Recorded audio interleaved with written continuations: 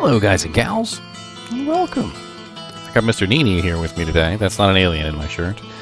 He's just taking a nap. He's, I don't know, he's tired, I guess. He's a little slipsy. Maybe he'll come out later during the stream.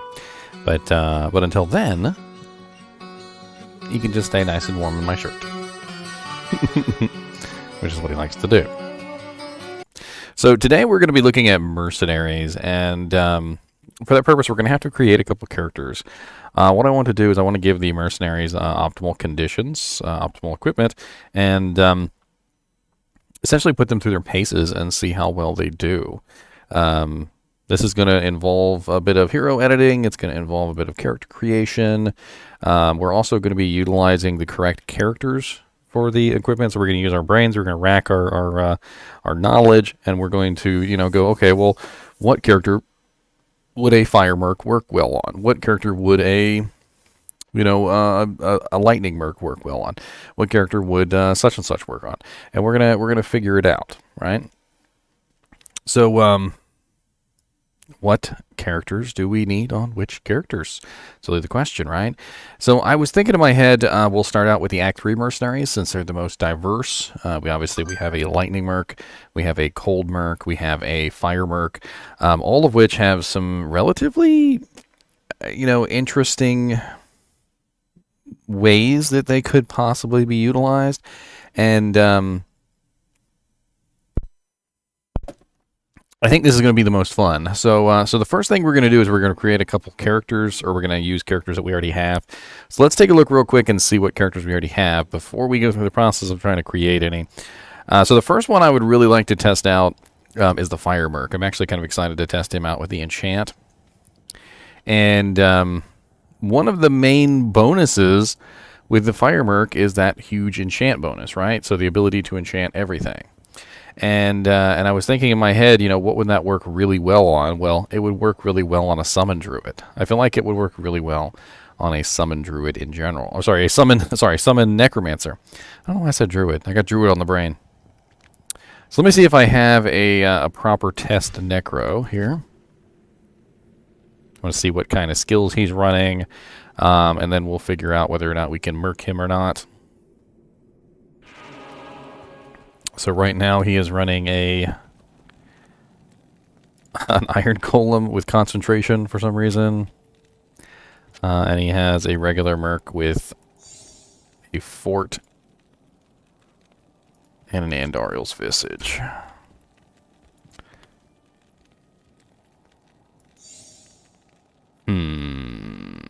Yeah, we can probably edit this guy. He looks like he's running summoning. We could give him perhaps some more summoning equipment. Yeah, we'll utilize him. I'm gonna make the Fire Merc on this guy. Now the general idea here is that the Fire Merc is going to be beefing up every single minion in my army, right?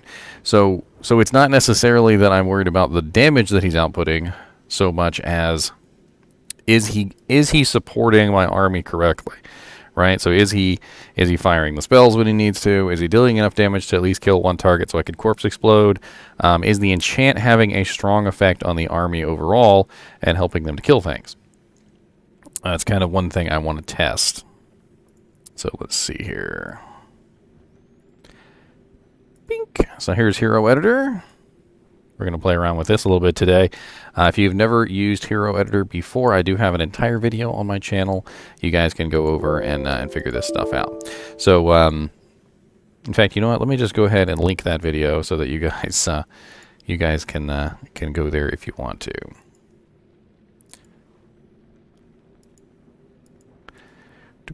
Hero.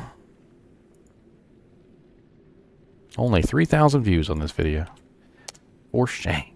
So that's the video for Hero Editor if you guys want to mess around with it, just so you can get an idea of what's going on. What's up, Philodo Rain? I didn't see you say hi. All right, so we're going to edit in these files here. I seem to have lost track of the confirmation window. There it is. Alright, so we're going to pull up this test necro, and we're going to edit him. So the test necro needs a couple things before he's complete also. So he really needs an Annihilus Charm and a torch. So let's go ahead and give him an Annihilus Charm and a torch.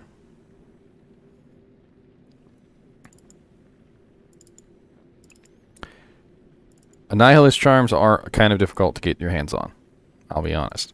However, once you have one, and this is the most important thing, when you have one Annihilus Charm, you've got one for every single character. And I think that's really why I'll put an Annihilus Charm on just about anybody, because I feel like once you have one Annihilus Charm, you're most likely going to be sharing it between all your characters. That's just how it works. And class item, Necromancer Torch.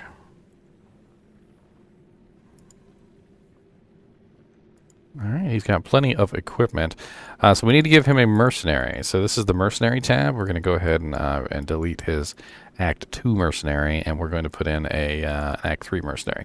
So we're going to grab him. What level is he? He's level 99. Okay, so we're going to grab him an Act 1. Sorry. Eastern Sorcerer, Fire Sorcerer. We're going to save. Mr. NiNi has decided to crawl out of his hovel, apparently. Are you coming out, or are you staying in? Are you coming out, or are you staying in? Don't bite, okay? Your teeth are sharp, sir. He said, don't tell me what to do. Alright, so now we need to give the mercenary some equipment. So, proper equipment for a fire mercenary. I am thinking right off the top of my head that new Wisdom Rune Word is absolutely excellent choice for him.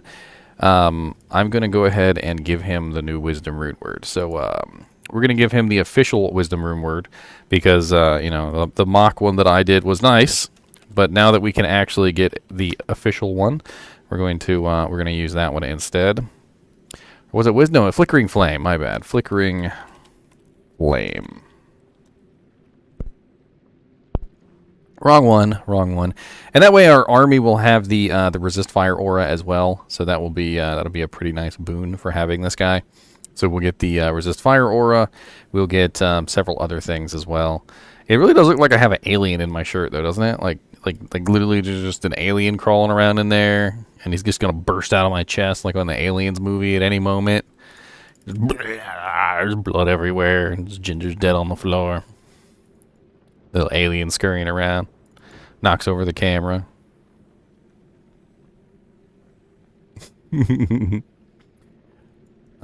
Socketed helmets. 3 sockets. Alright, so let's give him something nice. I'm thinking a... Do we have that helmet? I know you guys can't see the list I'm pulling up here. Demon Head sounds good. We'll give him a 3-socket Demon Head. And then, of course, it is Pull If Eld. So I've got to insert these runes.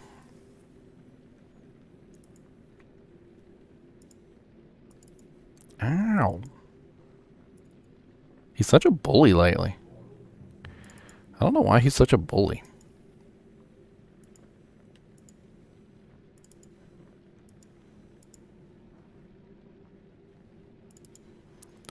Such a bully. Pull if eld. Alright, so now we should have, technically we should have the helmet. So what armor are we going to give him? Very specifically, I was thinking if we were going to build this, like if we were really going to make this particular build, we would probably try and get our hands on an Ormus robe with enchant. I feel like that would be our best bet here, especially if we were specifically going for this enchant summoner build. That it would be a very interesting way of doing this, just in general. So, so let's give him an Ormus's robe. And we're going to modify the skill plus on the Ormus's robe to equal +3 enchant. So I'm going to go to Elite. We're going to grab an Ormus robe.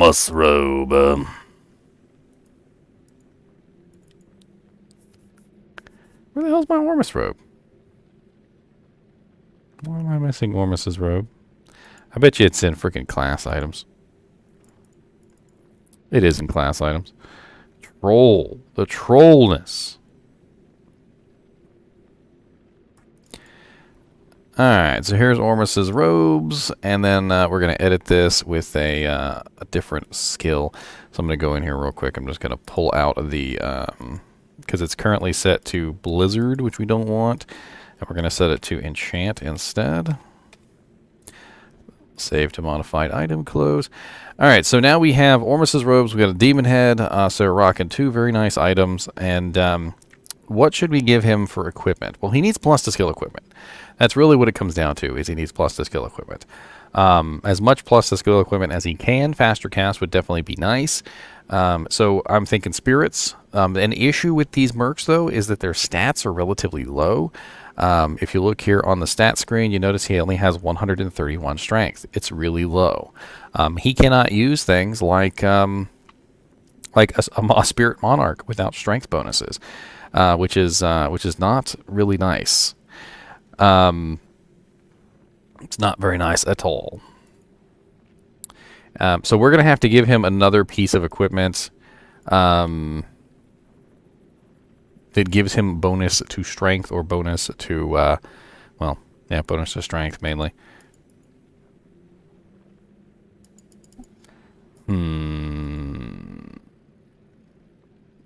If you're coming out, come out. If you want to say hello to everybody, say hello to everybody.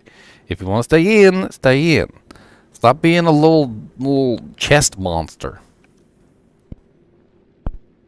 What's up, Dustin? I got a whole chest monster in my chest. Bink. I'm not really sure what to put in his weapon slot. I guess just a spirit would be fine. A spirit sword. Crystal sword probably would be the best bet. Probably with the lowest or the highest faster cast that I can get him. Unfortunately, the only spirit I have is in a phase blade. Let me see if I can bring up this other window for you guys so you can kind of see what's going on besides just simply the main hero editor screen.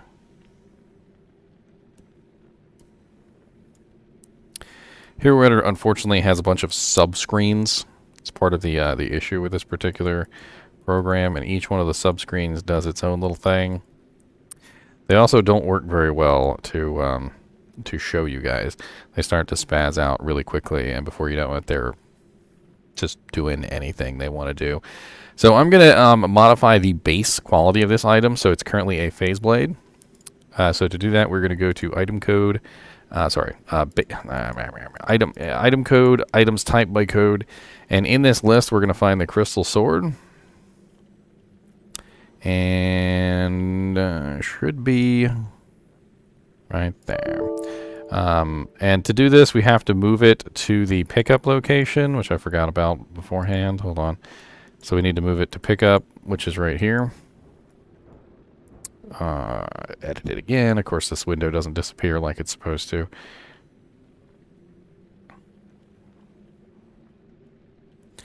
That's why I don't like putting this window up on the screen, because it just does not work properly.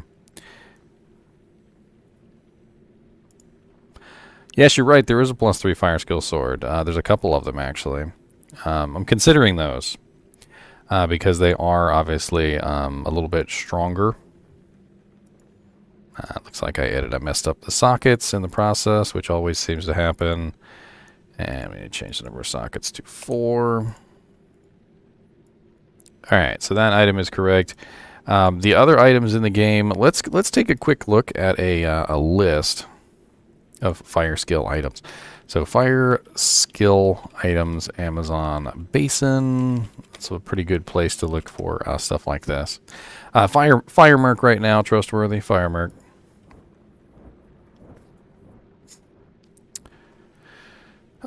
So there is the Hexfire Shamshir and the Hellplague Longsword. Those are the two swords that have the effects. And let's take a look at the Hexfire Shamshir. Let's see what kind of... let's see if that's actually worth putting on him or not. So it's +3 to fire skills, ignores target's defense, +10% to maximum fire resistance. Other than the +3 fire skills, it really doesn't offer anything else for him. But it's interesting. There's also Hell Plague, which is +2.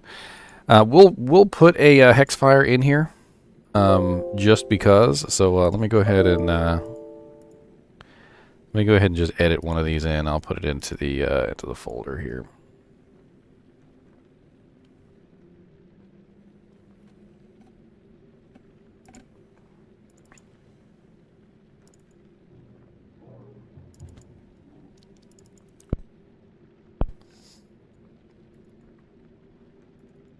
Alright, so we've got a Hexfire in here. We'll play around with that and we'll see how that works.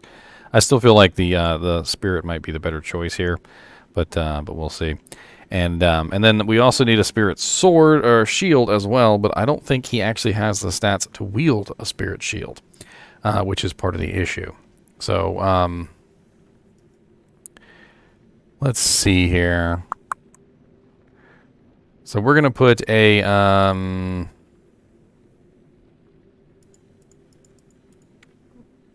trying to think if the perfect Amethyst would even bring him up to enough strength level so he can actually utilize it. I don't think it will. I don't think the perfect Amethyst will bring it up to high enough that he can actually utilize it. I do not believe so.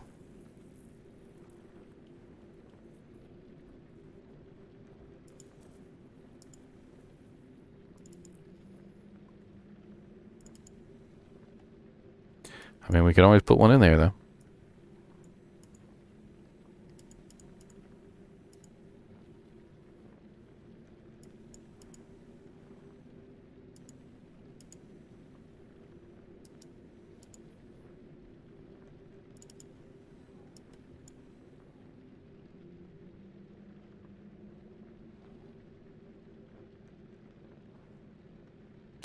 +10 strength. Okay, put that back on the mark.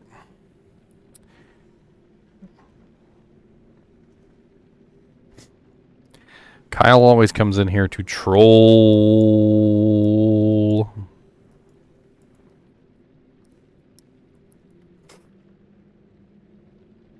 I'm fine, Atticus. Just been doing a lot of videos on individual things like the set items, whatnot. Spend a little bit of time with my lady, who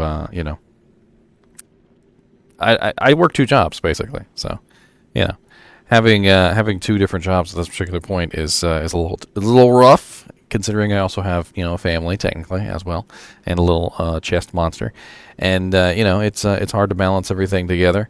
Sometimes you just gotta take a little bit of time. Sometimes you take too much time away from things, and you gotta go give it back. All right, so we need a Spirit Shield. I don't think he can actually utilize the Spirit Shield, but we're going to put it on him anyway.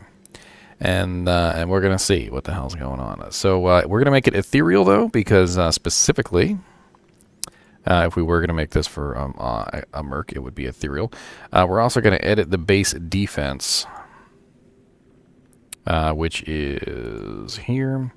That's something I've been doing. So it's 148 plus 50%.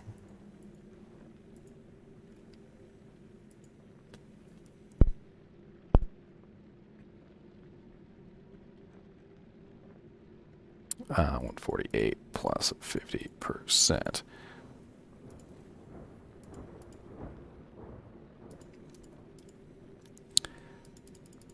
Uh-oh. Mr. NiNi came out of his hole. So it's 222, so let's go ahead and edit this to 222. 222. Save to modified item. Close. And it never closes on the screen when I close it. Alright, so here we have he has Ormus's robes, he's got +3 enchant, he's got +3 fire skills on the helmet, he's got +2/+2. We also have a Hexfire we can give him just to play around with, and I really want to see how he runs. We also need to take into consideration his casting breakpoints. So, just really quickly, let's take a look at his casting breakpoints. So we've got Merc. Sorry, breakpoints D2. That's the easiest way to do it. Breakpoints D2 pulls up a nice little chart you can look at. And I'll bring this up on the camera so you guys can see it too. Why not? Why not? All right, here we go. So we're on the breakpoints, and we're going to find the mercenary casting breakpoints. So faster cast rates right here, and we're going to look for mercenary Act 3, and then we're going to look at the mercenaries breakpoints. So the mercenaries breakpoints are 58, 86, and 138 with, what is that, 12, 11, and 10 frames. So if we really want him to attack quickly, we need to make sure he's got the right amount of attack rating, or cast rate, right? So he's rocking a spirit, which is 35%. He's rocking another spirit, which is 35%. So technically he's rocking, what, 60, 70% right now, which means he is currently 16% shy of the 86% cast rate, which is not great. Let's find another helmet that has a little bit better cast speed, maybe with plus to skills. So so what are we rocking? What can we rock on him that would be okay with plus to skills? I'm trying to think, just like a circlet. Like if we gave him a like a +3 circlet with 20% faster cast or something, right? Like +3 fire skill circlet, 20% faster cast would bring him over the breakpoint.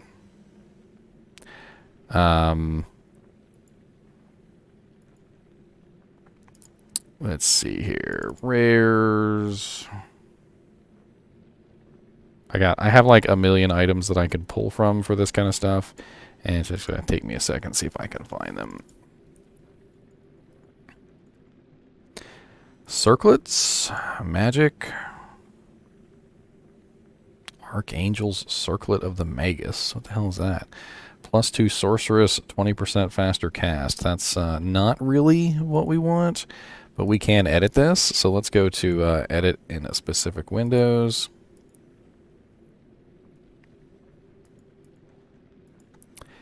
And we're going to change the +2 sorceress to +3 fire skills. So we're going to change it from class skill levels to skill level tabs, and we're going to go to, or sorry, no, not skill level tabs. My bad. Crap, I can't remember which one you do for this one. Elemental skills. That's right, elemental skills.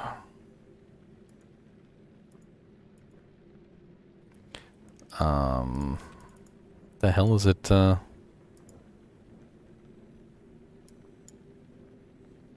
Oh, there we go. 3 fire skills. There we go. 20% faster cast. And you know what? Let's socket it. And we might as well grab 2 facets. We'll grab 2 lightning facets. And look at that screen. Isn't that terrible? That's why I don't bring up that screen ever. And we're gonna throw in some unique items. Man, Mr. NiNi is like a little heater. I need to bring him up here more often. He's like burning a hole in my chest.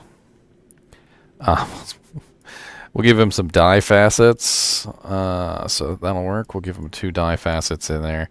That can be an option. So we've got a couple options. So let's go ahead and save this, and I think we're good to go. So let's go ahead and open up the game.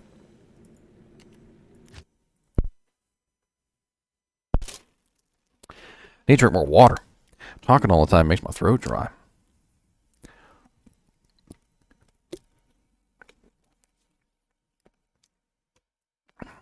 Well, yeah, I don't know if you guys noticed, but I totally changed out my my tip cup emojis.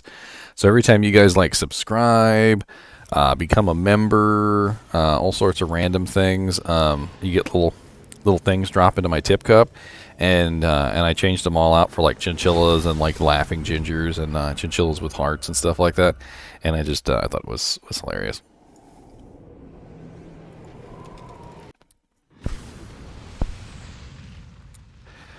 It's monk's work, Atticus. Somebody told me that one time in live stream. They said you do monk's work, and I had no clue what the hell he was talking about. And basically, what he was talking about in a nutshell is that I do fine, tedious work that would be considered, something that other people would probably not want to do because it's very, very time consuming and very tedious. And it does take me a very long time. Like I'll literally sit here for like 8 or 9 hours making videos. And then I have to upload them, and then I have to edit the files, and then I have to go in and do the thumbnails and the descriptions and the tags and all this other stuff before I can ever even get them up. And it's just tedious work. It's tedious. Tedious. Just like making chainmail. Made my own chainmail too. I seem to like tedious work.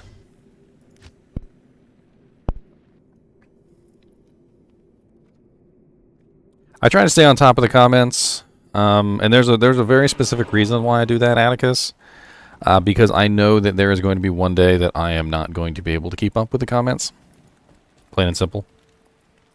And when that day comes, I'm going to be very sad. I forgot to copy over the file. Absolutely brilliant of me.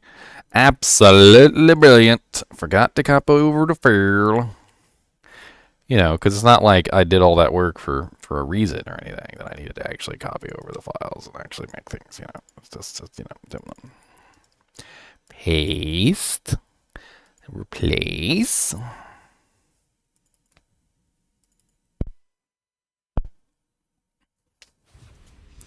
Trust me, there's like a million videos that I want to make, Blackwell. And I realized that I hadn't live streamed in a little while. I was actually planning to come up here and make more videos. And then I was like, you know what? I really need to do a live stream. It's been a little while. Plus, you guys haven't seen Mr. NiNi in a little while. And even though Mr. NiNi is being a butt and he's just acting like a chest monster, little chest alien, he's still here. So he's behaving. At least I can say that much about him. He's behaving.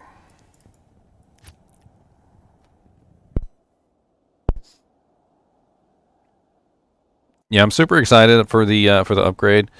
All right, so let's see. We got the +3 fire skills, circle it, not bad. We've got our hex fire. Can he actually utilize the equipment? So he did have enough strength. He's got 165, 155 without Ormus.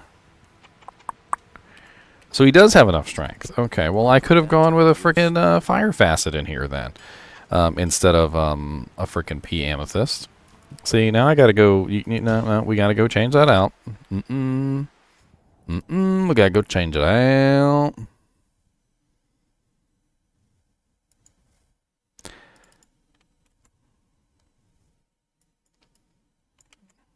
won't take me that long. Any specific goal that I'm trying to reach? I mean, I'm very close to 10,000 subscribers, and believe it or not, I'm actually really close to 2 million total channel views, which is pretty impressive. I didn't that 2 million seems like a really big number to me. It really does seem like a really big number. Socketing. Oops. Socketing. Remove sockets. Socketing. Add sockets.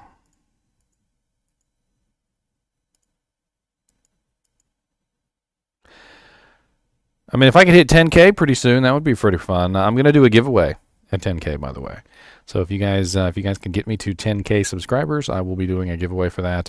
Oh, I also have a very special announcement. So I got some fun stuff here.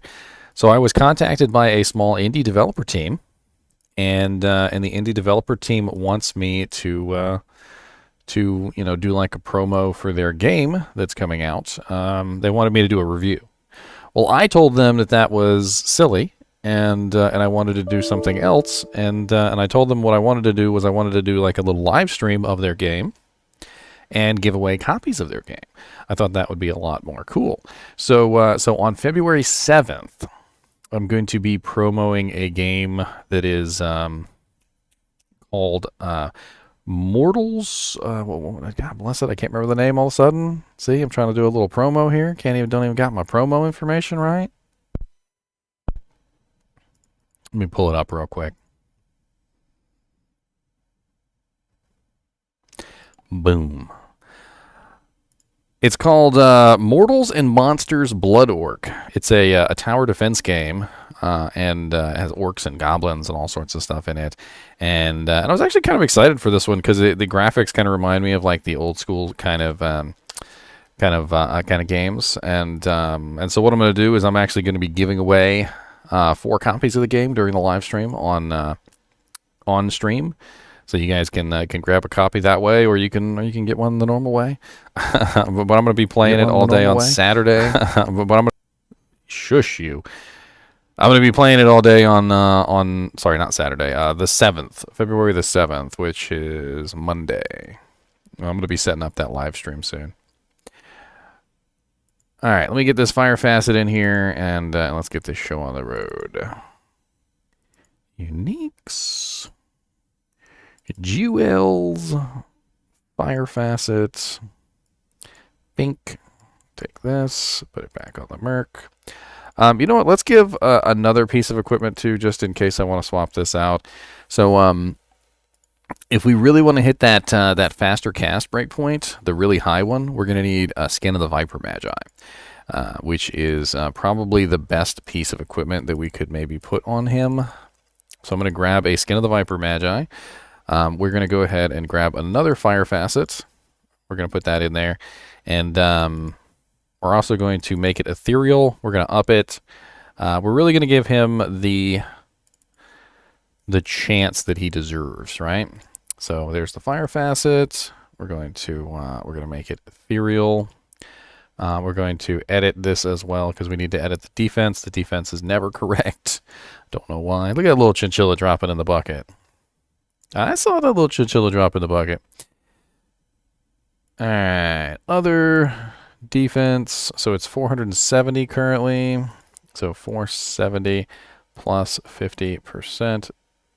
I actually figured out a way to fix the calculation. So we're rocking 705. That is the correct number. Saved modified item. Close. Save. Close. Copy, paste. This is the kind of stuff I do all day behind the scenes that you guys don't see. So like every single day when you guys see me doing like a set item video, or you see me doing a like some sort of build video or a theory craft video or any number of videos that I'm running, this is the kind of stuff that I do in the background on a regular basis to make this kind of stuff, to make the magic happen. The magic. Any news on PTR? I don't think so. No news yet. I feel like they're still in the testing phase. I can go double check on the forums real quick, and we'll go to the Blizz tracker. If you guys are ever interested in looking for blue posts, that is the Blizz tracker. This is where they keep us up to date on various things, and the most recent post was January 26th, so that is pretty long time ago. So not looking like anything new there at this particular point.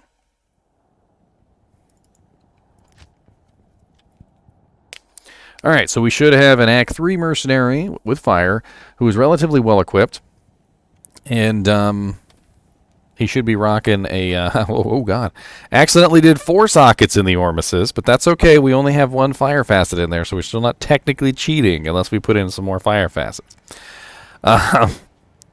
My bad.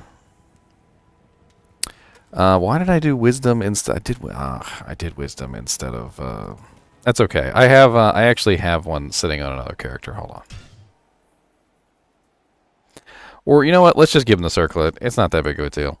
We'll just give him the circlet. Too much delays. Too much delays. Why did I do a wisdom? I thought I did. I thought I specifically did the flickering flame, but whatever. Whatever. Alright, so he's going to get the circlet. Let's make sure his skill is actually going up. So he's got level 45. I'll put that to good use. And it's still level 45. Why is it still level 45? We got to close and open the window. So it's not working. I'll put that to good use. Well, that's Put that sad. to good use. Why is it not working? I'll put that to good use. I'll put that to good use. What's up, Ahmed?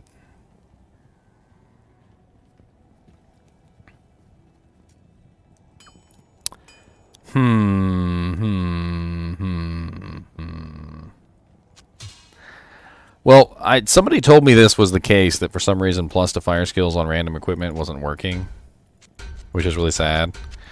I don't know exactly why it's not working, but as you can see, it's level 45. If I take off the spirit, it goes down to level 43. If I take off the Ormus's robes, it goes down to level 42. I'll put that to good But use. the Archangel's Circlet of the Magus is not working. That's sad. I guess we might as well just throw that piece of junk on the ground then, if that's not going to work.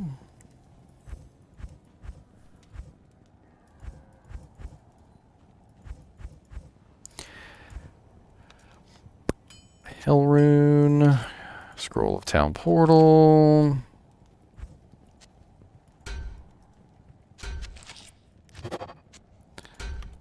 Let's go grab the runes real quick.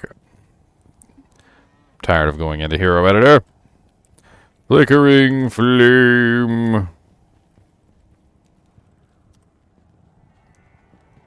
Bink, bink, bink.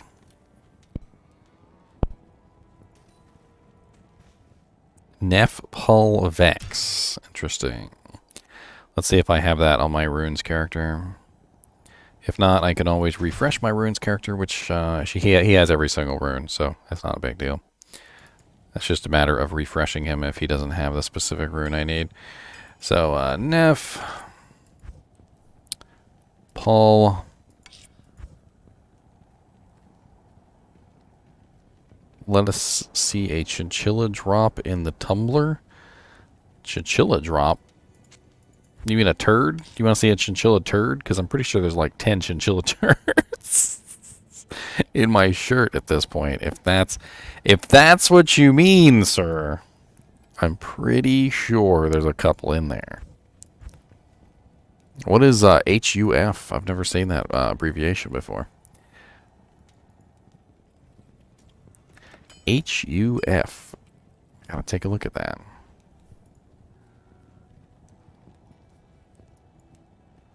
Hungary. Well, hello from Hungary. I mean, hello, Hungary. Hungarian forants. A forant. Interesting. Very, very cool. I'm always very impressed with how many different countries absolutely love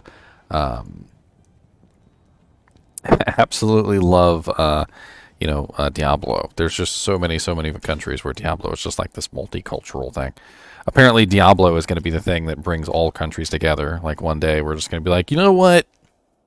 The other country we hate really loves Diablo too. They can't be so bad. All right, so Nef Pul Vex. There we go. +3 fire skills, and I rolled 4 on the resist fire aura. Woo. Terrible. Alright, so now he's rocking level 48 enchant. Okay, now he's rocking level 48 enchant. Okay, so let's run the numbers on this real quick. So let's pretend we're a skeleton mancer.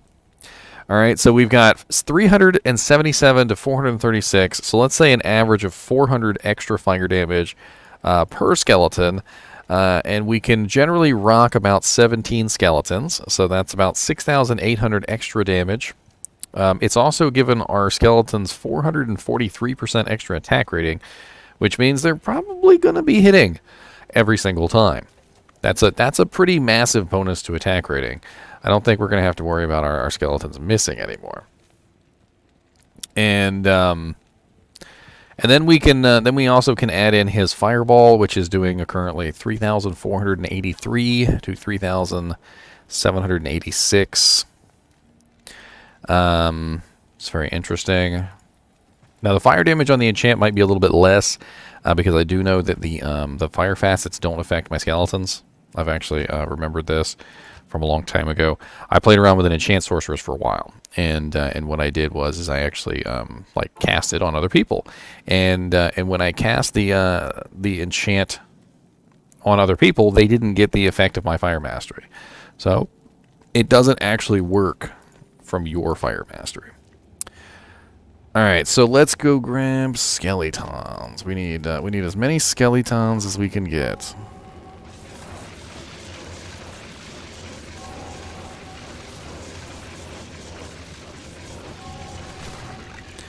All right, so we're rocking 16 skeletons, so that's not bad.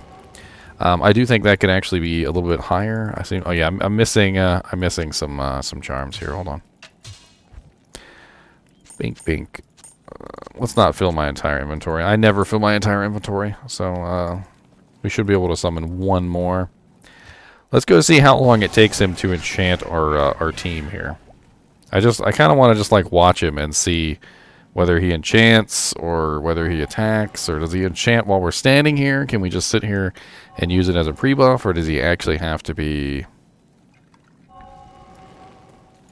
What kind of Amazon, James? Because they're all different.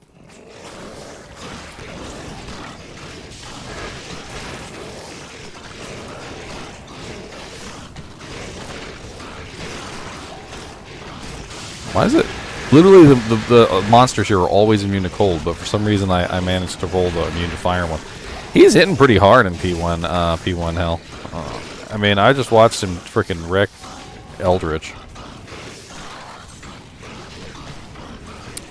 Now, there's a couple of reasons why I chose the fire one, and I'm going to give my my sort of like reasoning here. Number one, he doesn't destroy corpses, so the cold one, of course, destroys corpses. Number two, he enchants, so he's going to beef up my army, which is something that I really want him to do. I want him to beef up the entire army, making the entire army slightly stronger. A Might Merc would work better. I will agree that a Might Merc could potentially work better. But here's my thinking on this. It's a different element, right? So instead of physical, it's fire. And it could come in handy to have extra fire damage as opposed to extra physical damage, which physical damage doesn't always help. So we're talking about a multi-elemental skeleton as opposed to a single element skeleton who's only doing physical damage. And if you look at the skeletons, my skeletons are currently doing 830 to 834 per, and my enchant is 491 to 562. So basically what we're looking at here is we're looking at a very interesting situation where the Merc is literally applying almost half the physical damage in elemental damage to the skeletons, so they can just simply do their thing. We're going to test this out in P8, though. I think this is where it really shines. So let's go ahead and slash players 8. We're going to double check in the settings here. So we are on players 8. And let's go somewhere. Let's go Worldstone Keep. Worldstone Keep level 2. That seems like a good place. What's up, Chloroform? What's up, Elo Dorez Maurice? Oh, Lord. You know, I might... It occurs to me that I could need a couple potions. It occurs to me that potions may be an appropriate thing. Perhaps.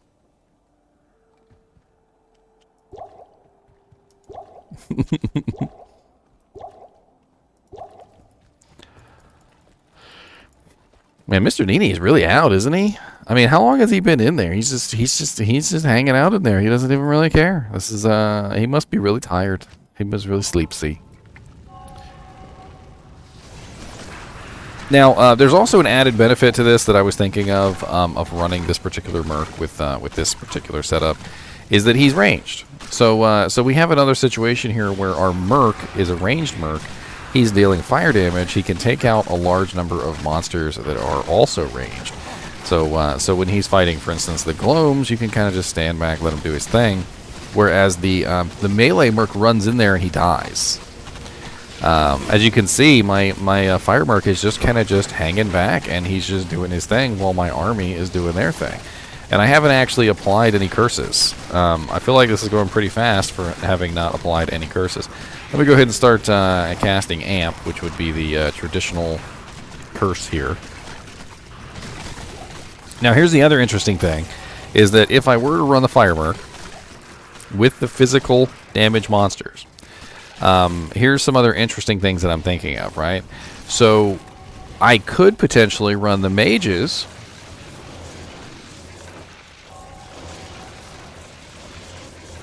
right? And instead of running Amp, I could run low resistance. Low resistance would help the mages. Low resistance would help my Act 3 Merc. Low resistance would also help the skeletons because the skeletons are enchanted, right? So this would be an interesting combo, and then I could also combine that with, of course, Corpse Explosion. So instead of actually running Amplify Damage, I could run Low Resistance, Corpse Explosion, the Act 3 Mercenary, and the massive enchant procs. And of course these guys are immune to fire, but that's okay. We're gonna Corpse Explode right through them.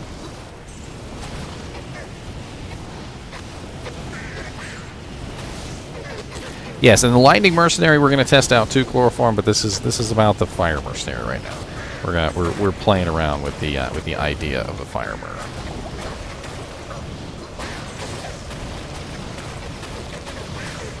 Of course, right now we're with a bunch of fire immune monsters, which doesn't exactly help my my case here. The lower resist is doing no good, so I guess in this case I would probably swap over to Amp, let my skeletons do their work. I mean, it's nice to have multiple elements. So I've got the physical from the skeletons, the elemental from the mages, the fire from the actual Merc. And then I could swap back to lower resist for these guys. This is players 8, by the way, so this is not. I would be rolling through players 1 right now. I can already tell, because I'm not doing absolutely terrible in players 8. And usually, if you're not doing terrible in players 8, even if you're not rolling players 8, you're usually rolling players 1. That's kind of how it works.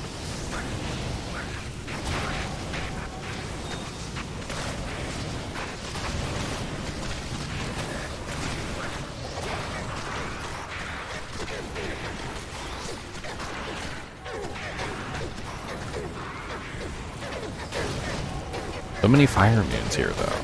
And this is going to be the issue with the Fire Merc.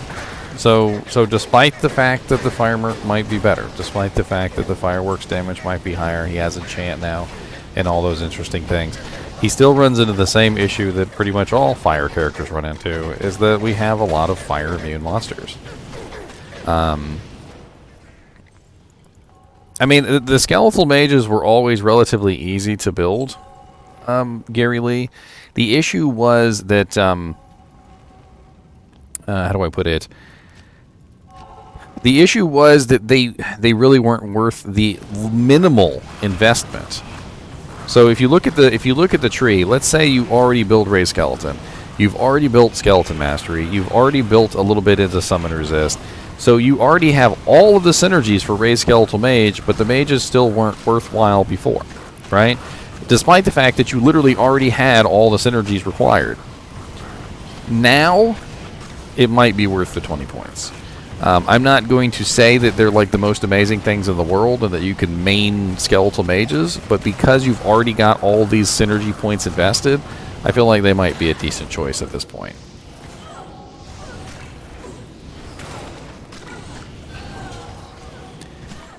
They don't die nearly as often as they used to. I'll tell you that much. They used to die all the time, and now it seems like they just don't die very often.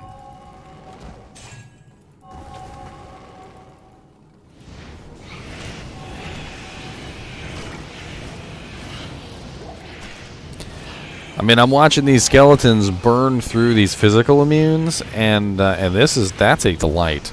Look at how quickly my skeletons are burning through physical immunes because they're all enchanted. That was impressive. Very impressive. Now, granted, if you had a sorceress in your group who was running max enchant, it would be way better than this guy's enchant.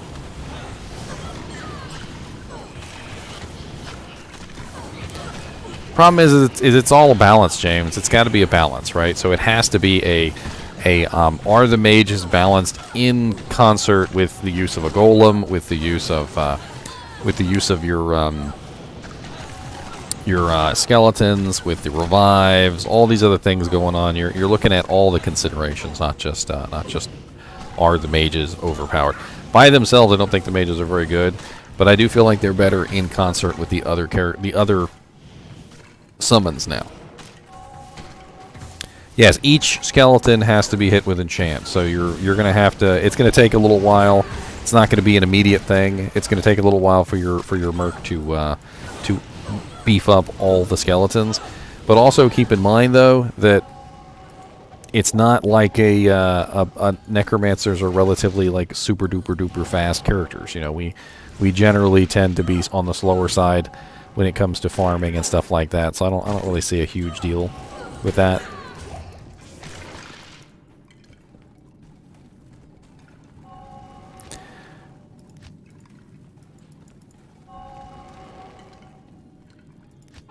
Can you add an enchant from a sork and proc from obedience? So obedience is only going to give you a basic enchant. It's going to be no better or worse than a regular enchant. His enchant is level 58 right now.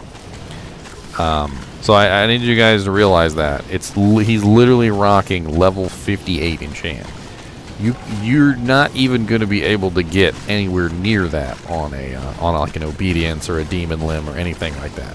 The only character that's going to even be able to come close to a level 58 enchant is a sorceress. A sorceress can beat this, but nobody else can. And that's really kind of like the beauty of it, is that right now we're giving him all of the bonus to enchant we can possibly give him to get that enchant as high as possible, so the attack rating bonus as high as possible. And I'm noticing a difference. So when my skeletons are attacking, I'm noticing they're not missing. I'm noticing that they are hitting much more often and much more significantly in order. So like as each skeleton is swinging, I'm noticing the monster's HP going down for each skeleton swinging. Let's go somewhere where I know there's a monster who has a relatively large hit point pool, and let's see how they do against him. So Plains of Despair. Let's go to Plains of Despair. Probably going to get my butt kicked here, but I think he's got lightning enchanted.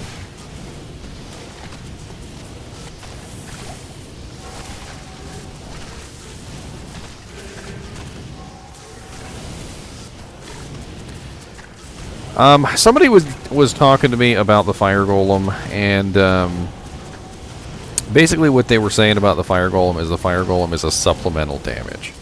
He's like, it's like the same thing as static field, and I kind of understood what he's saying is that basically the fire golem doesn't represent a massive damage, but when used in concert with an entire army, constantly pulsing his fire damage, constantly just being a general pain in the tuchus, with all of the other effects could be useful, especially if you're running an enchant sork, Act 3 Merc. You also have the fire golem running, burning things. You've got the skeletons burning things, but then you're really heavy into the fire element. And I'm not really sure if being really heavy into the fire element was the best idea. You could go crazy and give him Last Wish, Mad Hatter. That would be a very powerful thing, because he would have might. So then you would have the might and the enchant together, which would definitely be a lot stronger than either by themselves. But not a lot of people actually have a Last Wish just laying around with the, let me just bring up Last Wish here and show you Jaw Mal, Jaw Sir, Jaw Burr over here. It's a little much, okay? It's a little much on the high end of things.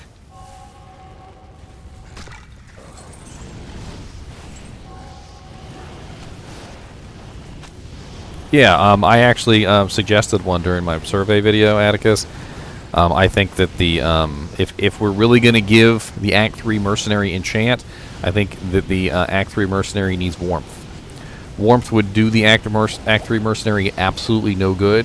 It is a mana regeneration skill. Mercenaries don't have mana. However, if you gave the Act 3 mercenary warmth, he would get a bonus to the damage on enchant, which would translate over to other players. And I think that would make him more powerful and more usable in the long run.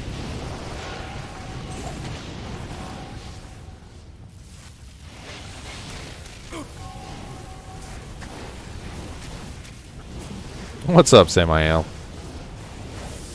Chinchillas do this funny thing, and I have to take a second here and explain this because it's hilarious. So the chinchilla will be in my shirt. He will sleep in there, okay? But he gets hot, okay? He gets really, really hot. And eventually he gets to the point where he's literally like molten magma, okay?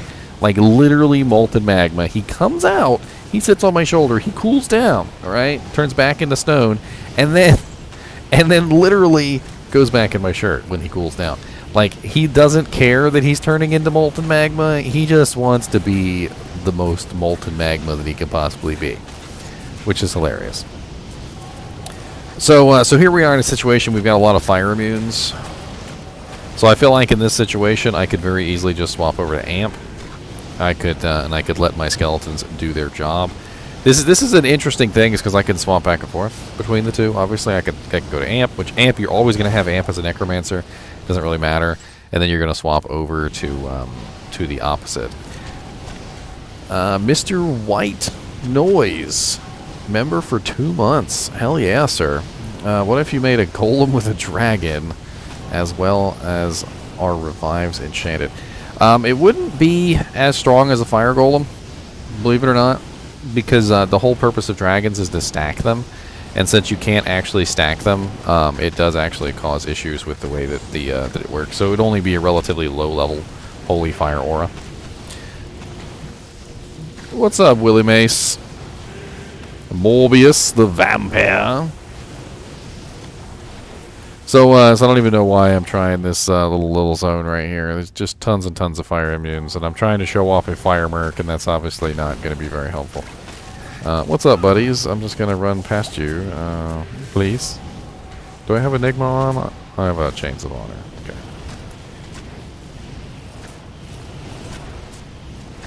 I will beat you with my wand. Thank you.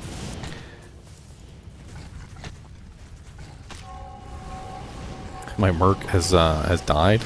My fire merc died. Interesting. I didn't think he could die, but he did. Never mind.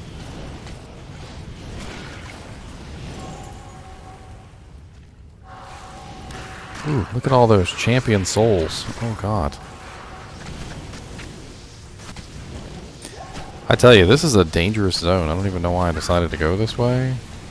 You guys should have talked me out of it. Does my chinchilla have a name? Of course he does. His name is Nimoy. He's named after Leonard Nimoy. And ever since he got here, Woogie has been taking to calling him Mr. NiNi, or Mr. Nee for short, and I think it's hilarious. So now he's Mr. NiNi. So let's see how they do on P8 Iswal. P8 Iswal has always been one of my my major examples, like, of how things are going with my character. P8 Iswal has a lot of health. He has a lot of resistances. He's relatively hard to kill. If your character is not doing well, he will usually trump your entire character and army in Player's 8. So it's an interesting way to test your character. I feel like we're doing okay, especially considering my army is kind of spread out here across the plains. Iswal is dying relatively quickly. That wasn't terrible, actually. It wasn't terrible at all. I am overburdened.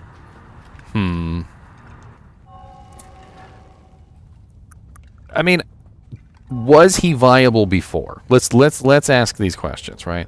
Was he viable before? The answer is no. He was not viable before. The Act 3 mercenary, the Act 3 fire mercenary, was probably one of the worst fire mercenaries in the game.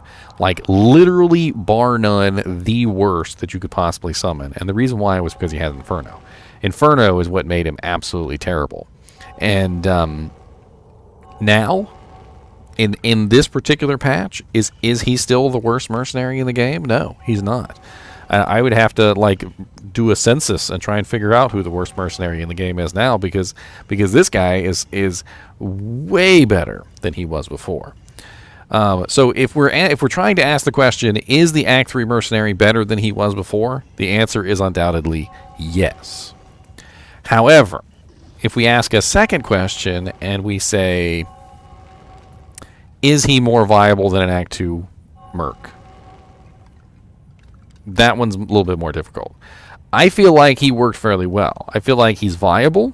I feel like if you wanted to choose him as a mercenary over an Act 3 or Act 2 mercenary, I feel like it wouldn't be a terrible choice. It wouldn't be like one of those things where people come in and laugh at you and go, you got an Act 3 mercenary? No, that wouldn't happen anymore, because I feel like the Act 3 mercenary is still a interesting choice. But I don't really feel like it's maybe the best choice in the world. It does really fit this build, though.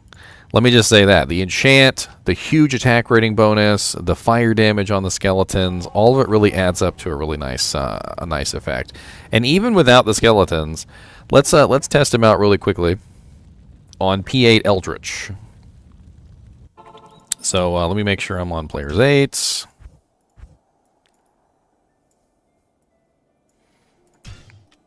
Okay, so we're on players 8. I'm going to support him with a golem. Golems do relatively no damage. We're going to support him with a golem. That should be fine. And then we're also going to support him with lower resistance curse. I feel like at the very least that's what I can do for him. So he's going to be rocking lower resistance, and he's going to be rocking a golem for tanking purposes. And let's see what kind of damage he does in players 8. So he has 2 abilities, by the way. He has the fire bolt, and he has the fireball. The fireball is obviously the superior damage skill, but he does cast both, so keep that in mind. Eldritch is sometimes immune to fire, but he's always immune to cold. And he is immune to fire this particular time. Poopies. Unbreakably immune with lower resist, too. Man, he's really trying, though, isn't he? Here, let me go down here to Shank instead, since he wants to be a butt face.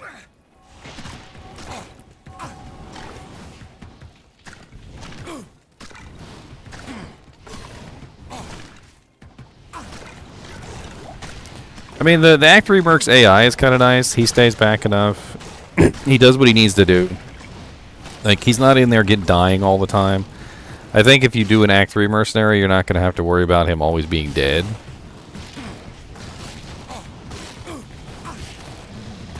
I mean, here he is getting wailed on by archers. Just absolutely wailed on by archers. Let me see if I can help him out a little bit here. But let's be honest, the fire archers kill me all the time, too. So, he's getting in them daily squats. Oh, you funny, sir. Good afternoon. You so funny.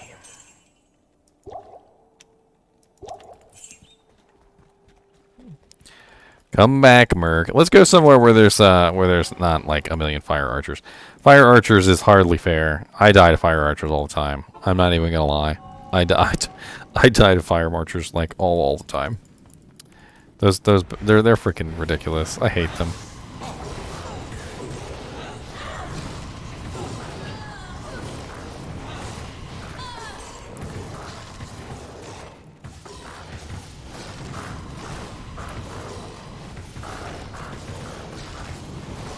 I feel like for players 8, for the equipment that we put on him, I mean, he could be rocking F Viper Magi instead, which I feel like honestly would help him out more than the Ormus's robes.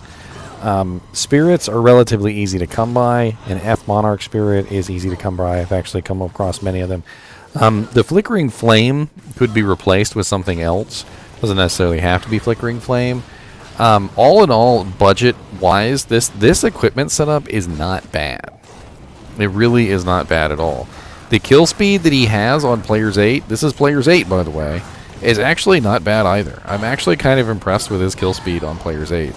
I don't expect him to be one-shotting things in Players 8. He is taking a monster like this frozen creeper, and he's got, what is this? 1, 2, 3, 4, 5, 6, 7, 8 hits, and he killed the frozen creeper in Players 8. The AoE on the fireball, by the way, is taking out monsters multiple at a time. So, like, for instance, when he hits these dark archers over here, notice he's hitting all of them at once. So as long as they're close enough in a nice little cluster, the fireball is at least doing multiple damage to multiple monsters, which is actually kind of nice. He does cast fireball more often than he did before as well, which is definitely very nice. I'm actually really kind of digging the Act 3 Fire Merc. All right, so at this point, I think we've tested him enough. Unless you guys have any more ideas, I think we're going to move over to the Lightning Mercenary. How does he do on Players 3? All right, let's test him on Players 3. So options, gameplay, we'll bring it down to Players 3. I'll go to Ancient's Way. We haven't been there yet. That way the monsters will spawn on Players 3.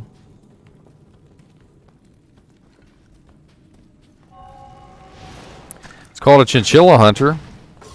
It's called a Chinchilla.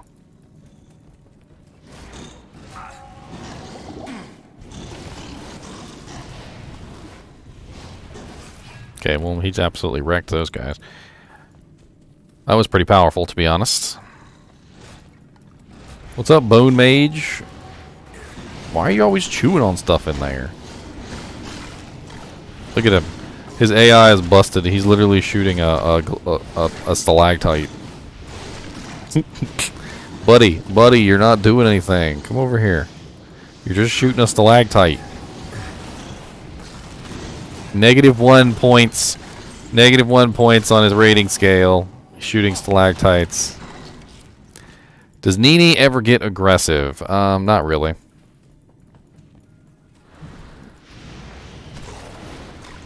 About the only thing that chinchillas do that even could remotely be considered aggressive is they use their teeth as hands. I don't know if you guys have ever played with an animal who uses their teeth as hands.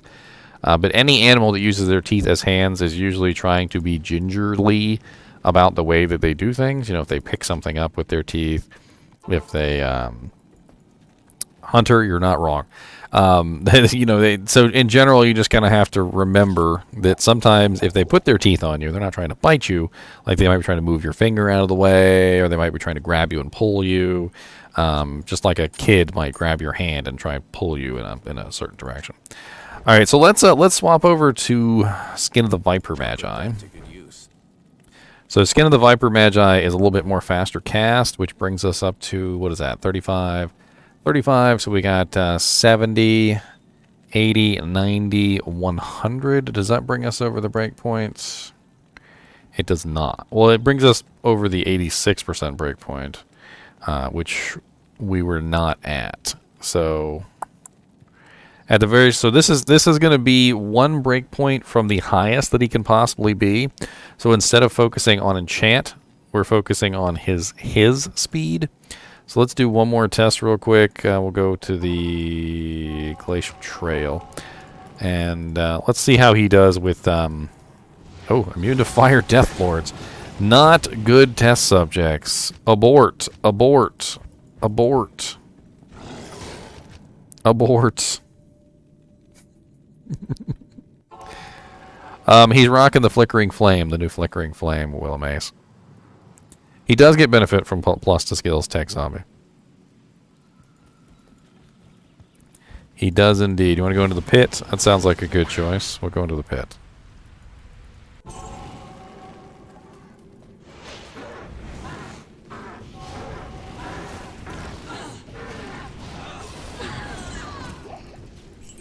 Hey, Stout Nail. Who doesn't want a Stout Nail?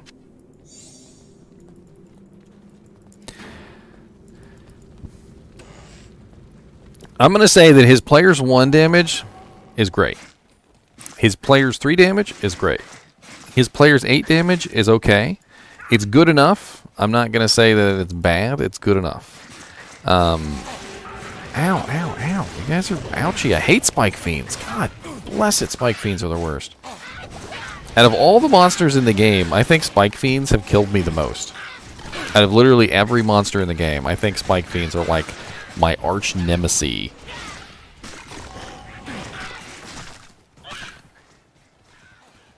Nemesis. Especially when they have amp damage. That's when things go really wrong really quickly with the Spike Fiends.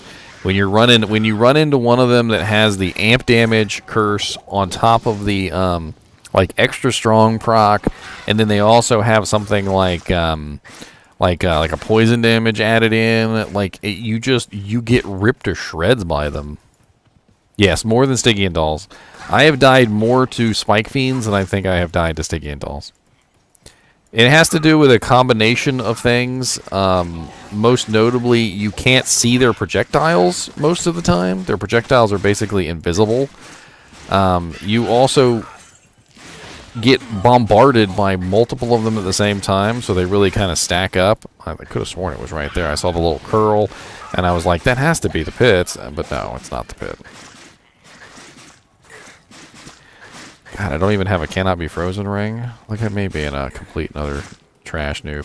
I'm not trying to test out myself, though. I'm trying to test out the merc.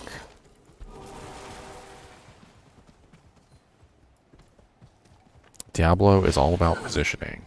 I agree. I agree. Many, many different things in Diablo come down to positioning.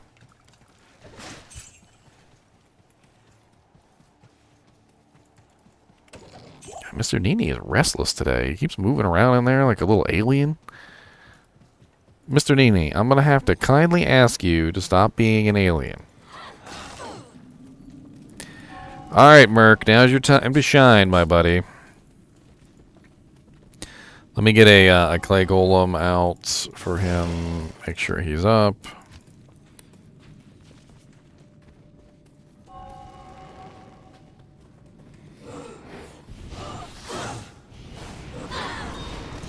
Okay, well that was pretty impressive. That was what, 2-shot? The firebolt is definitely unimpressive, but when the fireball shoots out, that's definitely quite impressive.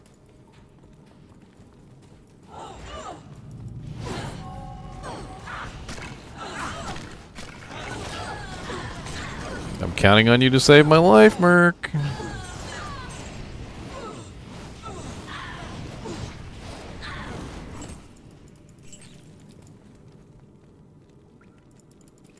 Chest burster.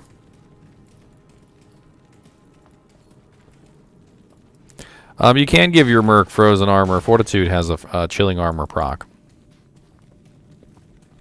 What's up, DSim2310?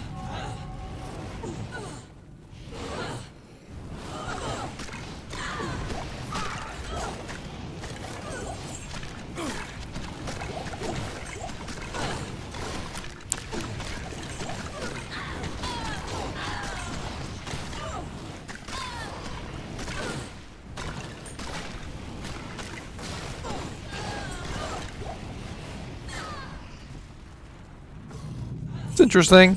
It's interesting. He does fairly well, honestly. This girl's fire enchanted, by the way, so she's got pretty massive fire resistance, and he's still doing fairly well against her for her being fire enchanted. Fire enchanted spectral hit, by the way. If you guys are unaware, both of those increase the resistances of the monsters. So here's my little thing right here. So check this out. So so we've got fire enchanted is 75% fire resistance. We also have Spectral Hit is 20% fire resistance. So she was rocking 75, 80, 95% fire resistance, and my boy still took her out quite easily. That was pretty impressive. It's a chinchilla, Ted. His name is Mr. NiNi. He's taking a nap in there. He likes to take naps in my shirt. If you've never seen Mr. NiNi, then stick around, and you'll get your chance.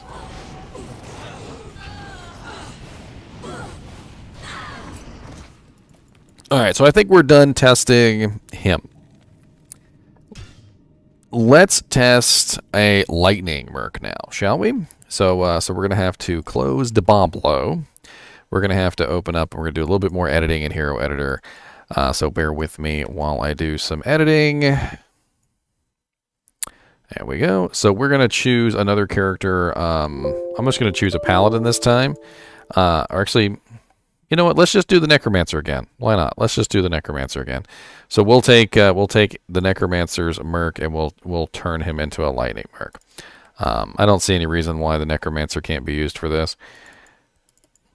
I feel like the static field could have absolutely very nice effects within an army. Could definitely bring down the HP of everything, speed things up. It could work very well with Corpse Explosion to assist the the overall killing speed of Corpse Explosion. I feel like all those things are kind of nice. All right, so let's go back to the Mercenary. We need to change from Eastern Sorcerer to Lightning Eastern Sorcerer. Save. And we need to swap out his gear. So so right off the bat, we're definitely going to give him a Griffin's Eye. If I was going to run one of these characters, I would definitely give him a Griffin's Eye.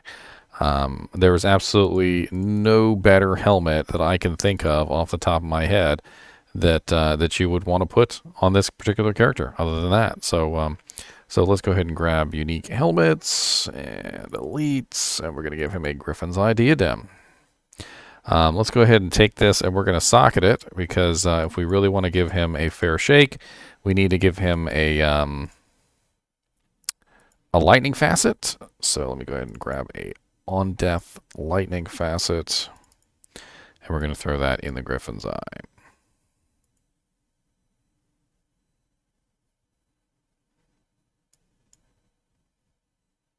That is not the Griffin's Eye. Where's my Griffin's Eye?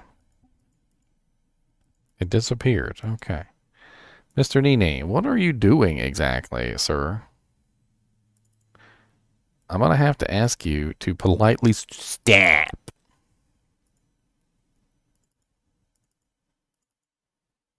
Make sure it's only one socket this time. I make no guarantees. All right, here we go. So, Fire Merc. As far as the armor goes, honestly, I think Skin of the Viper Magi is probably my best bet here. And we really want to give him a lightning facet in that as well. We definitely want cast speed. One thing that I noticed specifically, and even when I watched some other people's videos, I'm not going to name any names, I've watched some other people's videos on this stuff, and one of the mistakes that I feel like they made was they didn't go with cast speed. They were trying to go with like all lightning facets and bring up his damage as high as possible and stuff like that. And I'm like, and the Merc is sitting there attacking like this. He's like,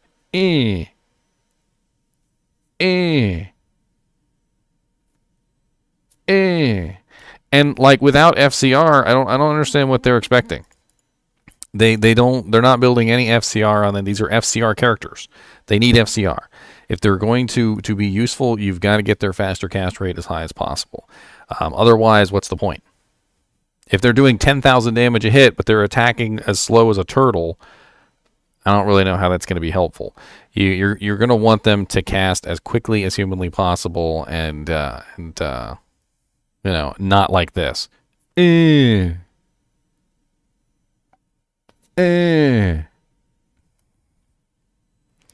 So we're gonna stick with the 35% spirits. We're gonna stick with the Skin of the Viper Magi for the 30% faster cast, and we have 25% faster cast on Griffins. So let's add that up real quick, just to make sure we're hitting that max breakpoint, because we're gonna get him as high as possible to that faster cast breakpoint as we can. So we've got 35% plus 35%.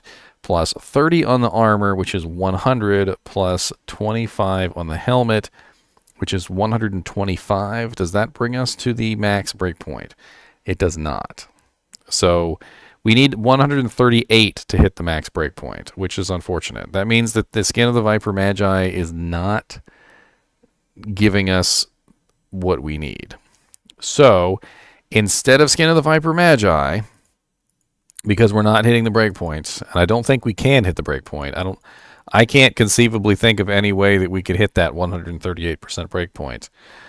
Let's take Viper Magi out, and let's go for something that would increase his overall damage instead. So we need plus to skills. That would be advisable. We need something that we can socket. So preferably something with +2 to skills that has multiple sockets. Do we have anything that's +2 to skills with multiple sockets? I'm trying to think off the top of my head. I mean, theoretically, we could go with an Arcane's Valor, which has we could put 1 socket in. Chains of Honor is +2, but doesn't have any other benefits for him. He can't use Wizard Spike because it's he can only use swords, chloroform. The issue is these mercenaries can only use swords. Swords, shields, helmets, and armor. We could use Ormus. We could do an Ormus with +3 lightning. Let's let's do that. Why not? So we gotta go to class items. I always forget it's in class items. Mr. NiNi, are you awake today? Are you gonna say hello to everybody? You gonna say hello? Everybody thinks you're just an alien in my shirt. You're just a shirt alien. You want to go back in the shirt? He's not ready to come out yet. He's not ready to come out. He's not. He said, you can't make me.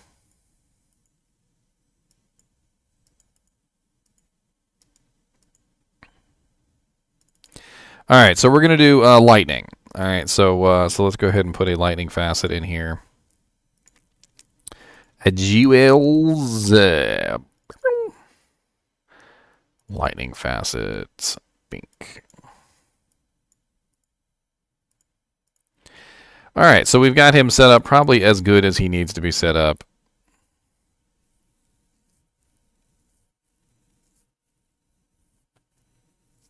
Yeah, alas, he can't. If he could wear a Wizard Spike, I'd probably give him a Wizard Spike. I don't know what grief would do to him. That's physical damage. He doesn't get any physical damage. So the plus specific sorc skills do work on him. The plus sorceress skill levels don't. So if it's plus sorceress, it doesn't work. But if it's a specific skill of the sorceress and he has it, it does work. All right, so let me go ahead and copy this over, and then we'll test him out. So Diablo 2 test necromancer. Copy. A paste. Out of place. And let's boot up public test run.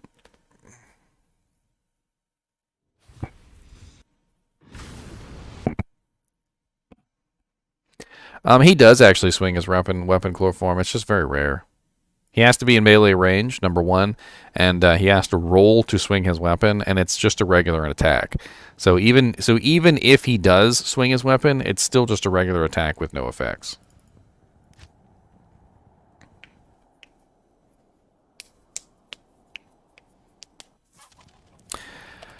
Alright, so we have our Merc. He's running Griffin's Eye Diadem with a lightning facet. He has Ormus's Robes with +3 lightning with a lightning facet. Let's verify that it is adding to his lightning.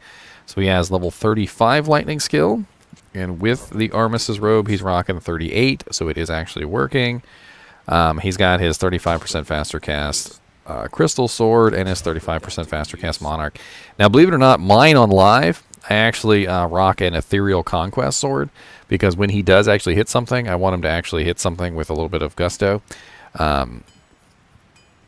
It's just kind of like a thing, but I just went ahead with a Crystal Sword for right now. But if I was on live, I wouldn't be using a Crystal Sword. I would be using an Eth Conquest Sword, or maybe something specific, maybe an Eth Dimensional Blade, but not a Crystal Sword. Crystal Sword's just very low damage. All right, so let's grab my summoning skill chamois. Let's go ahead and rock Lore Resistance. Let's grab our Clay Golem. Let me grab some potions again. Good day. And you know what? Just for the purposes of this test, there. Just tons of HP. That way I don't have to worry about it. That way I can just stand there and let him do his thing. Can Crescent Moon be made in a sword?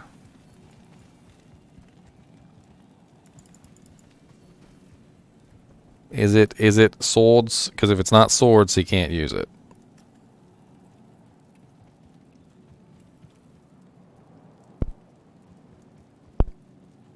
It is swords. Okay, so yeah, we could potentially give him a Crescent Moon as well. That's not a bad idea.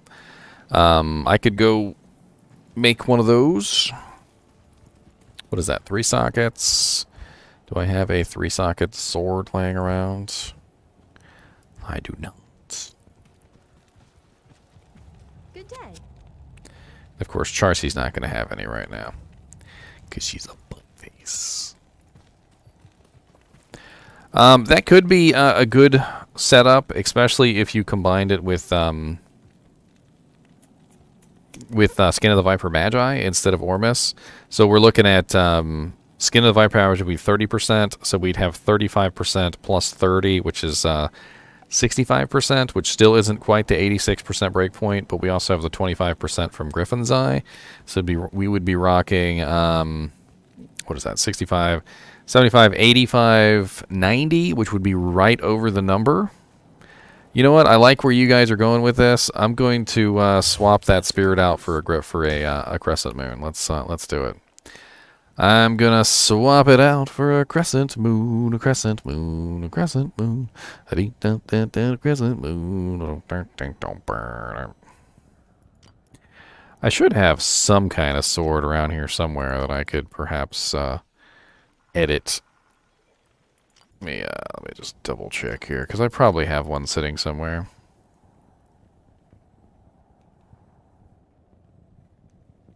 I have so many characters, you guys don't even know. I'm trying to pay attention to this. What is Unbending Will? Is that 5? That's 5, right? Yeah, Unbending Will is 5. No, I'll just have to create it real quick. It won't take but a second.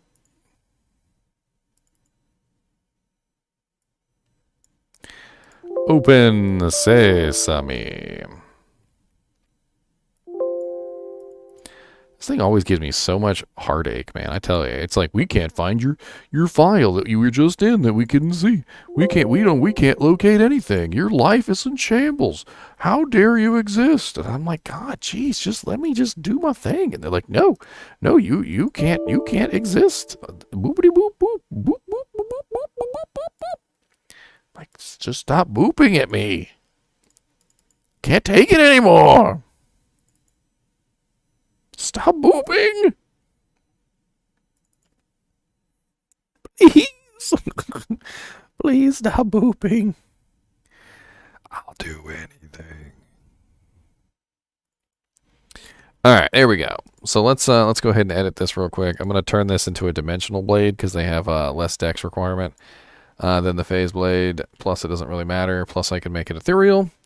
All of which are very nice. Like ethereal dimensional blade is better than a phase blade if you don't need durability.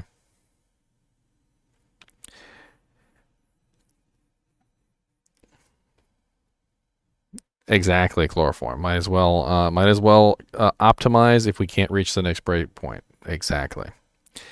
So let's go to dimensional blade. There we go. Save modified item. Number of sockets. We need exactly 3 sockets, right? So 3 sockets, save. And then we also want this to be ethereal. Bink. So specific edit functions, ethereal, make item ethereal. That way at least he has more damage. And then, so we need the runes. So what is it? Shale tier. God, this window always pops up. I got like 3 screens. You guys don't even know, okay? I got lots of screens. There's screens everywhere. Shale.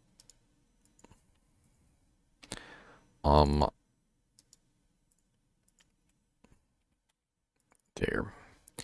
Save. Okay. Done and done.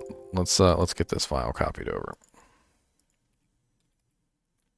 I like what you guys are thinking. I like the interaction here between the the chat and getting this character set up properly. I want to get him optimal.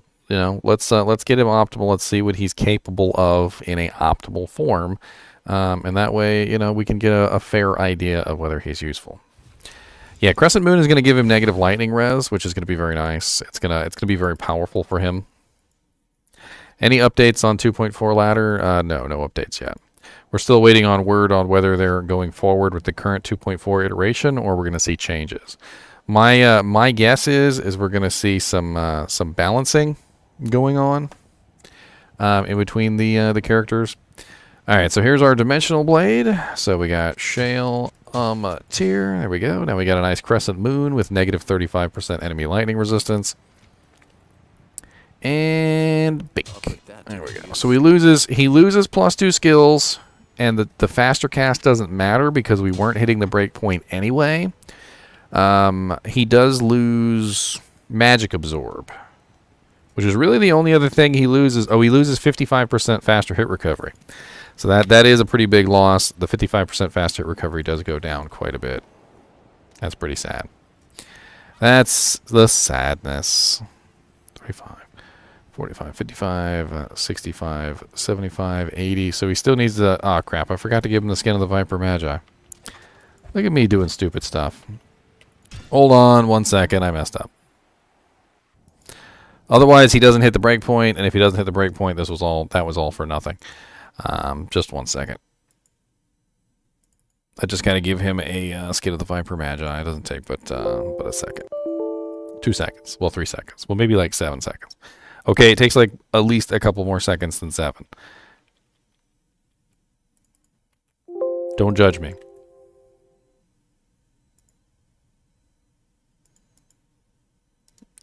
Import item from file. Kingpins. Uniques. Armors. Elites. Or sorry, not, yeah, elites. Skin of the Viper Magi.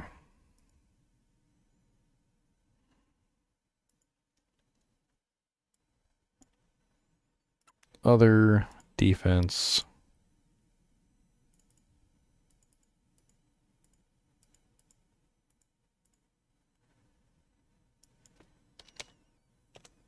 $660 save. Import.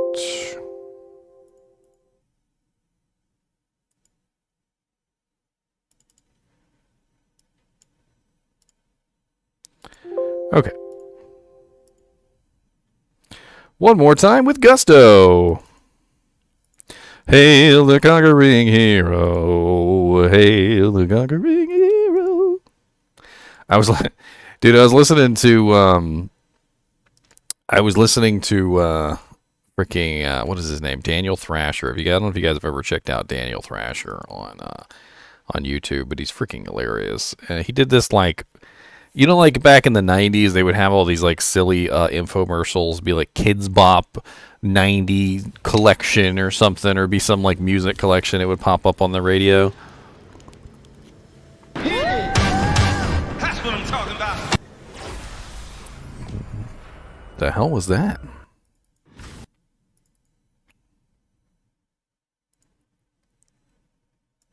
So he did this thing where he did like one of those like 80s kind of a thing going on, and he did a couple songs on there where they were freaking hilarious. If you guys haven't ever checked him out, check out Daniel Thrasher on YouTube. But he did this one that freaking had me dying. It was literally girls just want to have fun, but it was birds just want to have guns. Oh, birds just wanna have guns. And I was just dying. And then he did also one with Radiohead where it was like, he was like, I'm just a sheep. I'm so fluffy. I was freaking rolling.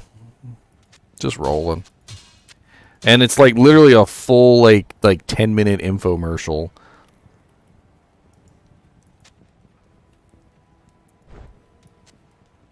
Put that to good use. I forgot to make it ethereal, but I increased the defense, so it doesn't even matter. All right, so We have our final form. Is this my final form? We have our final form. So our final form is a Griffin's Eye Diadem with 25% faster cast, plus 1 skills. We've got our Spirit Monarch with his plus 2, 35% faster cast. We've got the plus 1 to skill, 30% faster cast, Skin of the Viper Magi.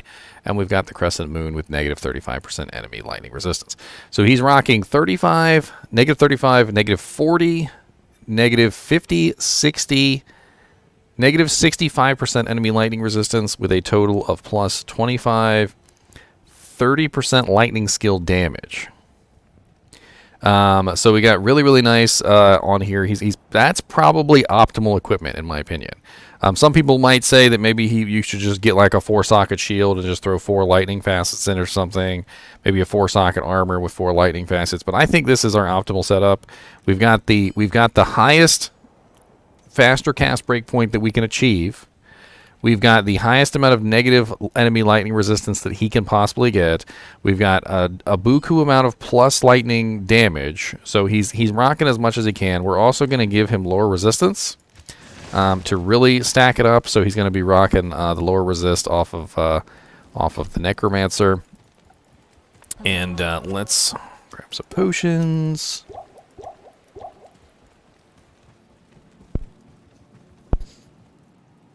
And let's go to Eldritch first, right? So Eldritch is usually fire cold. Let's test him out. Oh God, okay. He's already murdering things before I even got there. Oh, well, he just walked right up to the dude and was like, I'm just going to cast lightning in your face. In your face.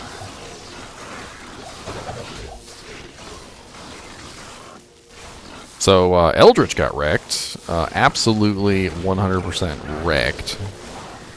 Okay, that was players 1. That was only players 1. Let's change this to /players 8.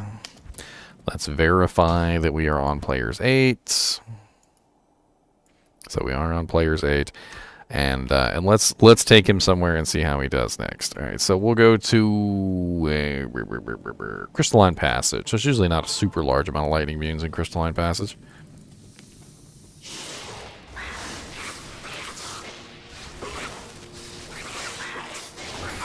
I think these guys are lightning immune, by the way. He's still doing fairly well. Hey, Vidalis Fedlock. Vidalis.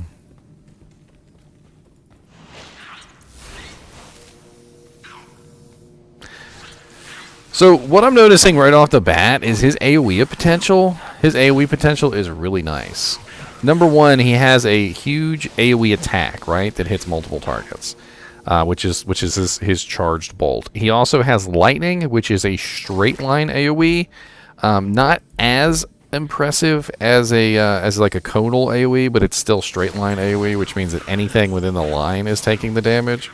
So it's fairly impressive as far as just simply doing a large amount of damage to a large amount of monsters. I feel like he'd probably do well in cows.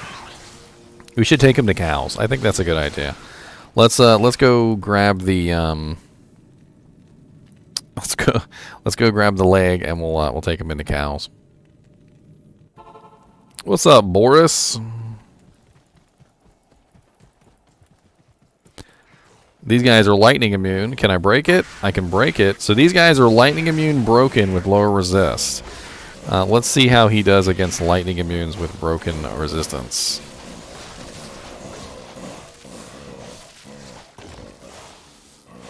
He's casting static a lot. I'm noticing he casts static a lot. So broken lightning immune, not as easy to kill in players 8, but he's still doing it. And that's pretty impressive for the fact that these guys were lightning immune, and he is just barely able to damage them really. Who is he attacking? He casts Charge Bolt a little bit too much for my liking. Although I do understand that Charge Bolt is a synergy for lightning, and without it, his lightning skill wouldn't be doing a lot. Yeah, he casts static a lot, and in an army formation, I feel like he's going to be really strong. Let's go ahead and grab a skeleton army here.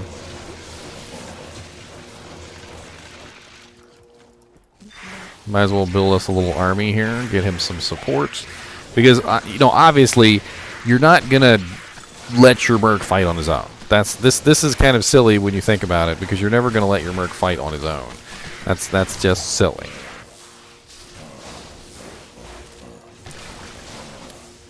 All right, so I'm just going to go with skeletons. I'm not going to go with mages. Let's get to this leg real quick.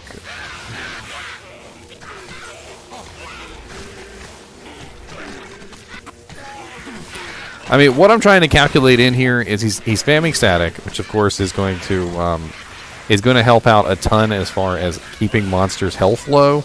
If the monster's health is constantly lower, obviously you're going to have a much easier time finishing them off with corpse explosion. You're going to have a much easier time finishing them off with your skeletons. Just in general, everything's going to be dying faster if everything is missing 50% of their health, which of course is the cap for hell. You know, you don't get any higher than 50%.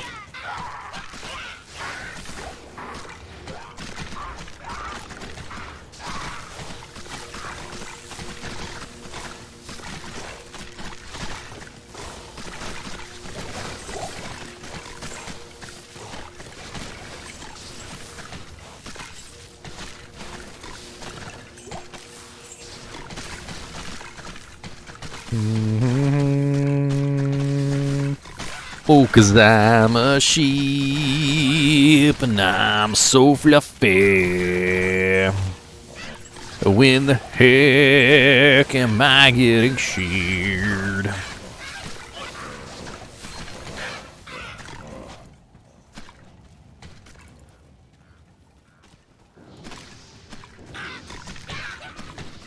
Yeah, I did the full fire test earlier. If you want to go back in the stream, if you're on YouTube, you can obviously go backwards. So you know, feel free to rewind. Be kind, rewind, as they used to say at Blockbuster. I'm gonna link it in chat for you guys. You know what? You know what? No, I'm not the only one that's gonna have this stuck in his head.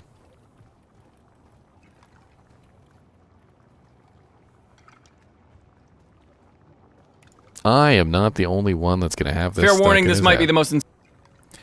Where is it? Where is it? Here we go.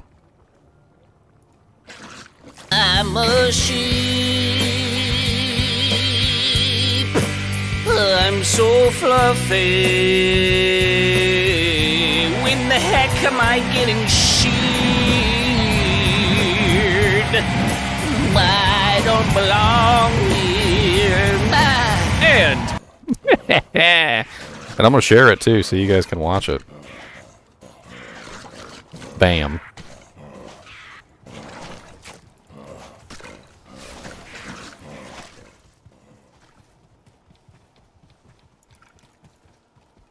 Check that video out. It's hilarious. It's hilarious. You'll have the song stuck in your head for days. For days.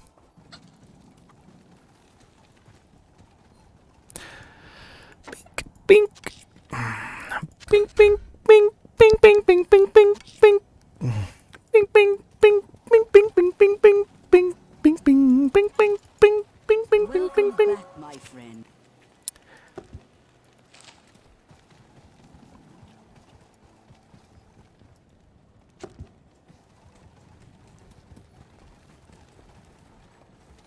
Alright, here we go. Let's go into the cow level and play around with some cows. Let's go into the cow level and play around with some cows.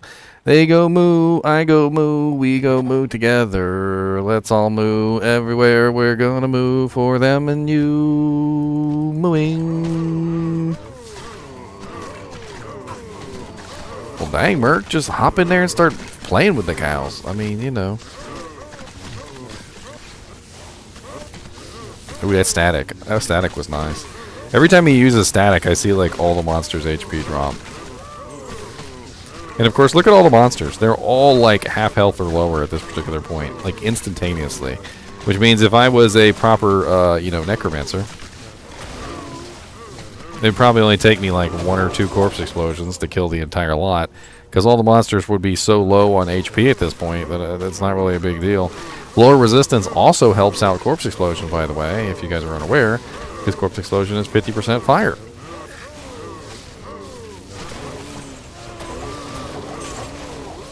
I mean, I can rightly rip to shreds players 8 with this with this static that he's dishing out. I can literally just walk through these monsters. I mean, and it's funny because when you see him do it, you see all the monsters' HP just drop immediately down to half health. It's an instantaneous drop to half health, almost, you know, just right away. And then the skeletons, of course, have to finish them off monsters. But I mean, I'm looking at everything literally being at half health, and then as soon as one monster dies, it's just like 2 or 3 corpse explosions and everything's dead. Where are the beverages, buddies? Oh, this guy lightning immune. He's super lightning immune. Look at him being all beefed up and lightning immune. You better take care of this boy. We ain't got time for all that Raztaz.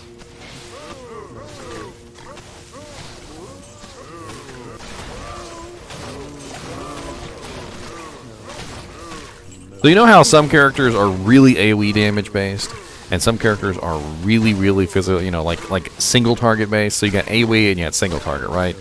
This guy seems like he is just massive AoE damage. I mean, he's got Charge Bolt, which is AoE. He's got Lightning, which is a straight line AoE. He also has Static, which is an AoE, of course. And all of these are doing massive amounts of AoE damage. And they're not necessarily killing anything on their own, but I feel like he's just really bringing down the life of just about every monster on the field relatively quickly. But he's not killing anything relatively quickly. So he's not like killing a specific monster really fast, but he is doing a massive amount of damage all over the place. Oh, look, a unique ring. Has to be on the public test realm. I bet it's a frickin' Soge. Oh, it's a dwarf star. Okay. Whew. Whew. Didn't we use up all my luck?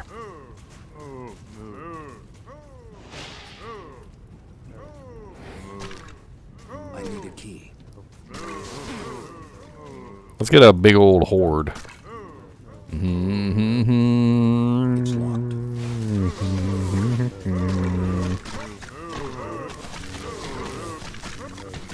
gonna laugh if I get copyrighted strike for playing I'm a Sheep.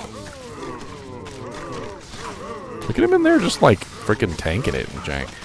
You're gonna die, Merc. Okay, so point against the Merc. He just ran in there and died. So very not cool, sir. Very not cool.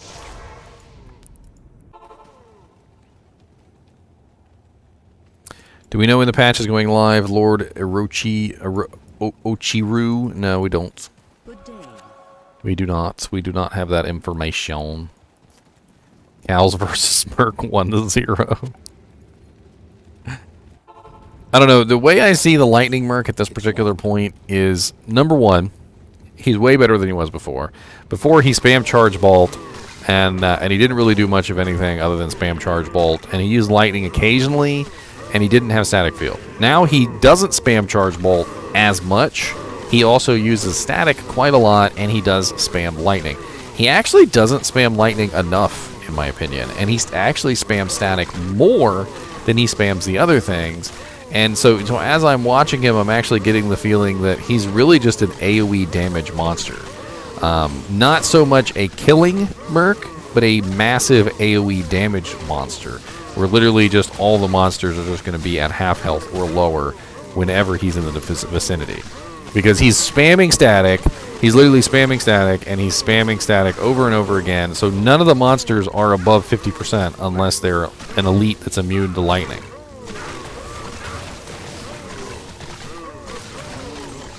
I mean, this guy's immune to Lightning. Not really much I can do about that. And that is a downside that I've found when I've run these guys, is that they don't specifically know that what they're doing is futile, and they just continually target the Lightning immune monster, regardless of the fact that there's absolutely no way that they can damage the Lightning immune monster. It's a little not cool.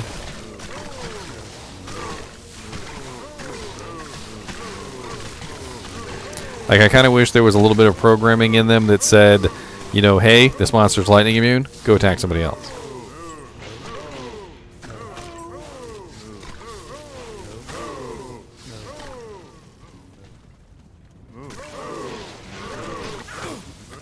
Well, one thing I've noticed is he kind of sticks around you. So if you know, run away, he runs away. Of course, he just died again.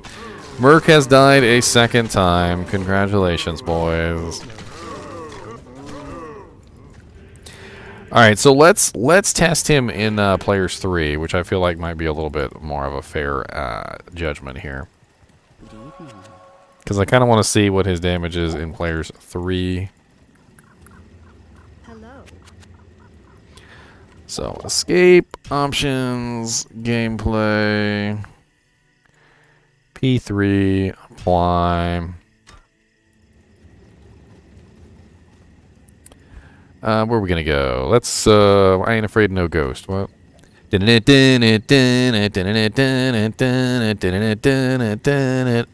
afraid no ghost. Hey, you know what? That's a good idea. Let's take him to the Sanctuary.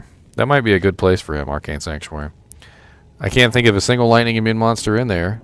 There's physical ghosts, fire, little demon goats, and then there's cold immune monsters. Oh, the spires are lightning immune, but that's it. The spires.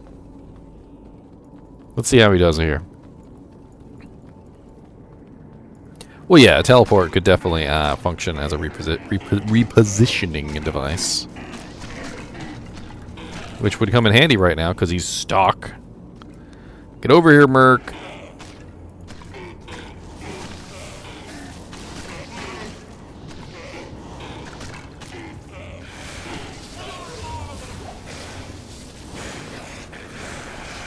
Got some lightning immunes. The Act 3 mercs have trouble around pillars. They really do. I've noticed this. They don't seem to have any kind of AI that tells them, hey, there's something in between me and the monster that I'm shooting at. It would probably be a good idea if I didn't stand right here in front of this pillar and waste all my effort. But no, they just kind of look at him. He's just standing there, just wasting all of his effort on that pillar.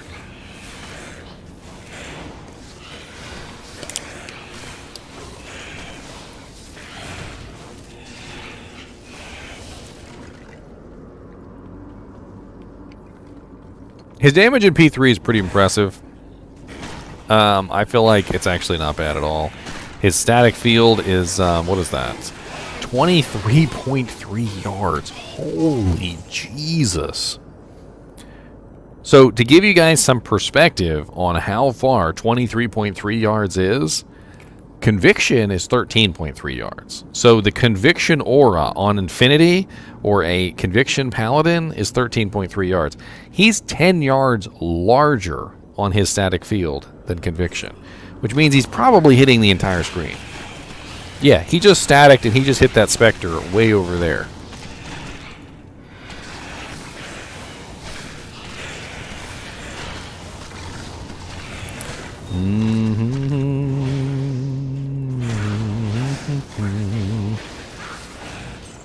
Die. Oh Lord, extra fast ghosts. Your mom's a hoe. I'm not even casting Lore Resist, by the way. There we go. Have some Lore Resist.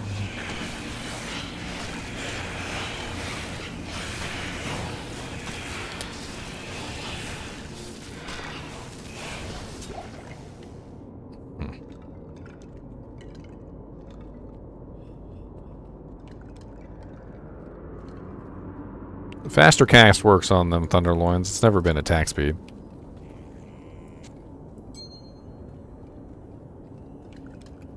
I don't think I've ever gotten... that must have been really old.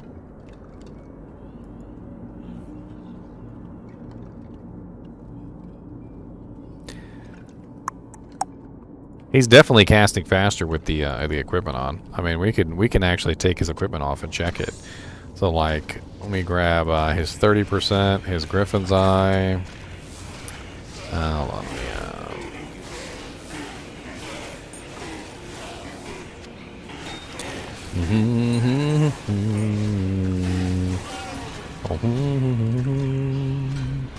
Come here, buddy. Cast. I mean, that's considerably slower. that is considerably slower than it was before.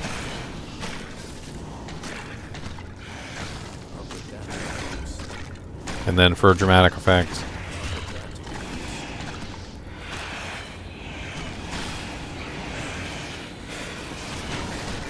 Yeah, way faster. Way faster with the faster cast rate. Yeah, I'm not sure what you're talking about.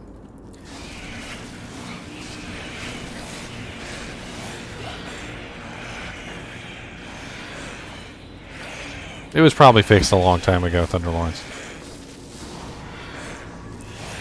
What? Throw the charm back on the ground?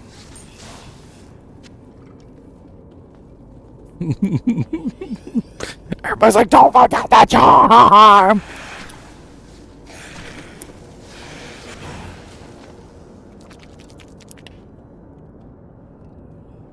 Alright, dead serious question, okay? Super serious question. Are the charms made out of wood or stone? Wood or stone?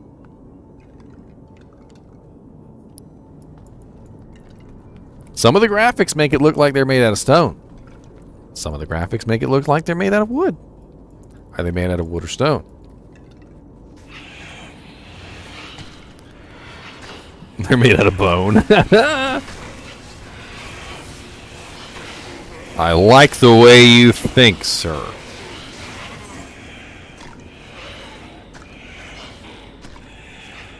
Y'all think I'm joking? Check this out.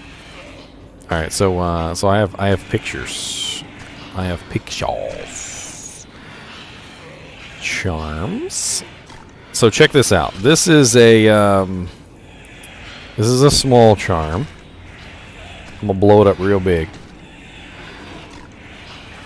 That looks like it's made out of wood, right? All right, this one looks like it's made out of wood. But now look at this one. This one looks like it's made out of like granite or something with like brass around the edges.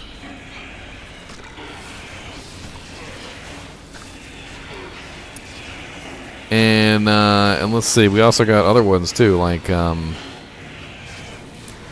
this one right here looks like it's made out of ivory or something. I mean, it could be wood, could be ivory, could be stone. Who knows? Could be a bunch of different things. And then you got this one right here. Definitely looks like it's made out of stone. I've always thought that this one looked like it was made out of stone, especially when you see that crack down there at the bottom. That really kind of makes it seem like a stone, like plank or something, like something cut out of a freaking jank. I don't know. There's all the charms all have these like different looks to them, and they all look like they're made out of different materials. Like this one definitely looks like a wooden plank. Like that one looks like a wooden plank. I could see that one being wood. That's an easy wood one. And I've totally derailed the entire stream. That's right. That's right.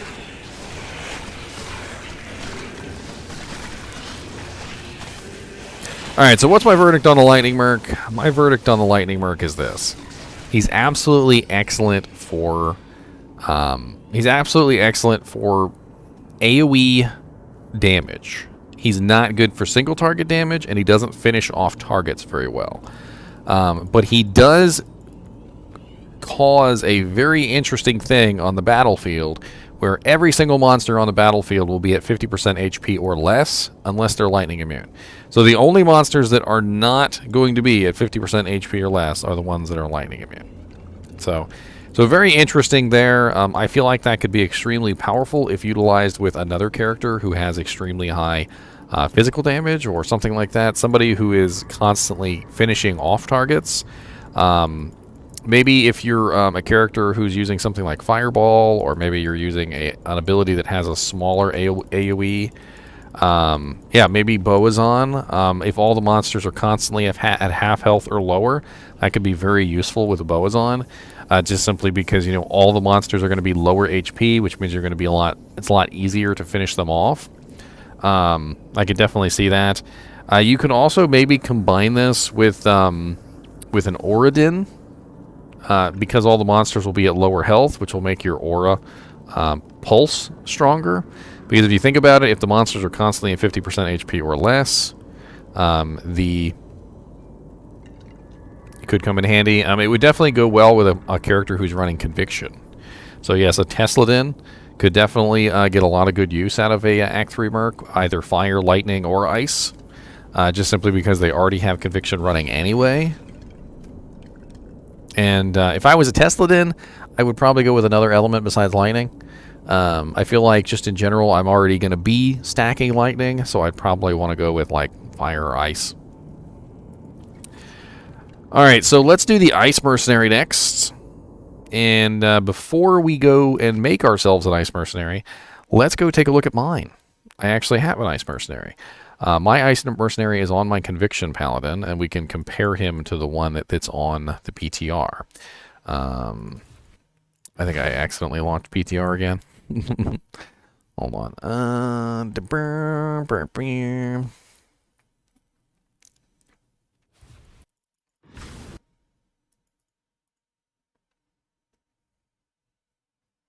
God, freaking alien in my shirt, man. I tell you. Are you done over there, sir?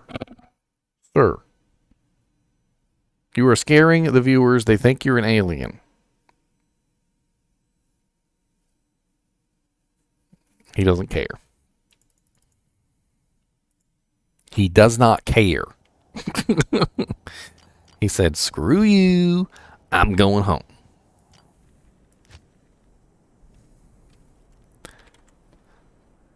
Bink.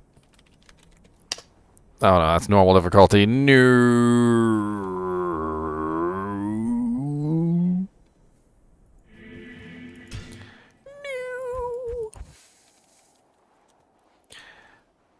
Hell, please.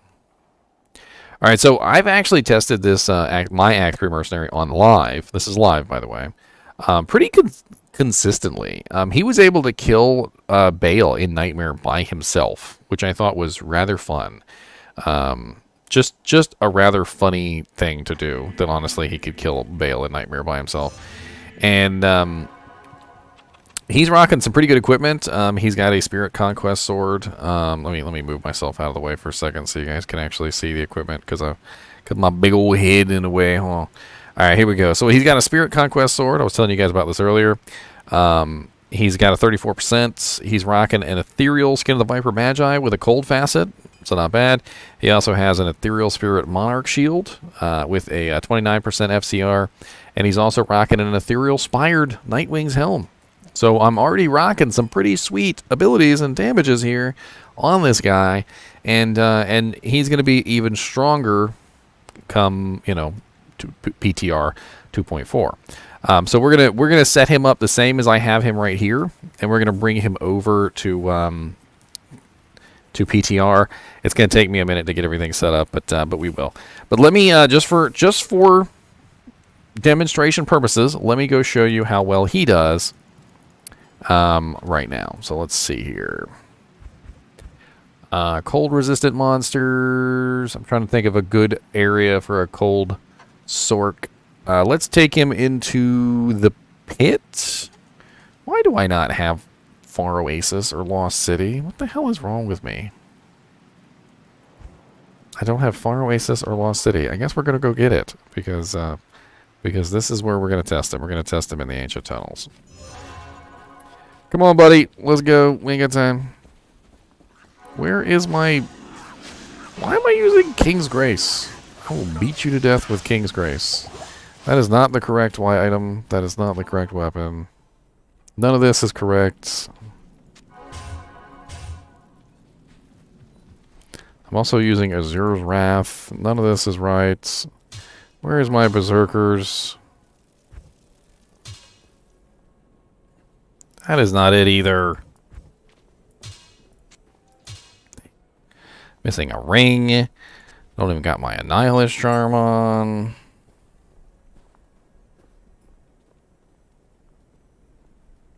Welcome to the jungle, boys. I don't even have my Ravenfrost or my Chains of Honor or anything correct. I have nothing. I am unprepared.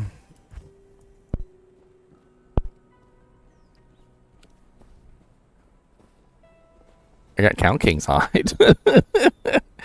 I got a Cow King's hide, boys. Yes. Is my Kira's in here? I'll just swap out to Kira's. That's not a big deal. That'll fix that issue. Then I got Cannot Be Frozen, and then I'll run Nature's Peace. Done.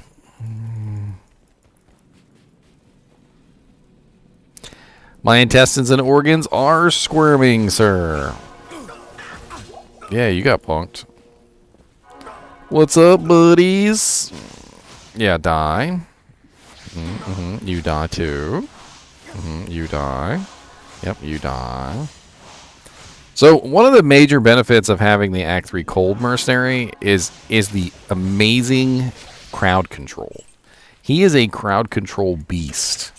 So if you guys have never paid attention to this before, he has Glacial Spike, which has a conal freeze effect of 5.1 seconds. He has Frozen Armor, which when monsters hit him, they are frozen for 5.8 seconds.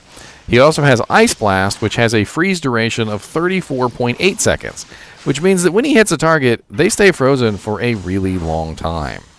And then they also shatter into ice crystals. So obviously not the merc for someone who doesn't want ice crystal dead bodies. So if you're like a item find Barb or something like that, probably not the merc for you. But as you can see, the monsters are relatively completely useless when he's attacking them. And that's part of the reasons why I chose this merc, because I had a lot of issues with big giant groups, because I'm a very single target person, and it made it much easier for me to utilize this Hellcast crossbow. Where can you find a Griffins? I found my Griffins in Ancient Tunnels, which is where I'm going right now. Ancient Tunnels is actually a pretty good place to farm for Griffins.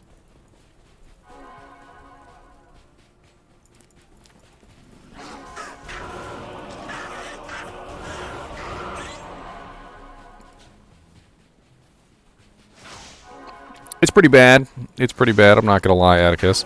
But with 34.8 seconds, he still seems to do fairly well. I've also noticed that he's fairly unkillable. This is something interesting that I've come across.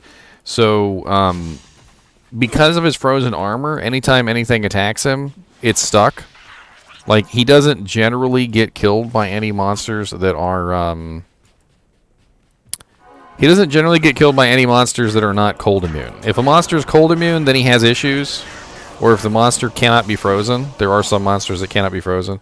But for the most part, even in cow level, I've noticed that he just kind of runs around and he does whatever he wants. And when the cows hit him, they just kind of they just kind of stop in place, and he just walks away, and it's pretty funny. He actually survives a lot more than a lot of other monsters that I've noticed. Of course, I found the wrong one.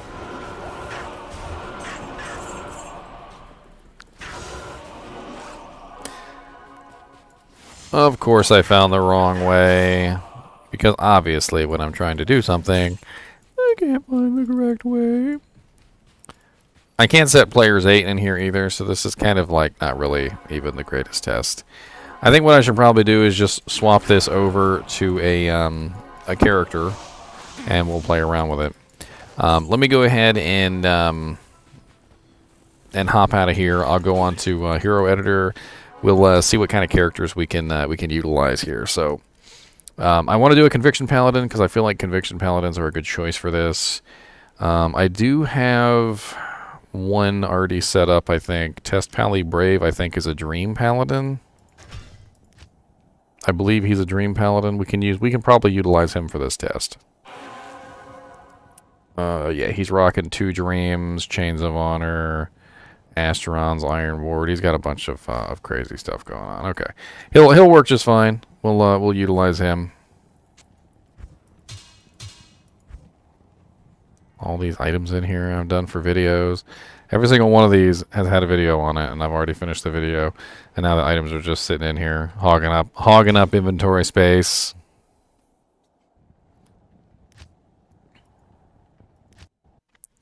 Holy Freeze Merc is nice, but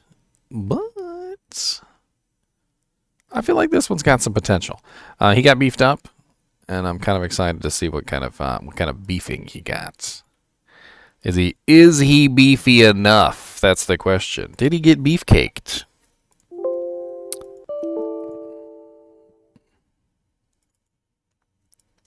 Did he get beefcaked? So let's go to Test Pally Brave. Test Pally Brave, where are you? There you are. And Test Pally Brave is set up very weird. I don't even care. It doesn't really matter to me how this character is set up. We're just gonna run him. The merc is what's important here. So let's go to his mercenary. Let's change it to a nightmare. Eastern Sorceress, Cold Sorceress, save.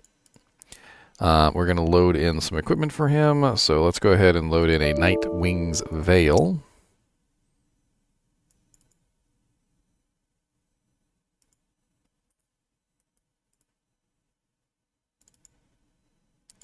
Kingpin's item pack, uniques, helmets, elite, Wings Veil. There we go. And we're going to load in a jewel for this as well. I'm going to give him a cold facet.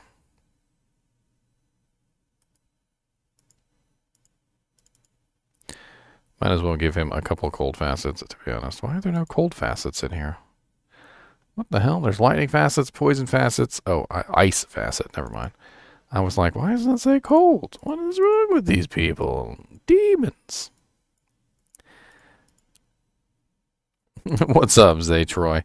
All right, so the main skill on this is Glacial Spike. So we're going to give him Ormus's robes. Trying to think if he's going to hit that. Actually, he won't hit the faster cast break point. Yeah, he won't hit the faster cast break point with Ormus's. That's unfortunate. What happened to my haired friend? He's literally in my shirt, being a chest monster. He's sleeping, Daniel Boone. He's sleeping. He's taking naps. He likes naps. That's what he's doing. He wants to take a nap. He's been sleeping the entire stream, just about. I guess he's really tired.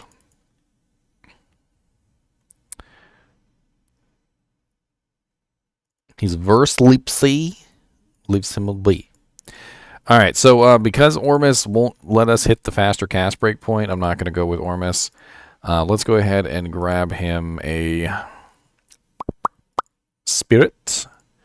We're going to grab him a Spirit Shield. And we're also going to grab him a Spirit Sword.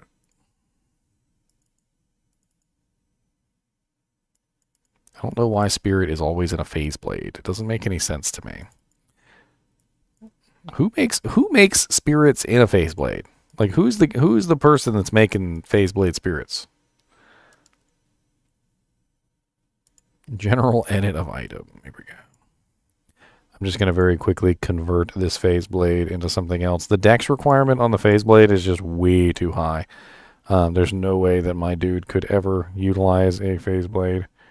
I've actually tested this on live. He just does not have the amount of dexterity required. It's part of the issue.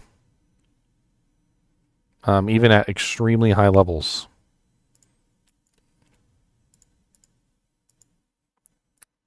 Alright, there we go. So now we have a Spirit Dimensional Blade.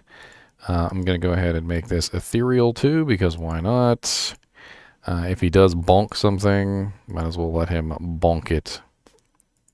Make the Skin of the Viper Magi Ethereal. We're going to make the Nightwing's Veil Ethereal, and we're going to make the Spirit Monarch Ethereal. We're going to make all of them Ethereal.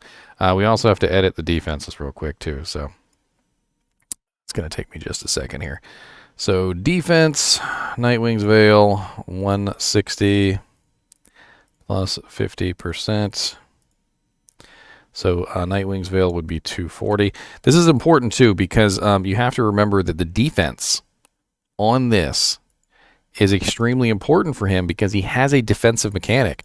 So he's actually beefing up his own defense. And so having the ethereal items is a huge boon to him because he's getting the 50% bonus, but he's also getting the bonus from his armor. So his own armor is giving him a really massive bonus as well, which means that he's going to be getting a huge bonus from all these ethereal bonuses. So we really got to make sure we've got these ethereal bonuses in here correctly. 148 plus 50%. If you were going to set this guy up, you're going to use ethereal pieces. That's really how it works. 222, save, close.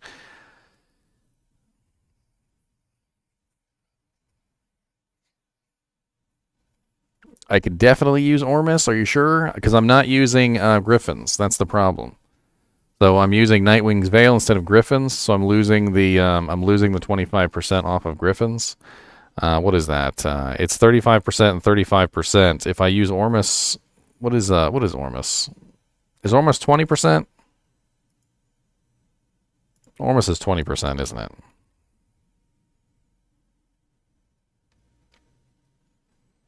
Stat-wise, Broldy, Dimensional Blade is better, but Phase Blade has no durability, which is why people love the Phase Blade.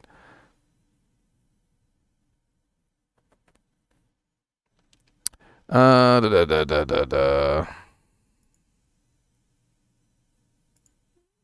know what? Yeah, we'll grab an Ormus too. Why not? I'll grab both. We'll just we'll go ahead and grab a Glacial Spike Ormus. See if they got one of those laying around here. If not, I can edit it. Class items, Sork. They do not have a Glacial Spike. Sadness. They've got everything else, including stuff that doesn't exist, but they have no Glacial Spike, which means we're going to have to edit it.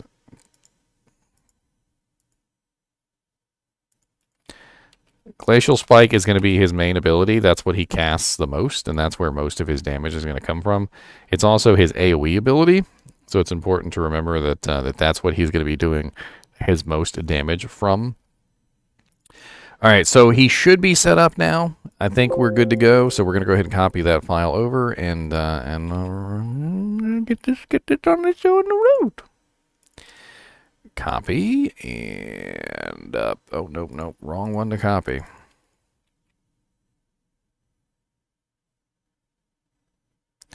Got to make sure I don't accidentally copy the wrong ones and ruin all my work. The Diablo 2 Resurrected files are not editable. It's part of the issue. That's why I have to go through all this trouble.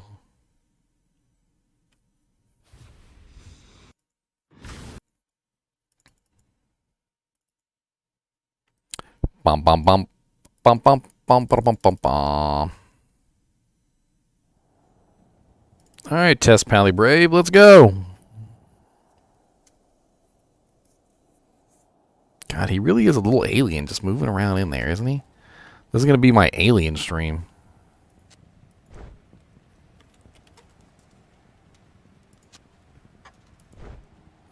My Iron Wolf is level 1? Why is my Iron Wolf level 1?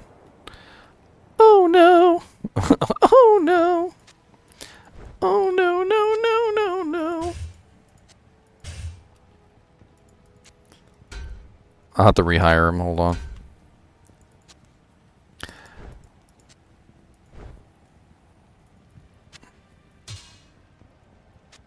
It'll just take me a second. Let me put this cold facet in the Ormus. Yeah, so Chinchilla, Daniel Boone. I got pictures of him and videos up on my channel. You know, he's been with me on quite a few videos too, so it's not like he's hiding. But my alien parasite in my shirt is taking a nap. He's nappy.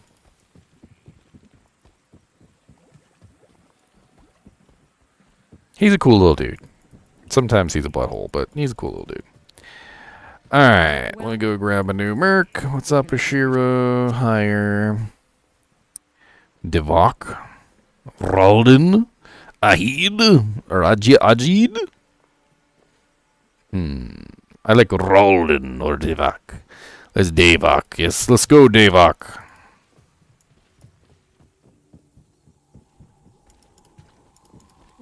What's up, Unplayable? Is that a Care Bear in your profile picture there? It's been a while, Unplayable. I wondered where you disappeared to. You disappeared off the face of the earth.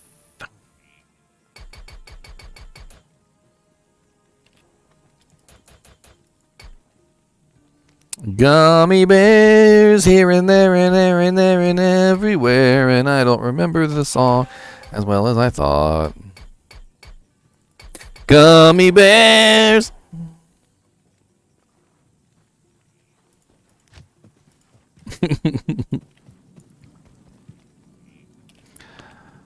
Bump, bump, bump.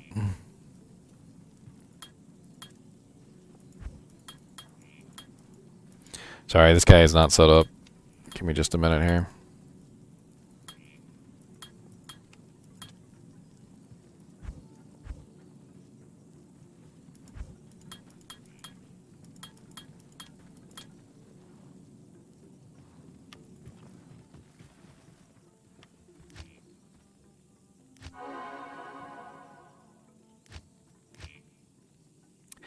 All right, let's get him set up. I'll put that to good use.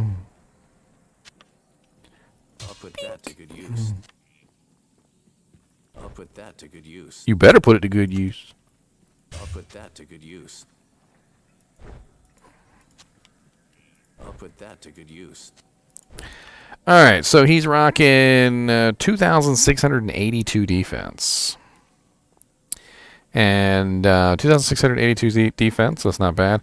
And he, of course, is going to cast his ability immediately. I got all the waypoints this time. Look at me. Fancy. And when he casts his frozen armor, he should be going up considerably higher.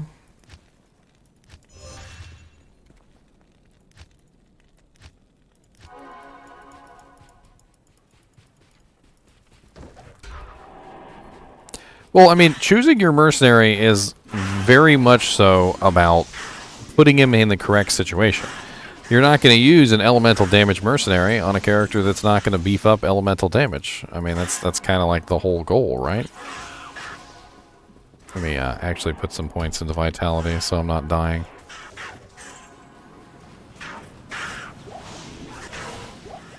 Of course, the dreams are kind of making this moot. The test moot. Let me go ahead and up this to players 8. Let me go grab some potions too so I can actually survive while I'm letting him kill things.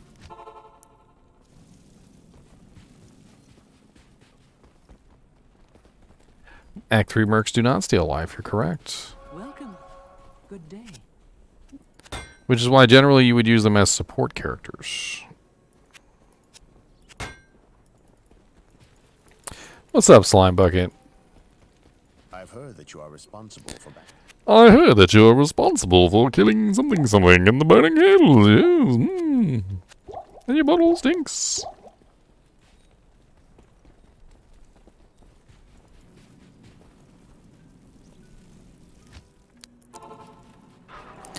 Alright, let's get this to players 8 before I forget. Players 8. Apply.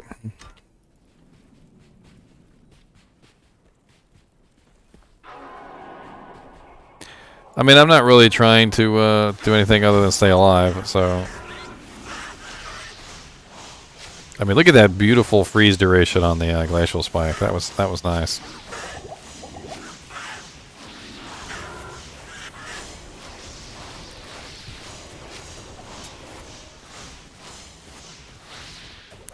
Very, very crowd controlling. Very crowd controlling. Here, take care of these Tomb Reapers for me. Creepers, yeah. Shoot those guys.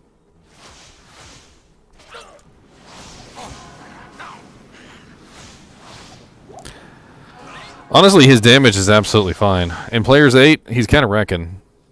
What is he running? 1,432 to 1,467 on Ice Blast.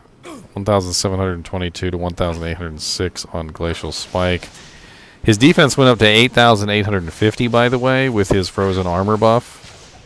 So he's rocking a pretty nice amount of defense as well. I know you guys can't see that because my big head's in the way here. Ah, so there's his new defense value with the armor.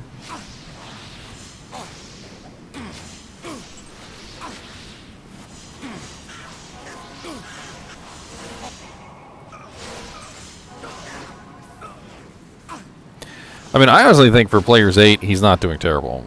the crowd control effect that he has on the group is nice. I always expected the cold to be less DPS than the fire and the lightning, because just in general, it's always been that way. I don't know if you guys have ever noticed before, but the cold damage, even the cold damage sorceress, is always you know, relatively low. I mean, he's able to take out monsters relatively quickly with his attacks. It's actually quite impressive how easily he controls the battlefield, how he stays alive even with amp damage on. He's literally just running around with amp damage on, and he's still alive. And it has to do with the fact that he's freezing the monsters. The monsters trying to attack him, he freezes them. They can't do anything. They can't fight back. And you know, and then you've got a monster that is literally just stuck there. And of course, if you were to combine this with, of course, dreams, you have monsters that are now getting pulsed to death with the lightning damage and also can't move.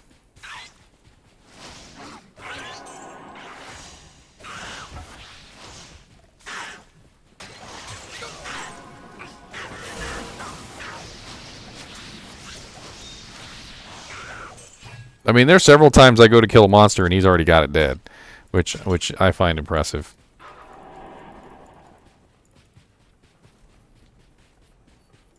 What? The Redbeard? Redbeard the pirate? Oh, there it is right there. Haha.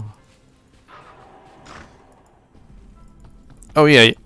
I understand what you're saying, Chloroform.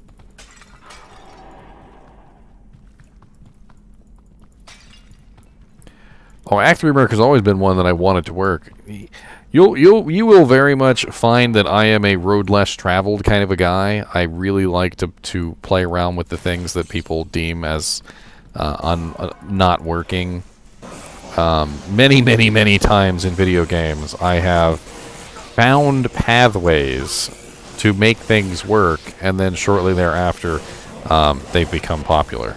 A lot of people don't like to experiment with things. They don't like to go through the process of testing, figuring out, trying to make things work, figuring out what the character would, you know, what best character would work with that particular thing, and I've always been the opposite. I like to go and see if I can make something work. I like to play around with it. I like to choose different specs and try different characters and see what I can make work.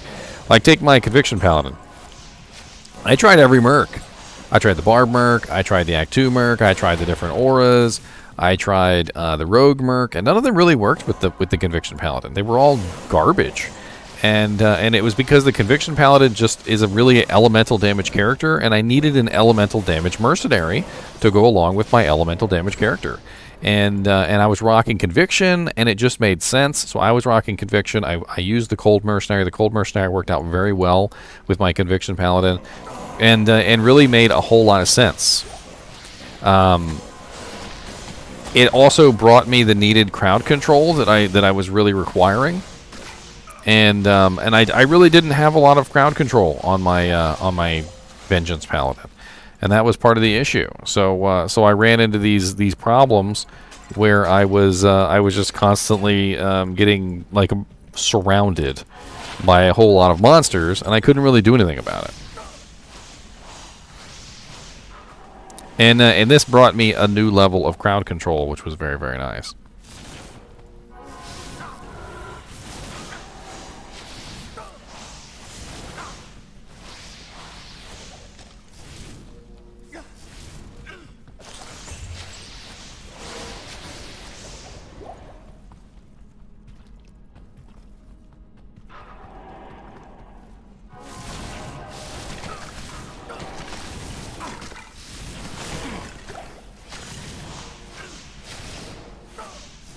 I mean, so far in Players 1, I'm impressed. I think he does. I'm sorry, Players 8. He does just fine in Players 8. I'm not seeing any issues with Players 8. He kills quickly enough that I consider that to be worthwhile. And let's test Players 3, because Players 3 is the most common value. So let's see how he does in Players 3. We got to go to another zone because I'm pretty sure all these monsters are already Players 8.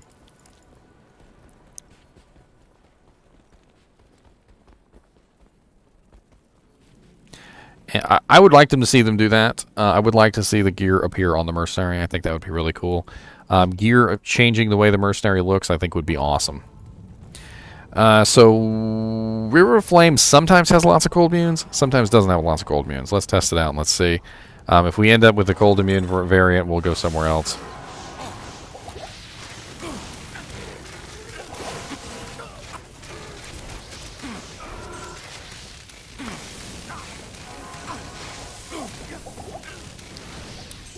So I noticed that sometimes when he gets too close to the monsters, he spazzes out.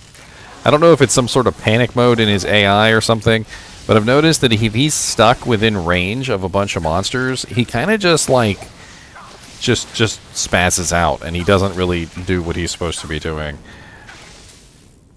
Like right now, you notice how he's just kind of walking in circles. It has something to do with like his distance to the monsters, and not really sure. Maw Fiends have a lot of HP, by the way, so don't take them too much into account here.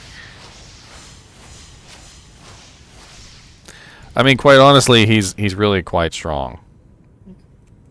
He's really quite strong. Frost Nova doesn't really do a lot of damage, especially without synergies, Sid. That's part of the issue with Frost Nova. I think you're going to find that if they added Frost Nova to him, it just wouldn't really do enough. Yeah, I noticed. I noticed Daniel Boone. He is indeed going way right field. He is indeed. Did I put Enigma? No, I put Chains of Honor on this guy. Here's some champions. Let's see how he does versus these champions, shall we? Which I can barely see. Oh god, they're gonna kill me before I kill them. He's doing pretty good versus these champions. I'm kind of impressed. He's kind of ripping them down. Strangler got in the way.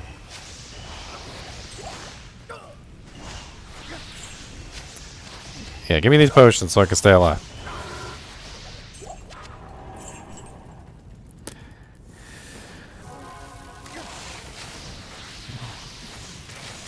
So the Glacial Spike is really nice AoE damage, and I do like that he's using Glacial Spike more often. I also am noticing that his freeze duration, I don't know if it seems to be a little bit longer than live, but it does seem to be, like, you notice this monster over here is just doing absolutely nothing. Because he's spamming the abilities on the target, it does actually function really well as crowd control.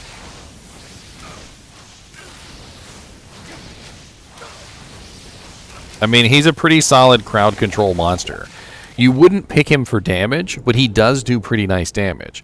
The reason why you would pick the Cold Merc over any other Merc is his crowd control potential. That freezing ability is just kind of nuts. He just holds monsters. He holds entire groups of monsters in limbo, and they really can't do anything. And that holding the monsters in limbo is kind of nuts. He's rocking, what is he rocking? Level 45 Glacial Spike.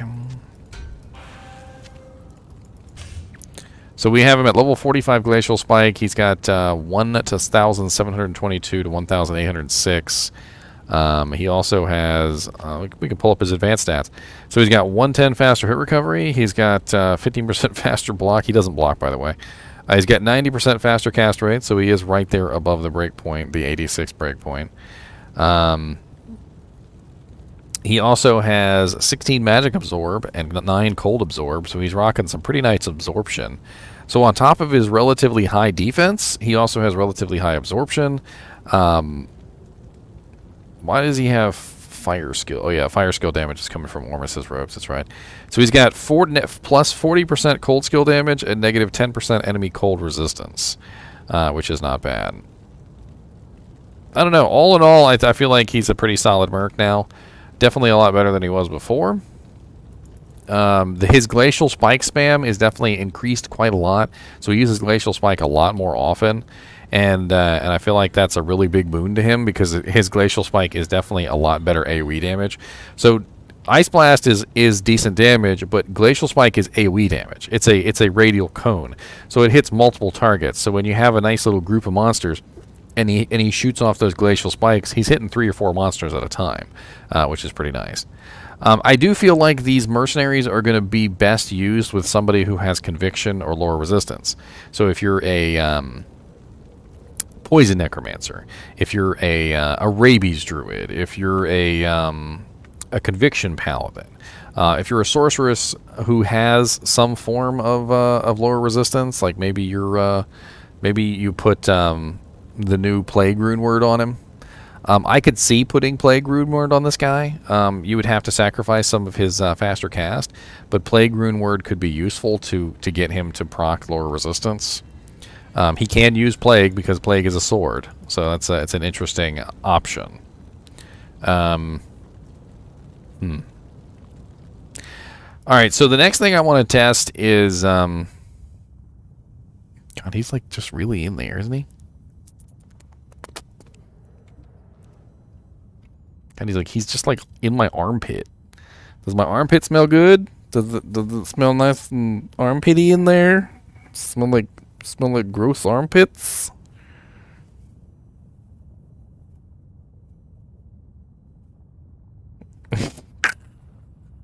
He looked at me like, shut up. He said, don't judge me. He said, you do not know. What's up, DS? All right, so the next thing we're gonna do is we're gonna play around with the bow girl, the bow girl, the bow, the bow, the bow, bow, bow, bow, the bow, bow, bow, bow, bow, bow, bow, bow, bow, bow, bow, bow, bow, bow, bow. Play around with the bow, bow, bow, bow, bow. Oh, bow, bow, bow, bow, bow, bow, bow.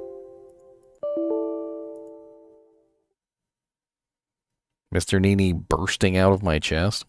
I mean, he does burst. There's that. There's a lot of bursting going on. The whole lot of bursting going on. Alright, so here we have our Mist rune word girl, which we can actually make real Mist rune words now, so we might as well do that.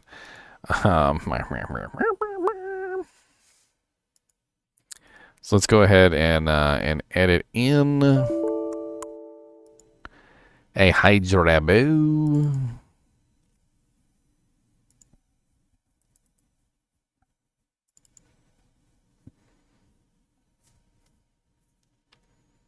What is Mist, by the way?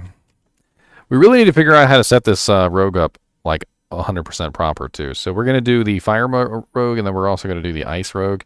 And I'd like to get them both set up like really, really well. And I have a lot of things that I'm considering for these girls. Like, number one, I want them to attack fast. But number two, I also want them to do lots of elemental damage because they have the nice freezing arrow now. And I'm not sure what to do there. Slime Bucket, I mean, I hear you and I see your comments, but this is a video where we're testing out mercenaries. We're testing out the mercs. We're not testing out the Frenzy Barb. Maybe another day we can go over Frenzy Barbs together. I do have a bunch of videos on Frenzy Barbs. I mean, you can go over those. Maybe we can talk about it during another stream.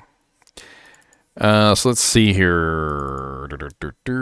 Helmets. Let's go ahead and give her Nightwing's Veil. I feel like at the end of the day, Nightwing's Veil is probably the best choice for an ice mercenary, pretty much bar none. Right? So we're not going to give him a cold facet though. Instead, we're going to give it a probably a 15% IAS jewel, because quite honestly, the difference between attack speed and plus cold skill damage here is going to be huge. So we definitely want a Jewel of Fervor in there. So I'm going to go ahead and edit in a Jewel of Fervor. We're going to throw that in the Nightwing's Veil. And let me go ahead and make sure she's actually got a mercenary. So,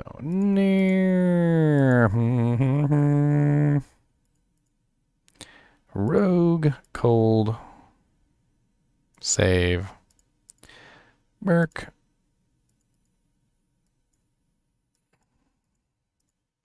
All right. For the armor, I'm a little torn on this. So, I really want to hit her breakpoint, but I'm not exactly 100% sure. I would like to go with a faster bow. Well, I'll see you later, Zach. You can always tune back in anytime, man. You don't have to hang out. You can, obviously see NiNi here. He's an alien. He bursts out whenever he wants to. You can burst out when you want to.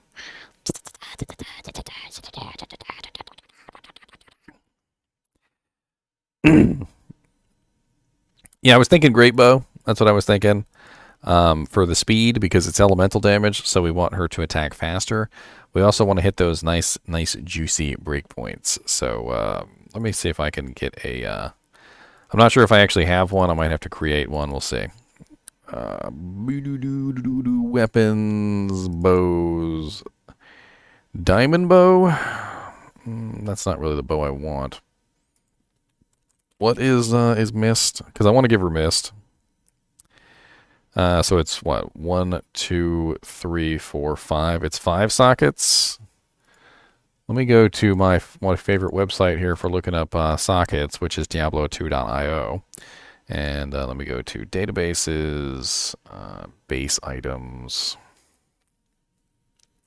and item type, bows. And we need a 5-socket bow. So I know not all the bows are capable of 5 sockets.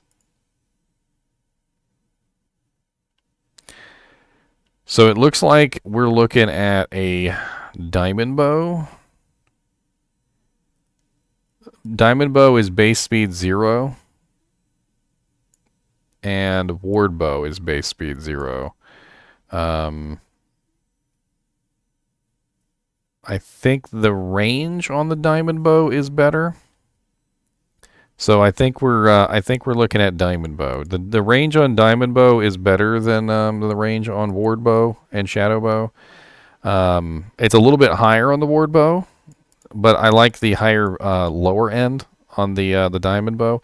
So let's go with the diamond bow. Diamond bow sounds like the right choice. So we're gonna do a 5-socket diamond bow.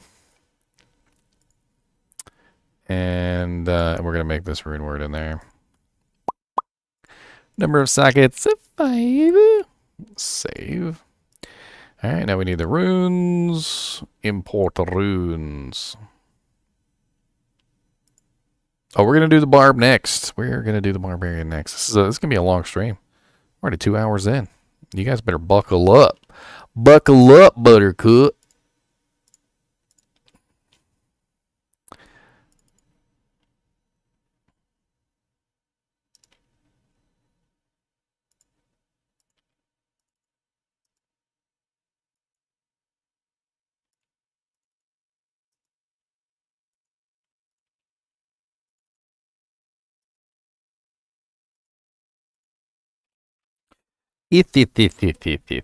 Alright, here we go. So we got Cham, Shale, Gull, Thull, Ith. Done. Alright, so that is saved. We have our bow now. Alright, the reason why I want to use this bow over quite a few other choices is specifically because the new Mist rune word has 100% pierce. I really want that 100% pierce. That is going to be a huge boon to the freezing arrow damage. It multiplies out the freezing arrow damage immensely. And without that 100% pierce, we're looking at some pretty sad damage. Now, armor. I'm open to suggestions for the armor. I think I need to go to an attack speed calculator and figure out her breakpoints here. So attack speed calculator. I need to see whether I need more attack speed or not. This is my question here. So do I need more attack speed or not? So Act 1 Rogue, we're rocking a diamond bow. We have a weapon IAS from Mist. I believe Mist has what? 20%? Is it 20%? Yeah, it's rocking 20%, so we've got a 20% IAS on the bow. And right now we currently have 15% IAS on the helmet. And then we can just do standard attacks. So she's rocking 1.92 attacks per second. Let's assume she's rocking a treachery. So 45 plus 15, so 55, 60. So 60% would get her to 10 frames from what she is right now. Maybe treachery might be her best choice, just simply to get her as fast as humanly possible.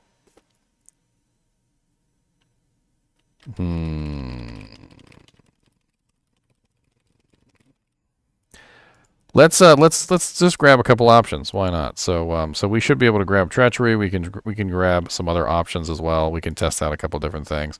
I don't see anything wrong with testing out a couple different variations.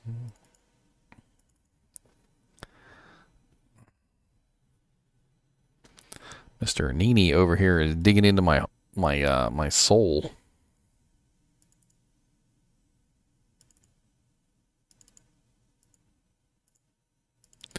Do I really not have treachery in my files? I was about to say, if I didn't have treachery in my files, that would just be absolutely silly. All right, and let's support her. So we're going to support her. This is going to be a support build. So I'm going to be using Faith. That way we have a really nice amount of damage going out. So I'm going to be rocking a Faith Grand Matron bow. There we go. And let's save that. Close this, and we're going to load her up. Any prediction on the release date of ladder? Well, when 2.4 ends, we're going to get 2.4. That's one of the most important things to consider. So once we actually get 2.4 and 2.4 is stable, then we're very close to ladder. We don't have 2.4 yet. We're still inside the public test realm. And judging by the current state of public test realm, it's not going to end anytime soon. I think we still got a couple weeks of public test realm left. So, you know, consider that. So it's an ongoing thing. So it's 2.4 public test realm, 2.4 balance changes, and then finally 2.4 ladder.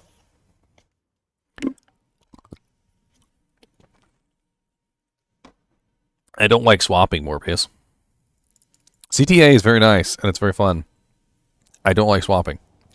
And when I do swap, I like to have something more important than CTA over there. Like, if I'm a Magic Finder, I like to have a Sirius set of equipment, and I like to have a Magic Find set of equipment, and there's no room for CTA. If I'm a Boson, I like to have a Fire Bow or an Ice Bow, or a Ice Bow and a Melee Bow.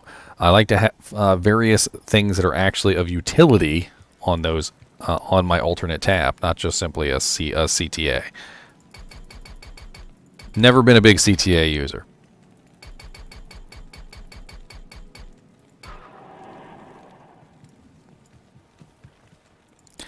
Never been a big CTA.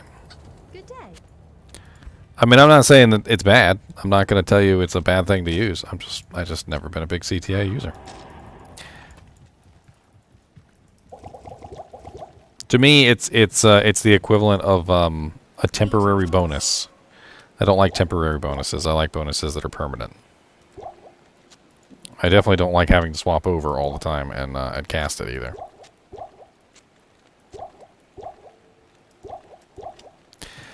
Alright, so we've got our Merc. Has she got her equipment? She does. She's got her +2 with 15% IS. She's got a 45% treachery. She's rocking... oh, crap. I accidentally messed up the bow. Great. Great. Good job, Daniel. Mess up the bow, Daniel. It has too many sockets. I need to go fix it. Give me just a couple of seconds. I need to go fix it. Way to mess up the bow, Daniel. I don't understand how it ended up with, am I missing a rune or something? Wait a minute. Missed.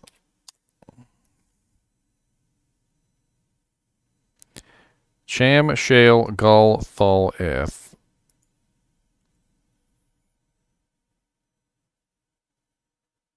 Yeah, I'm missing a rune. Okay, well, let me just fix it then.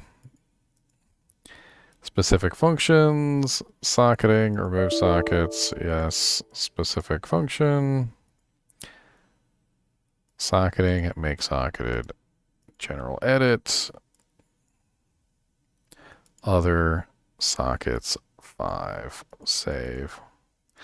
One more time with gusto.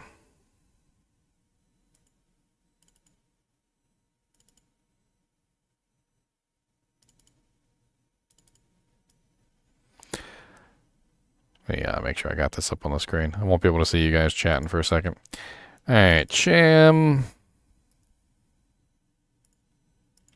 Shale. Gull. I was pretty sure I had all 5 up on the screen. It must have been something to do with putting them in there that messed up. Because I'm like, I swear I could go back on the footage and I had all 5. I had all 5 there. Let me just put them in the inventory like this: Sham, Shale, Gull, Thal, Ith, and I'm just gonna save it, and I'll do it over on live. That way, there won't be any translation issues between the 2 versions. Or not live, sorry, PTR. Copy. Paste.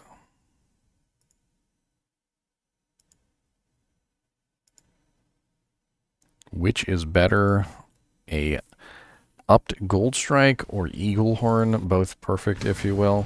I mean, I think Wind Force still wins against Gold Strike, but Gold Strike perfect upped is still a very nice weapon. Eagle Horn, I can't even remember what the stats are on that right off the top of my head. It really depends on your build. Are you a physical damage build? Are you a elemental damage build? Like strafe, multi-shot? Like, what's going on with your character? Because I feel like that's kind of more important than a lot of these other considerations.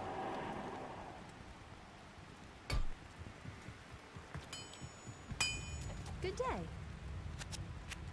I mean, yeah, physical damage. You're talking about Wind Force, Gold Strike, Arch, and God, his freaking whiskers are tickly as I don't know what.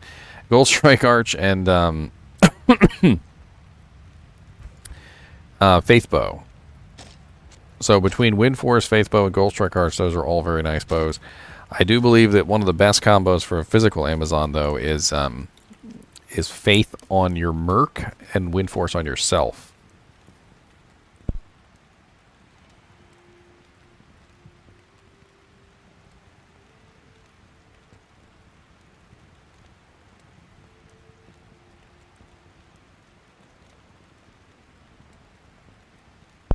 Sorry, throat's so dry. Alright, let's get this made. 5-socket Superior Diamond Bow. So, Cham, Shale, Gull, Thal, Ith. Alright, there we go. We've got our plus 3 to skills, 100% pierce, 20% increased, bonus to attack rating, freezes target, all res. Very, very, very powerful bow with the concentration aura, no less. So extremely nice. My girl is rocking level 13 freezing arrow. Not exactly the highest, but will certainly do some nice freezing. Cold arrow level 32. So a really high conversion there from 65% conversion to elemental damage. Let's see how she does, shall we? So she's cold damage. So let's take her somewhere where there's not a lot of cold immunes. Let's try River of Flame. If there's no spawns there, it's usually fine. Let's see how she does. I might actually need some skills too, so hold on a second here. Let me...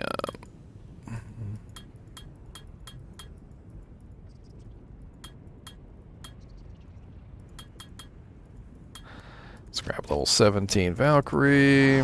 That's the sweet spot on the Valkyrie. And... the hell do I want to be? I guess I'll be a physicals on since she's my cold damage, right? So let me just go ahead and rock, I don't know. We'll rock, Strafe. That sounds like fun. Strafe it is.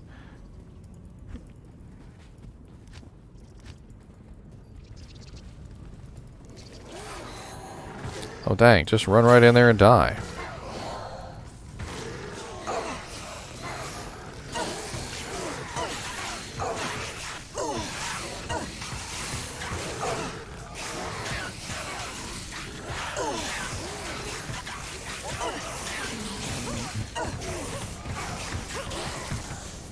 help deal with the cold demands.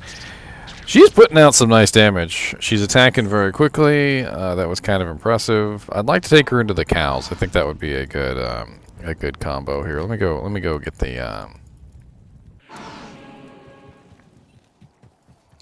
let me go get this.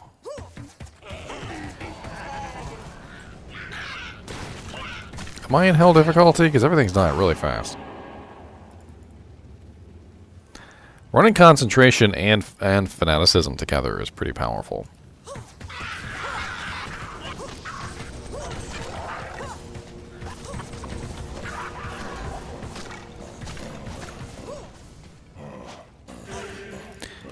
Ow, Griswold, you always hit so hard.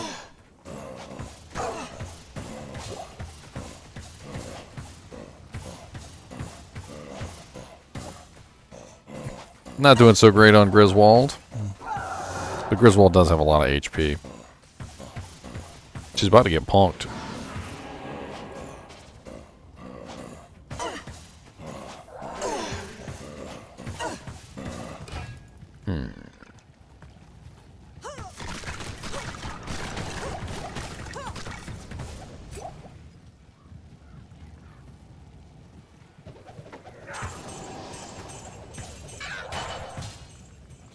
Hey, she leveled up. She's only level 79. Why is she only level 79?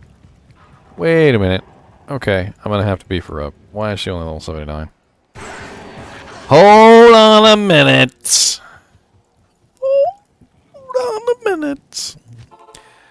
All right, let's get her beefed up a little bit, shall we? Hello again, Outlander. Devo. What kind of names are these? Maiko? Liza? Roseanne? We got Roseanne Barr over here. Sorry, I was trying to do a really crappy Roseanne Barr laugh. I'll put that to good use. I'll put that to good use. Yeah, this is P1 right now. We're gonna test it in P8 though. I'm gonna test P1 first, and then we'll test P8.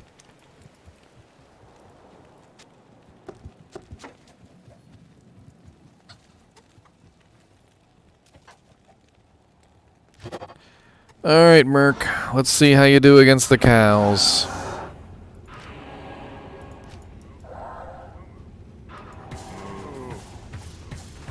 I'm actually hoping that Freezing Arrow does quite well.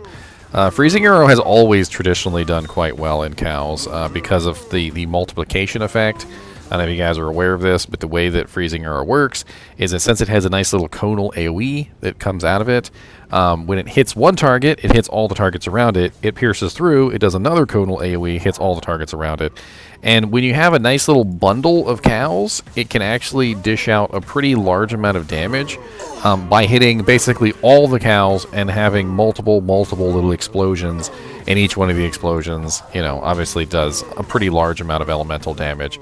But in totalis, you know, combined all together, that's where things get really interesting. So when you have a really large pack of monsters like this, of course, she runs in there and just immediately dies, which, you know, that's beautiful. She just ran in there with amp damage and just got meoided. Yes? That was not my fault.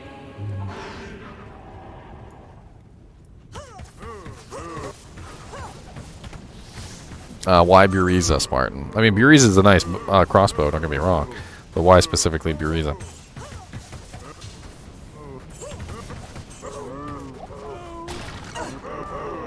Oh god, freaking game lagged up there for a second. I'm gonna take this ridiculous broken... Oh, I can't take the ridiculous broken torch off, never mind.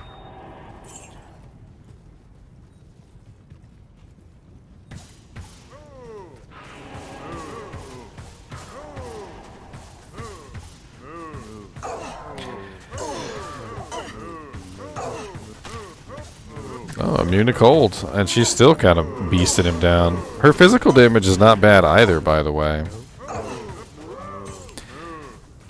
What's very interesting is she has a very nice physical slash elemental damage thing going on.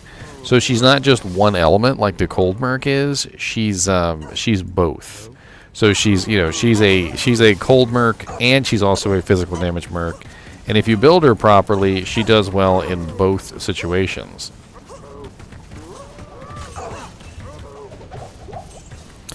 Honestly, she's handling players 1 cows absolutely excellently. I think players 8 is going to be a little bit of a struggle for her, but let's give it a try anyway.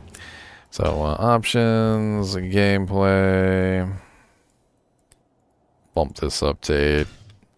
She's gonna have trouble in players 8 cows. I can already tell you. Good day.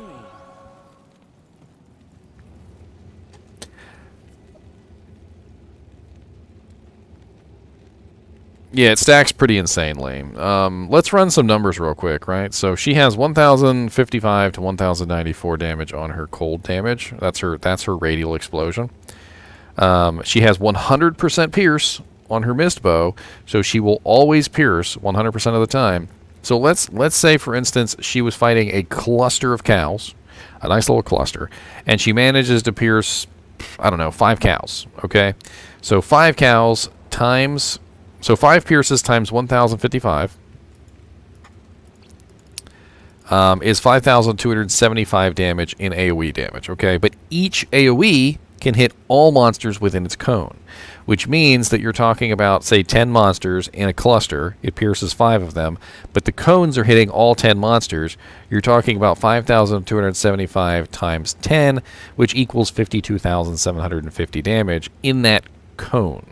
So when she's fighting one monster, she's always going to be not as effective as when she's fighting multiple. So the more monsters she fights, the higher damage she's going to be. Which also is kind of a downside, though, because that also means that the more monsters she fights, the more dangerous it's going to be. Now this is some of these might still be players 1 cows because they have to spawn as players 8.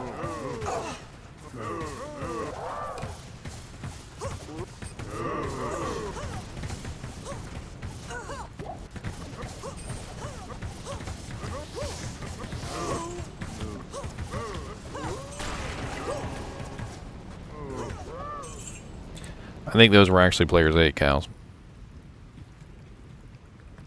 These guys should be because they just spawned. So there's a couple of downsides that I'm noticing to the Rogue Merc right off the bat is that if I'm playing a Freezing Arrow Amazon, I am going to be setting myself up specifically for maximum shots. Like, see how she's piercing all the monsters at once like this? I would be setting myself up every single time for those pierces. I'm not going to specifically like just shoot at any single monster. I'm going to try and get as many pierces as I can to multiply my freezing arrow damage as much as possible. I mean, this is players 8 and she's not doing awful, but she's not doing amazing either. As you can see, versus a single target, she does a lot less damage than versus multiple. So, like, when she's fighting, like, 10 or 12 cows, it's a really big difference from when she's just fighting 1.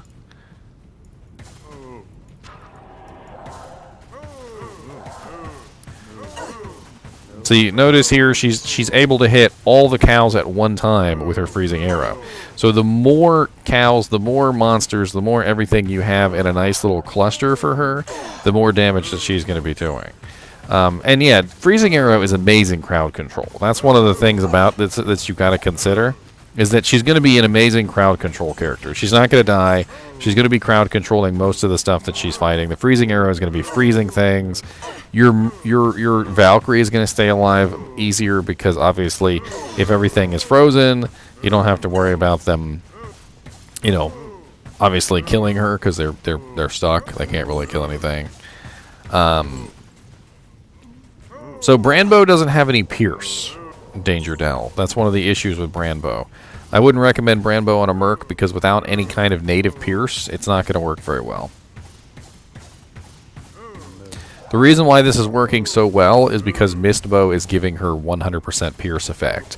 And that 100% pierce effect is multiplying out her freezing arrow dramatically.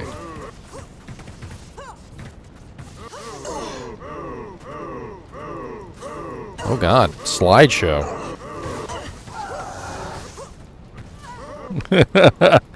What was that slideshow that just happened? Did you guys see that? My whole computer said ka-chunk, ka-chunk, ka-chunk, ka-chunk. So Brandon Wisdom is still only going to be 33%, and that's just not quite enough. If we could get it to 66%, it might be okay. But unfortunately, 33% just isn't enough to really make it worthwhile. Let's go test her out on Shank. Shank is, of course, immune to cold. I want to see how her physical damage fares up. Let's test her physically.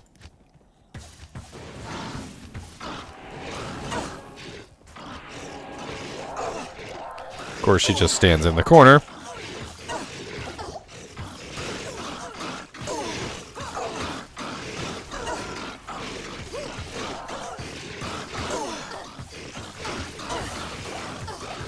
Kukok Shaku is 50% Pierce, yes.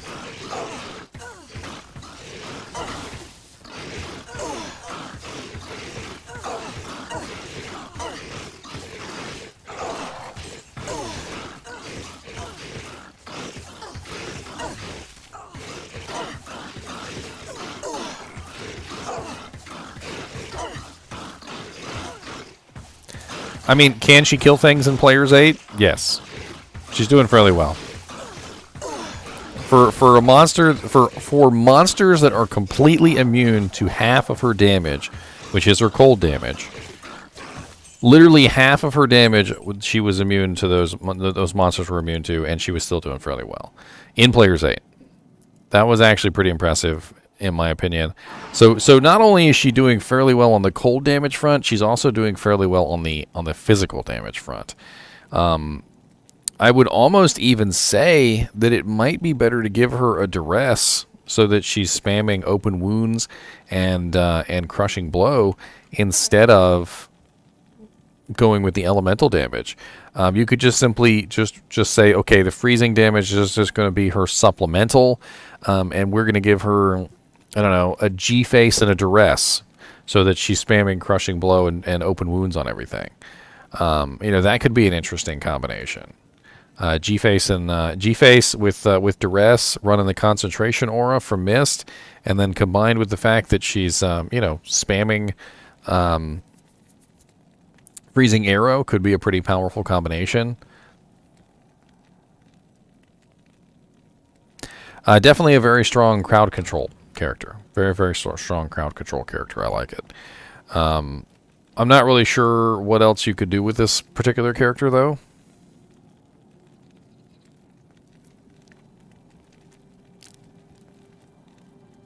I mean, yeah, you could get her as fast as humanly possible, but I feel like her physical damage wasn't like so impressive that any faster than she currently is would be that great. I mean, she's basically running Treachery, which is 45%. She's got 15% on the helmet. She also has 20% on the weapon, and then she's also getting my Fanaticism aura on top of that, which is what level is the Fanaticism on Faith? Level 15. So according to the attack speed calculator, she's currently rocking 8 frames per attack, and it says further IAS useless. So she doesn't even really need what she has right now. I wonder how far I could dial this back.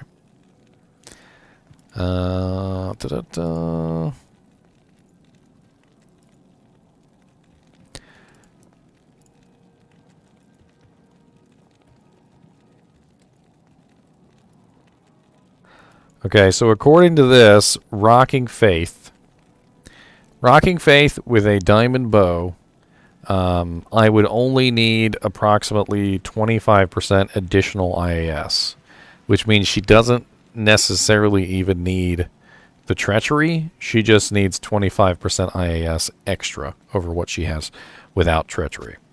So she is hitting the breakpoint with Treachery, but Treachery is not even necessary. I could actually swap out the jewel in her Nightwing's Veil to a cold facet and probably give her more damage that way.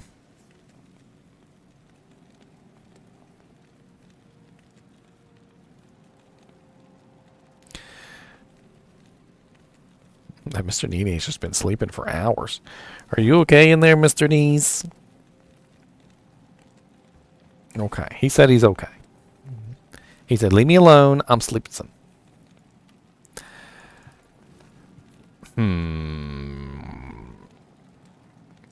Well, it's just that Spartan, when you're doing an elemental damage build, when you're focusing specifically on elemental damage, you're focusing on speed as opposed to the damage. If I was going specifically for physical damage, if I was doing a physical damage build on this girl, then yeah, I would probably go with a Hydra bow.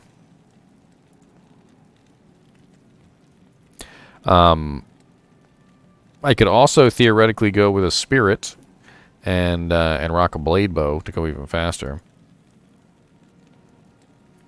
I mean, this rune word, the Mist rune word, is really made for her. That's really what it comes down to. The concentration aura combined with the +3 to skills, combined with the attack speed, combined with the piercing attack bonus, and the freezes target, and the all res. It's really made for a freaking Act 1 rogue mercenary. They designed this around the Act 1 rogue. And it's just an absolutely excellent bow to put on your rogue mercenary. I mean, we could test her in Travancore. I feel like she's going to have some issues. We're running Players 8 right now, too, so keep that in mind. Let's take a look and see how she does in Players 8 Travancore. I'm going to have to give her assistance. I'm sure.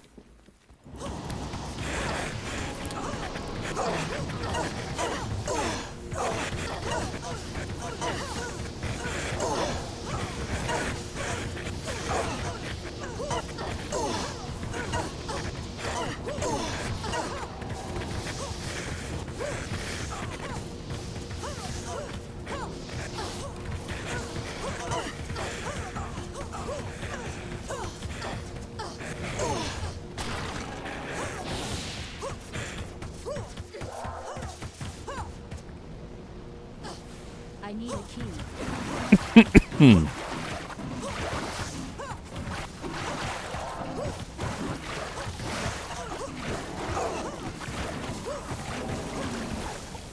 It's locked. All right. Will you get out of there? Why are you inside that zone?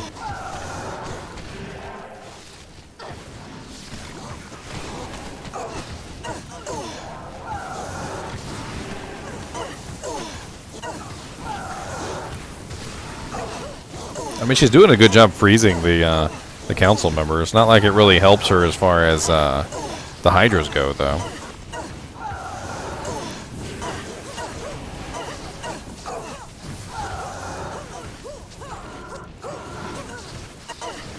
Players 8 council is rough.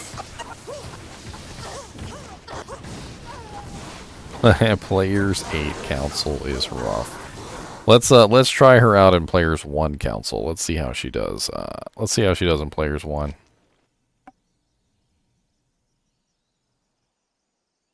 Well, they beefed up the survivability of the mercenaries quite a bit too. A lot of people are looking at the skill bonuses and things that they added, but honestly, a lot of the mercenaries got a really huge beef up in like survivability, HP, things like that. Especially the Act 3 mercenary. The Act 3 mercenary was one of the lowest mercenaries in terms of his survivability, and they gave him more HP, they gave him more defense, they gave him like tons and tons and tons of different changes, which have a huge effect on his survivability. I mean, I noticed right away that he was dying a lot less.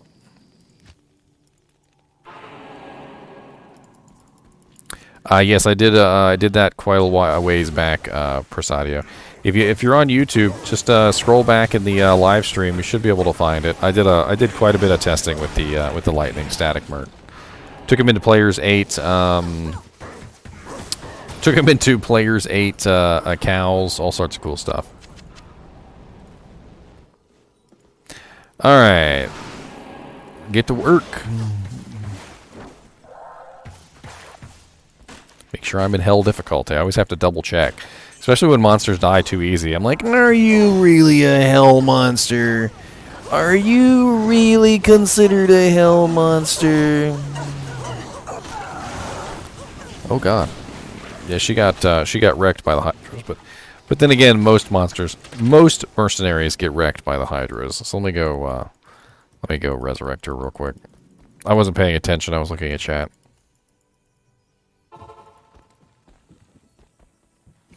We're gonna do the exploding arrows on next. I'm actually kind of excited for her because I have some plans. I have some very interesting plans indeed. So exploding arrow has interesting mechanics that basically make it really powerful in the right configuration. It is fire damage though, which is unfortunate. But we're gonna see what we can do about it. We're gonna see.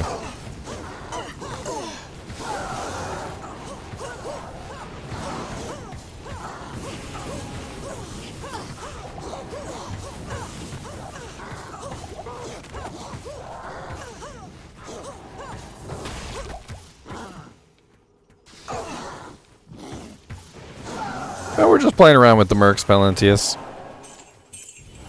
We are playing.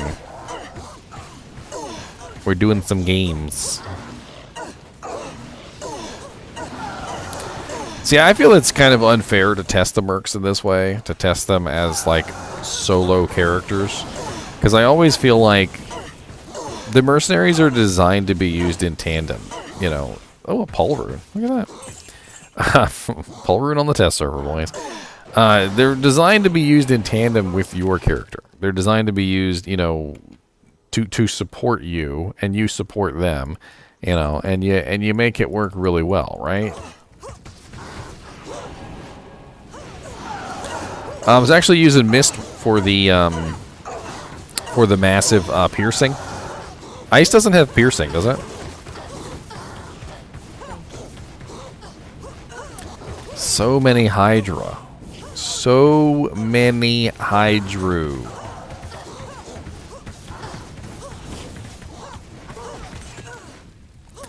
So many Hydra.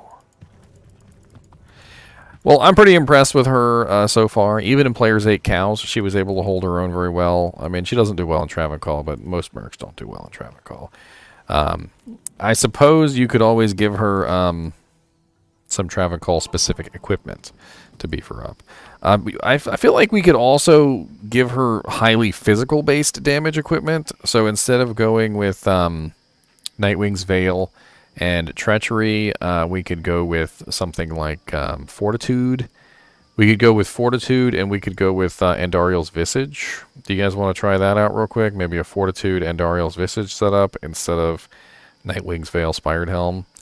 But we could do that on either one of the mercs. We could do that on the fire or the ice. It really doesn't matter because it's going to be the same on both of them as far as physical damage is concerned. Let's go ahead and set up the fire one, shall we? The fire. And then we get to test out the bar da den. This the bar da den. The den of the bar. We're going to test out the bar da den next.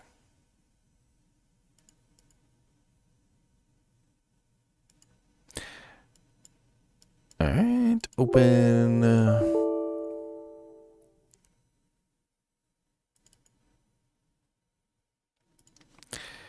Mist. Alright, so we're going to make some subtle changes. She's still going to have her mist rune word. That's fine. I'm not really worried about that. Let's give her an Andariel's Visage, though, just for giggles, so that we can utilize that in a physical damage build. And Kingspins, unique helmets. Where are the helmets? Helmets, elite, Andariel's Visage. And might as well give her a 1540 in there. And then we'll also load in Fortitude so we can get her physical damage as high as possible.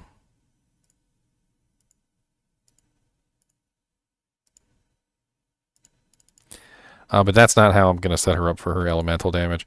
This is just specifically for her physical damage side. So, you know, we'll test that out later. Let me go ahead and swap this out for some other equipment.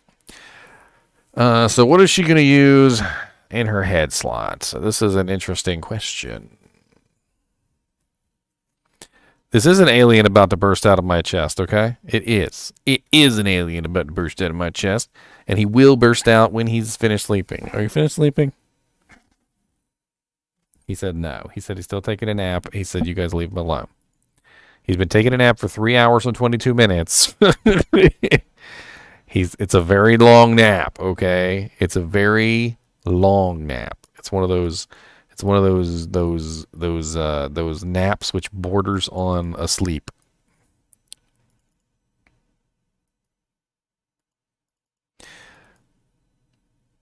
All right. I'm trying to see what rune word I really want to give him.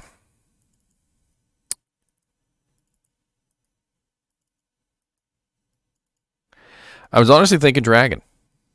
I was thinking dragon might be the best rune word for her, specifically to give her a massive amount of elemental damage, fire damage, specifically.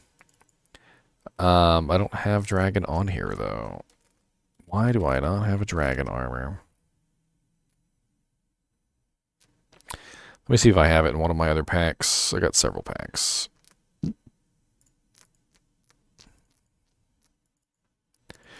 Additional characters, rune words.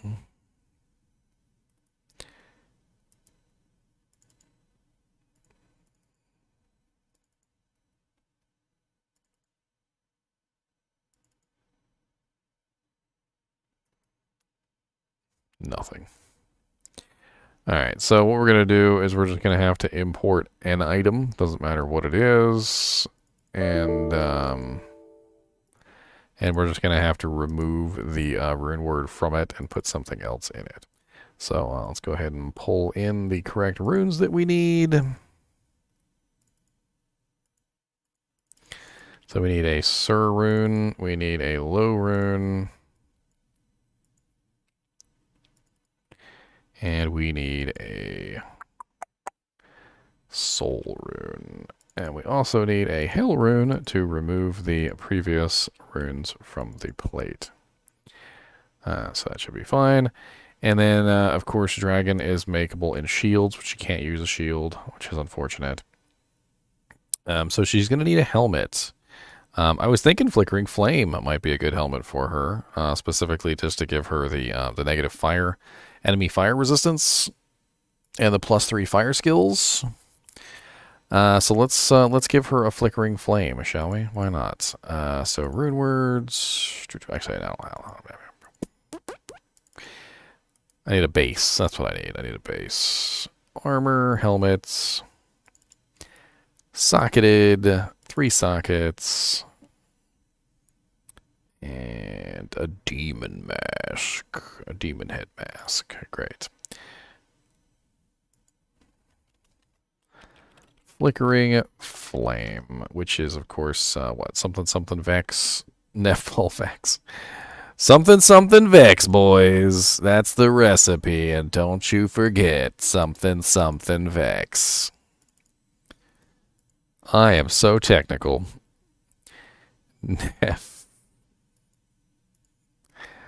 Paul Vex. Save. All right, so we've got this character set up. Let me go ahead and swap over.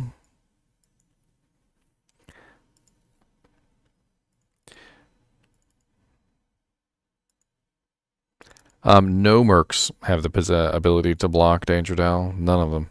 Not a single one. I don't know exactly why they decided that was the case, but none of them can block at all. They don't even have the block ability.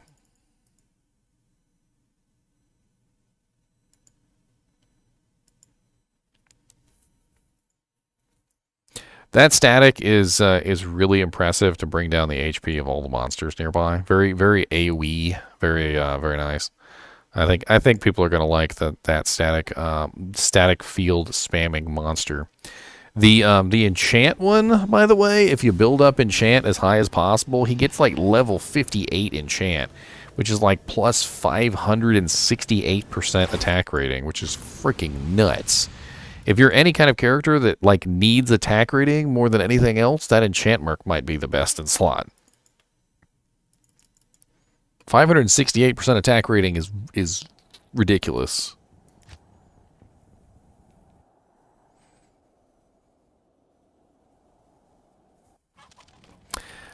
All right. Bink, bink.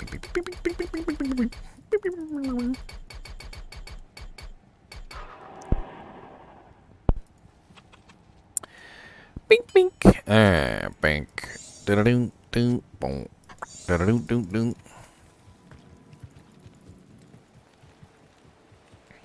Greetings. Well, see, and that's the thing about picking a merc, is you pick a merc based on what your character is capable of.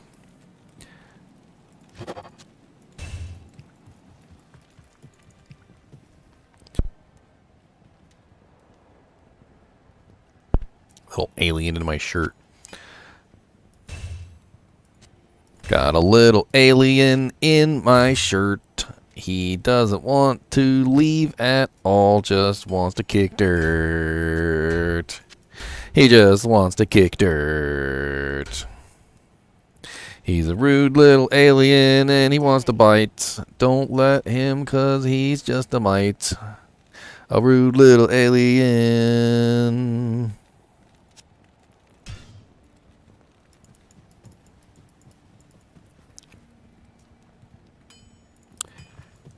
I mean, we've been testing all day, Ryan. All day.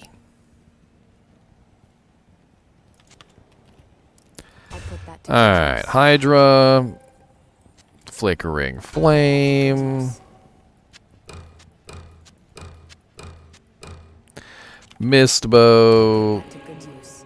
So she's rocking 951 to 1080 on her explosion. Which is going to be beefed up by her Holy Fire aura, by the way. So Holy Fire, whatever the Holy Fire is adding, which is level 14 Holy Fire. So we need to run that real quick. Amazon Basin Holy Fire.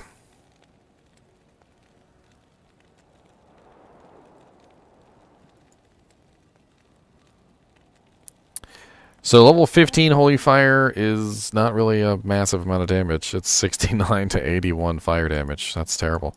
I think they beefed it up by 90%, so we're probably looking at double. So it's an extra 160?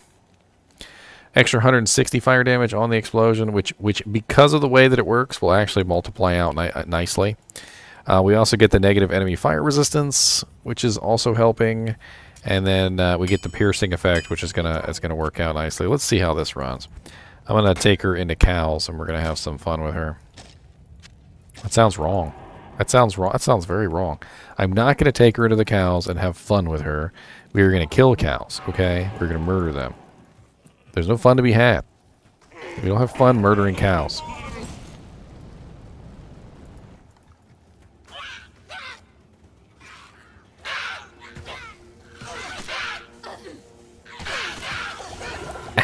Ow. I forgot I don't have any abilities. Hold on. I forgot to put points. I forgot to put points. Forgive me. I know not what I do.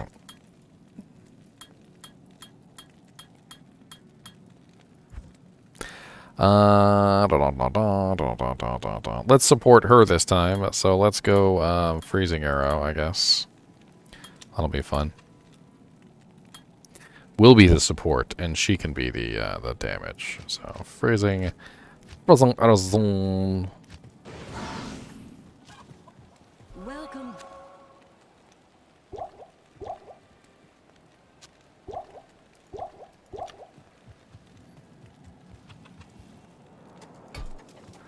Some points in HP might be nice.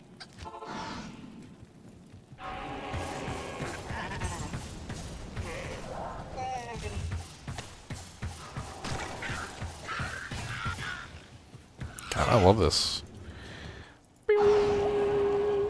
Get out the way.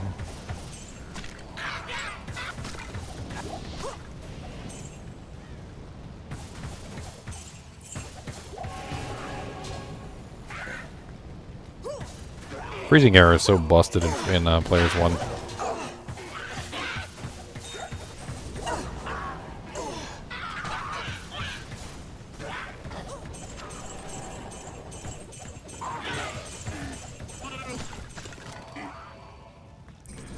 Griswold. Let's see how she does against Griswold.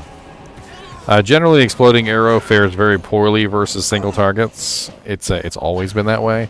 It's gonna be a multi-target adventure, but let's see how she does versus a single target.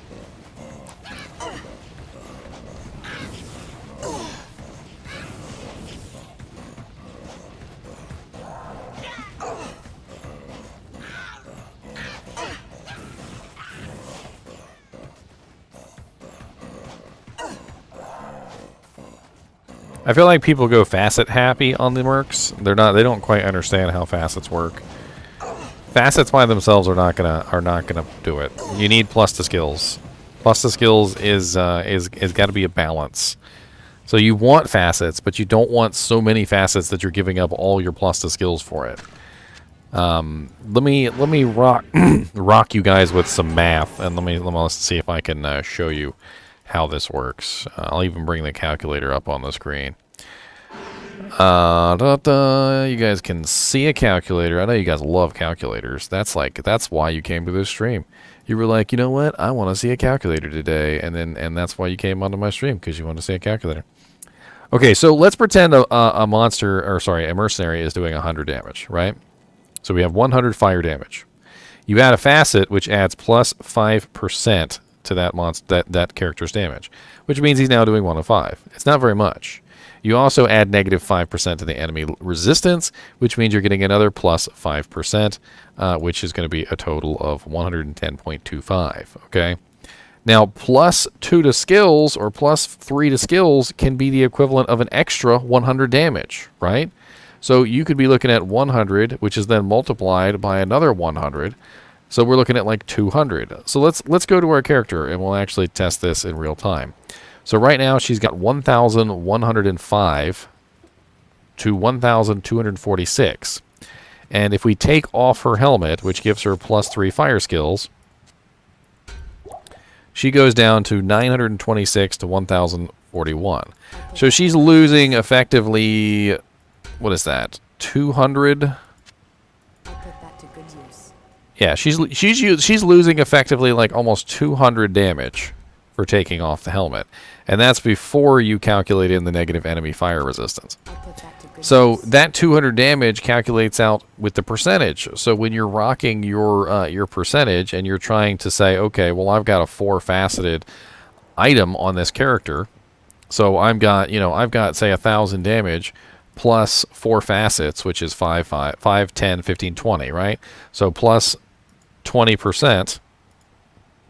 It still calculates out to be about the same amount as the plus to skills. So the plus to skills is literally giving you about the same amount of damage. Where the fire facets come in really handy is when you have really large numbers. So if you're already rocking like 5,000 damage, and a plus to skill is only going to give you like 200 extra points, it's not that big of a deal. But when you have plus, say, 20% extra damage when you have 5,000, it adds up to an extra 1,000 damage. The reason why Sorceress works so well is because she gets both. She gets to have her cake and she gets to eat it too. She gets to sit there and rock her plus to skills, and then she also gets to have her fire mastery as well, which is not quite the case with these guys. You got to make a choice between the fire mastery and the plus to skills. And if you have a choice between fire mastery, plus to skills, and negative resistance, your order should always be plus to skills, negative resistance, fire mastery. So fire mastery is last on that equation. Plus to skills is higher because it increases your base, and negative resistance is higher than fire mastery because it gives you more damage. If you're running a calculation with fire mastery versus negative resistance always wins. Take a monster that has 90% fire resistance. Let's say you do 10,000 fire damage, okay? 10,000 fire damage versus a monster with 90% resistance. Your 10,000 fire damage is going down to 1,000. It's basically nothing. Now, if you have plus 50% fire mastery, so let's say you've got 50% fire mastery, so plus 50% extra damage on this, still minus 90%, still means you're only doing 1,500. It's absolutely worthless. Now, if you have negative resistance, on the other hand, and you're dealing 10,000 damage, on a monster with 90% resistance, let's say I have negative 20% to the enemy's resistance. Well, instead of 90, he's now got, what? So 90 to 80, 80 to 70. So now he's only doing 70%. So now my, I did that wrong. 10,000 minus 70%.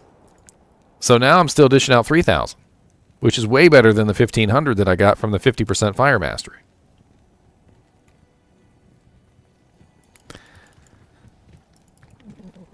Well, Nina, baby, that Soj is mine. Mr. NiNi, isn't that right? Don't you want a Soj? You want a Soj, right? You want a Soj? He said, what? He said, what, a Soj? He said, where's a Soj?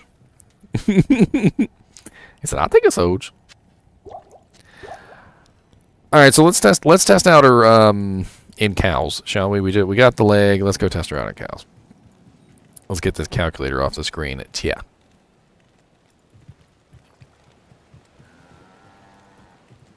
I bet you if I take him out, he goes right back in. Good day.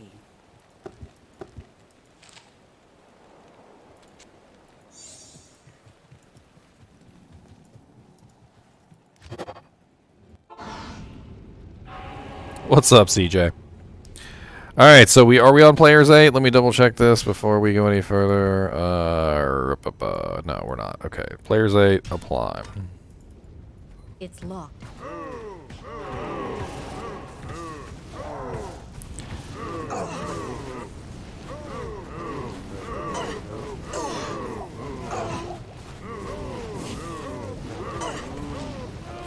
She's spawning lots of Hydras, I'll tell you that much.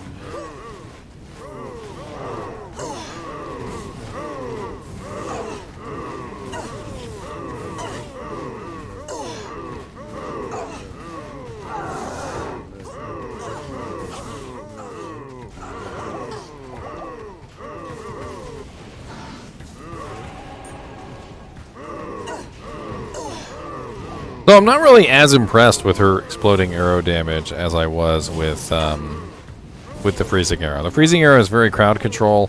The exploding arrow is not as crowd control. I actually have a fire / ice Zon. She rocks both. She rocks exploding arrow and cold. And the cold arrow is always the superior choice in my opinion, unless the monster is fire immune. So most of the time you'll see me rocking cold, despite the fact that I'm mainly built around the fire, just simply because it works much better. Thank you. As you can see, like, this is a freezing arrows on. Look at how massively I can just control the battlefield. I've always absolutely loved this about the freezing arrows on, is that you can literally just control the battlefield at will. Nothing really can do anything unless you want it to. So, Hellplague Longsword just dropped on the ground.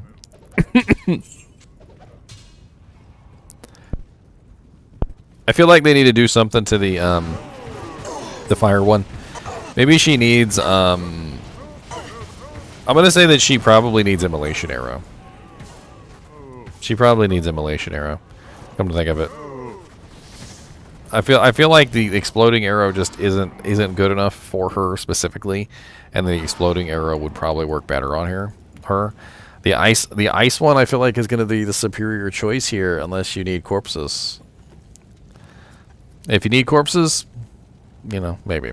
Let's switch her out to a physical damage spec, and let's see how she does with a purely physical damage spec. So let's give her a I'll put that to good use. 1540 Andariel's Visage and a Fortitude, running the Mist Bow, which is going to give her a pretty massive amount of piercing. It's not going to give her the highest physical damage specifically, but it's going to give her the highest piercing physical damage, which is really what I'm looking for. She has 1,928 to 2,317 physical damage right now. Let's see how that fares with her.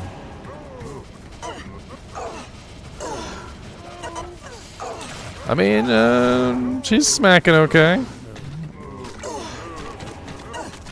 I mean, that guy's got some sort of extra strong modifier on him.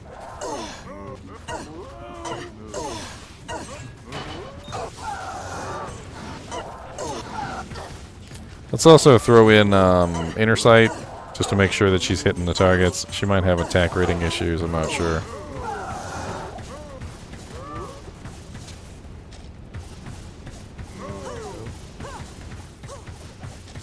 I mean, as you can see, even my freezing arrow isn't doing a massive amount of damage.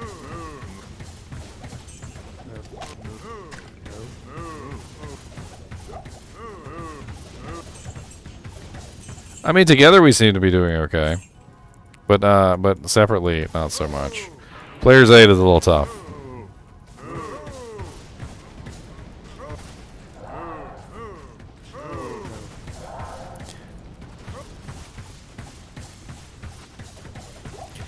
I feel like the clear winner here is the yeah, no, the cows are chasing revives.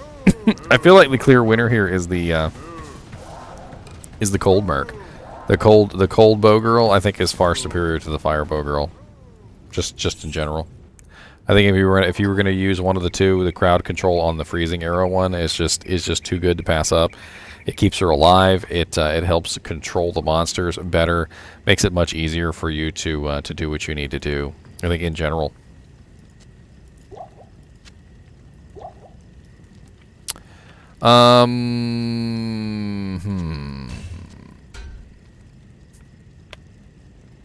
So the next merc we're going to test out, of course, is the Barbarian. The Barbarian. The Den of the Bar. I believe I have a Barbarian merc already on Immortal King, although this isn't really the character I want to test on.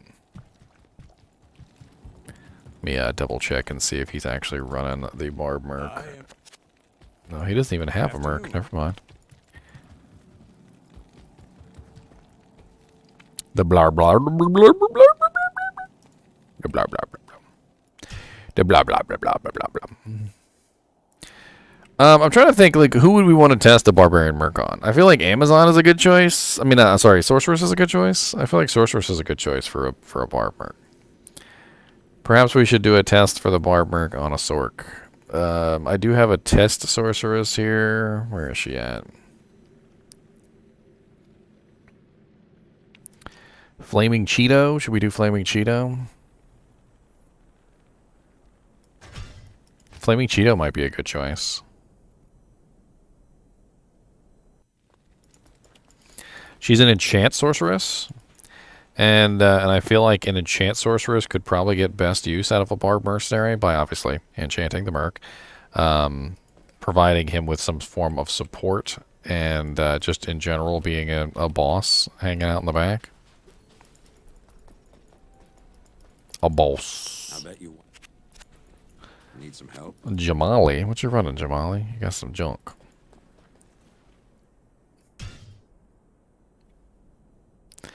Everybody's gangster until they need a Ral rune for their Andy's helm. Okay.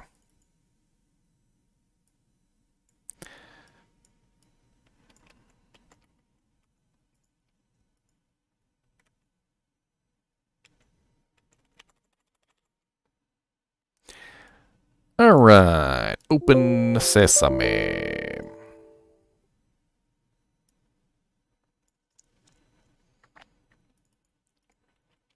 Flaming Cheeto. Where are you at, Flaming Cheeto? Flaming Cheeto. There's my Flaming Cheeto. Hail the Flaming Cheeto. And make sure she's got all her waypoints and all her introductions and crap and stuff and things. Make sure she's got her quests finished. Make sure she's marked for hell difficulty. Okay, she is. Alright, save. She's wearing absolute garbage equipment, by the way. She's got some garbage on, doesn't she? She's got like Saigon's boots and Nagel rings and I don't even know what's going on with this setup. She's got nothing. She's got nothing going on. Oh, sorry. Bink. No, wait, no. Sorry. Wrong one. Bink. Haha.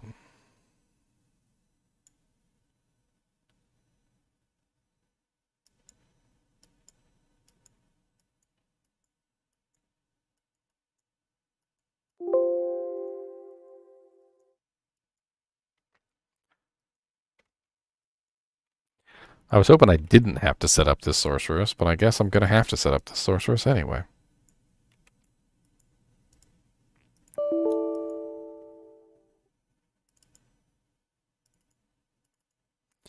Alright, weapons, crossbow, exceptional.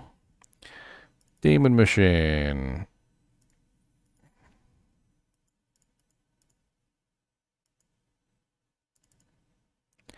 Runewads. COH.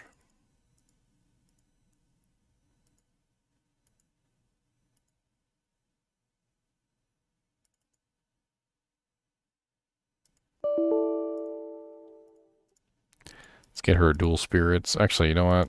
I ain't gonna get her dual spirits. We're gonna get her something better than dual spirits because she needs them for buffing. She needs buffing items for enchant.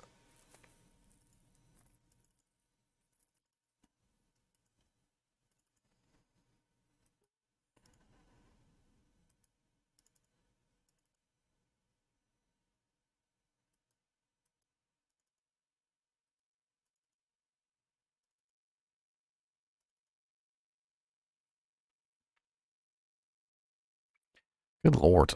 I got so much crap in here. Let me just give her a +3 item. It really doesn't matter. That's all she really needs is a +3 item. Sorceress. Eschews Temper. Oculus. Doesn't matter. There you go. There we go. Done. Rune words. Spirit shield. Helmets. She needs a kind of like a just a. You know what? Let's give her the new flickering flame helmet. I don't care. That sounds like a good choice. Yeah, sorceress. We're gonna do. I'm just gonna do an enchant sorceress for the barbarian. I wanna give him a good chance of doing well, I guess would be the term. We're gonna see how well that she can do, or he can do with an enchant sorc. I feel like that's a good combo.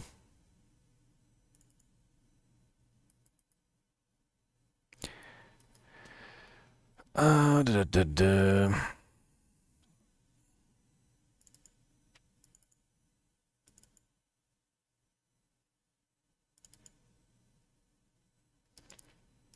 Alright, we need the bonus items here.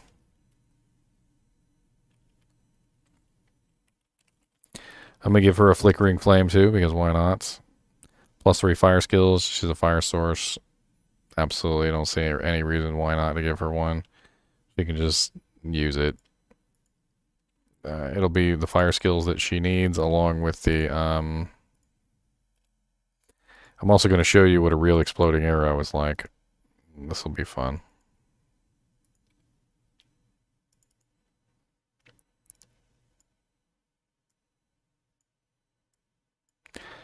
Alright, she also needs some nice gauntlets. Let's give her some gauntlets real quick.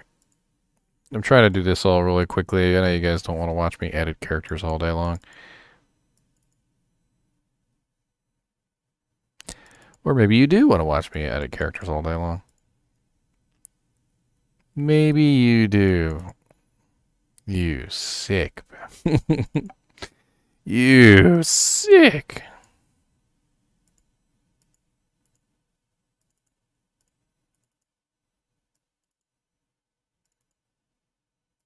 Oops, raw gauntlets.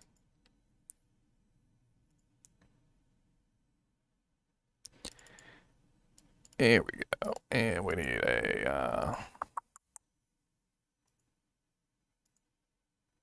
God, so many items to consider here. I'm trying to get everything in here as quick as possible.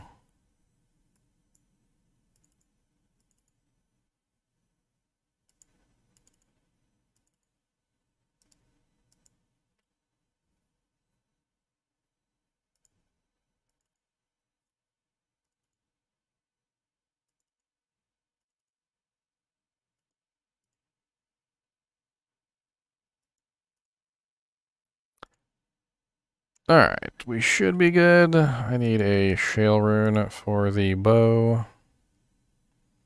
And now we're going to set up the merc. The whole goal of this is to synergize. A lot of people test just the mercs by themselves. I don't like doing that. The mercs need to be tested in concert with a character that, you know, they're going to synergize well with. I think this is a good synergy for this merc, and I think it might do very well. Shale rune. There we go. Save. And mercenary. Bink, bink, bink. Alright, so let's go ahead and change this to the normal Barbardodon. We got a bunch of names here. I like Wiglaf. Wiglaf sounds good. 999999. Save.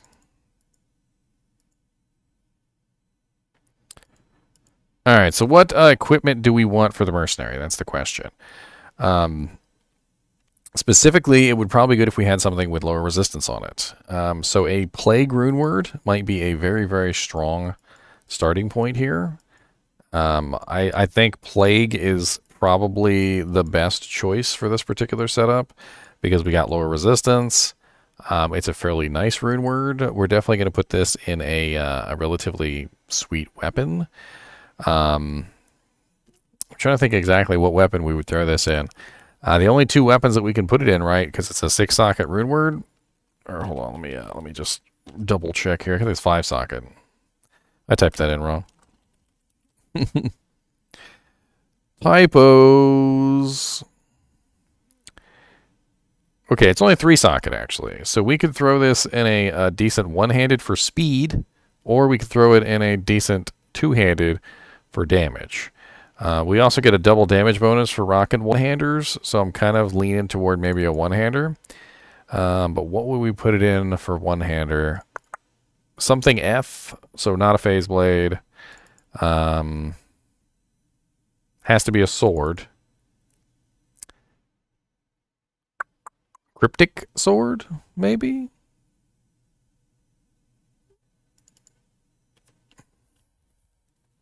Thinking cryptic sword. What's the what is the highest damage one-handed sword? Might have to actually go check this real quick. Go to Diablo2.io. Let's go to base items. We're gonna go to might as well let you see me on Diablo2.io. I don't see any reason why not. So we're gonna go to item type, swords. We're going to go to utility, so it's got to have at least 3 sockets. One-handed.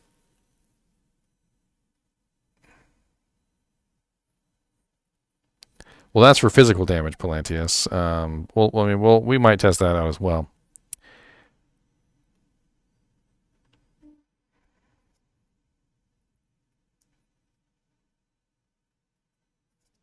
It might be the mythic. 3 sockets could be the mythic.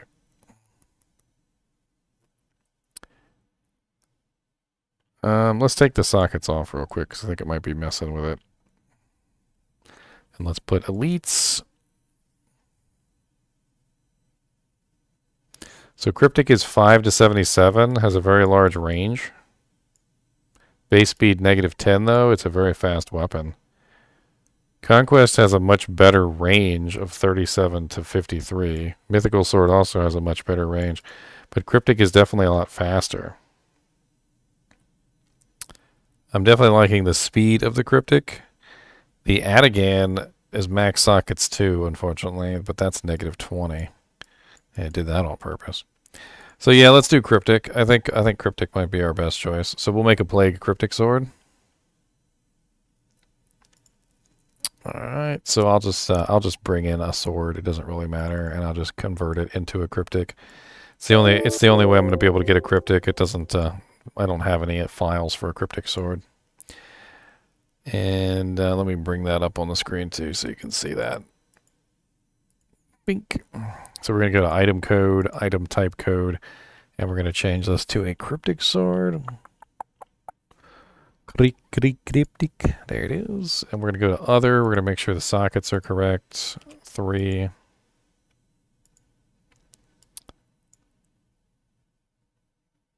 All right, there we go. And so now we need the runes. So we need Cham Shale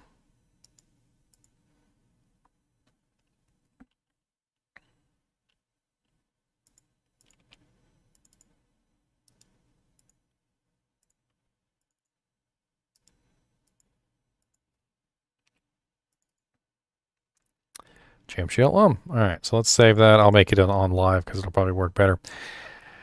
Okay, so look at that. Look at that beautiful screen. See, that's why I don't like having that window up. Isn't that beautiful? Yes, on struck, not on being struck. So we want him to be hit. Yeah, exactly. All right, so we have his weapon decided. We can also grab an ethereal head strike or two just for giggles. Let's go ahead and uniques, weapon swords. It's an exceptional head striker.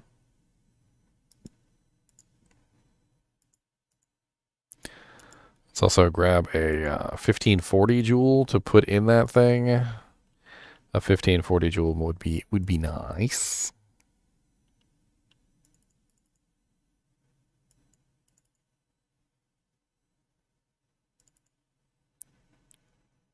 Okay, and then we're also going to specific ethereal, make item ethereal. We're also going to change the base of the item here to a conquest sword.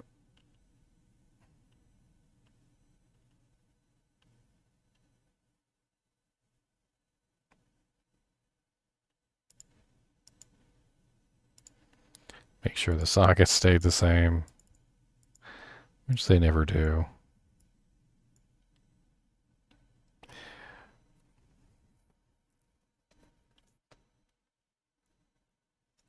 Oh yeah, this needs to be F.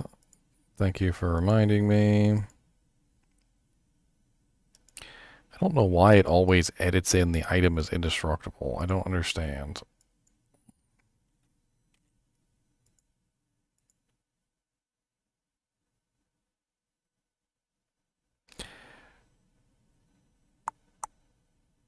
Okay. All right. So we still need armor. We still need armor and a helmet for this guy. So what are we rocking for an armor? What are we rocking for an helmet?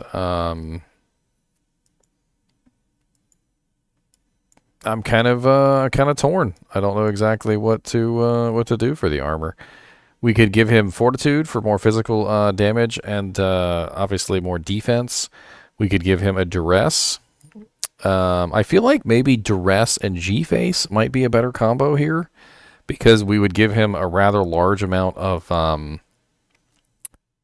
crushing blow and open wounds. I feel like that might work better with him, especially since he's a highly physical damage character. You know, really revolving around smacking things, obviously, as hard as he possibly can. Let me see if I've got either of those.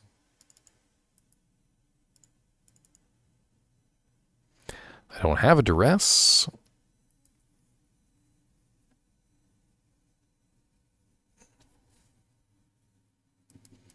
I can give him a G-face, though. Hold on, let me grab the G-face. Always yelling at me.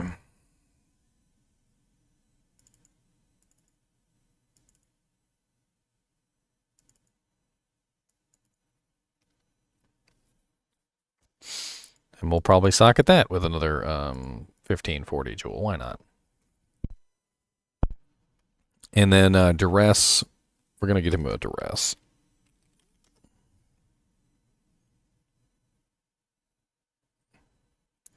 Shale Thul. You know, we're also adding a fortitude too and a COH just for giggles. I mean, I've got both of those files, so we might as well just add both of those in. Mr. NiNi, what are you doing in there?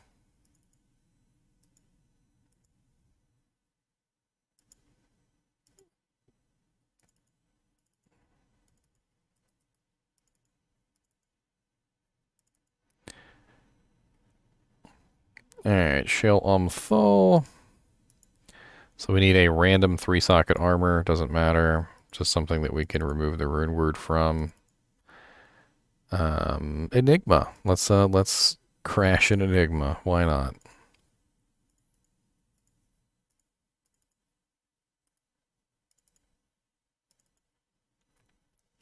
Alright, so we need a hell rune so we can remove it out of there.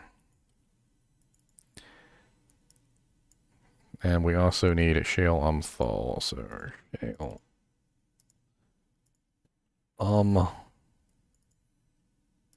And fall. Save. Alright, so what about his helmet? We still haven't really... Besides the G-face, he could also be rocking, what, Andariel's Visage or something? Maybe. You know what, let's just roll with it. We'll see how this goes. Alright, we're done. Flaming Cheeto's done. We've got everything edited. Let me copy the file real quick and we'll be testing before you even know what's going on. Copy. Butt scratch on! Look here, sir. I'm gonna have to kindly ask you to vacate the premises. I'm gonna have to kindly ask you to vacate the premises. Vacate. Vacate the premises.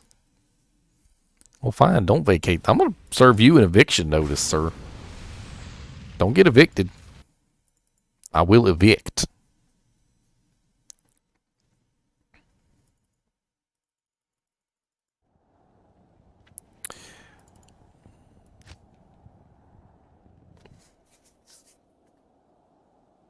Hopefully I remember to give her skill points. Oh, I did not. At least she has enchant.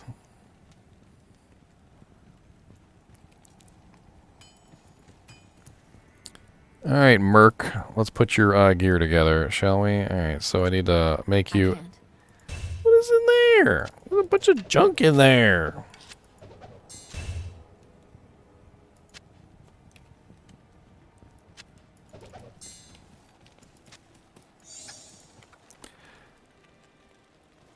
It's a chinchilla top. It's a chinchilla. Turn your eyes, okay? Turn your eyes away from the screen if you don't want to see me murder an enigma, alright? Because I'm about to murder an enigma. If you don't want to see it, turn away. I'll let you know when it's safe to look, okay? I'll let you know when it's safe to look.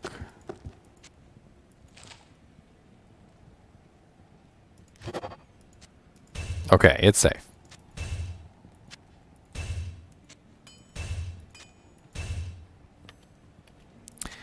I'll put that to good use.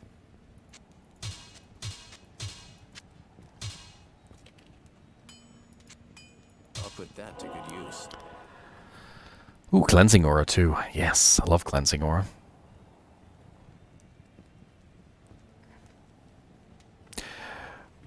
Okay, I didn't put that one.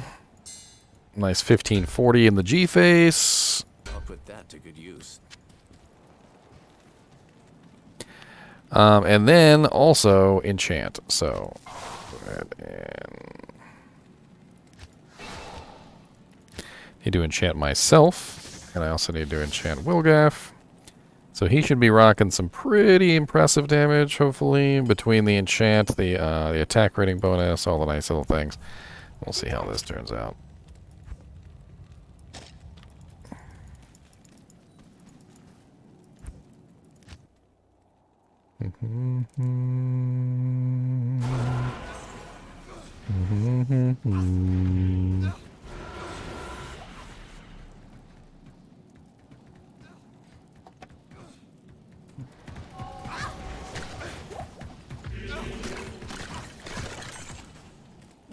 Punks.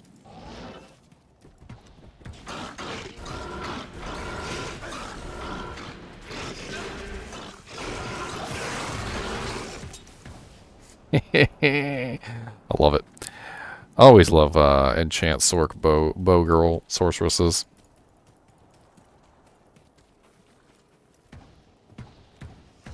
Immune to fire. Oh dang, he's punking these little. He's punking them. I like that. Oh, little punk.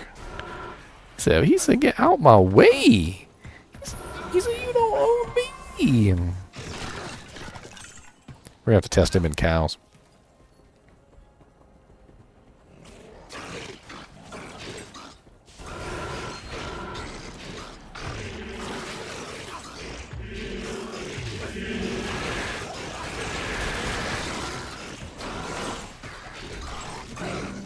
What's up, Shank? I heard you like getting murdered by mercs.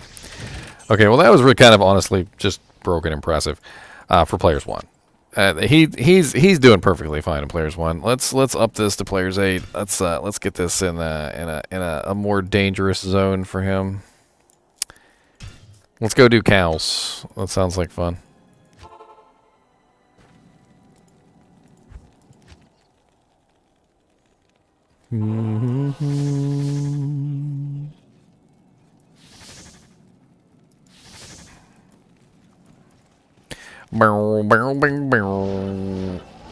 This character has no faster cast, by the way. She's not built for faster casting.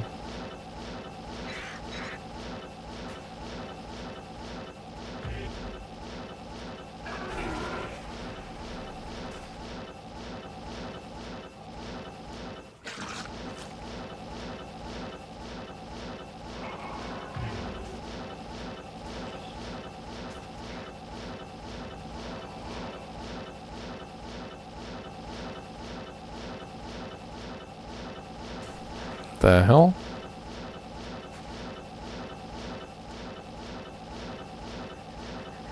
Oh, there it is. I missed it like 3 times. Ow!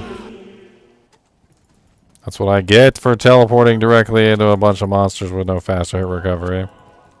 She doesn't cost anything. He doesn't cost anything, that's for sure. I guess we really are going to find out how good he is by himself. Let's go, buddy. Come on.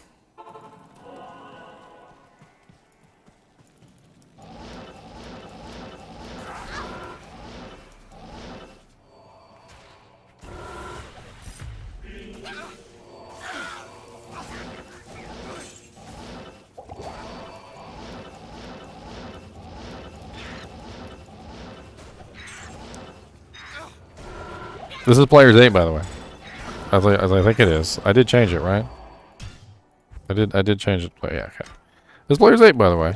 He's doing okay.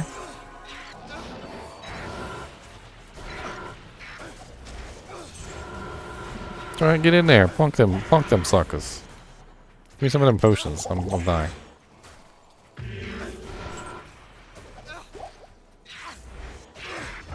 Yes. Potions. Thanks. Beautiful potions. Thanks. Come over here and help me get my body. Why am I wielding a spear?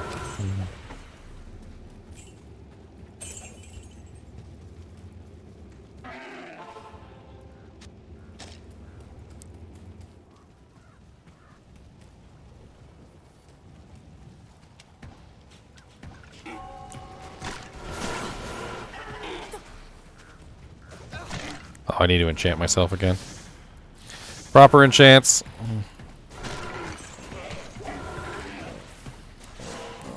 Get him, Wiglaff, get him. Griswold's kicking his butt.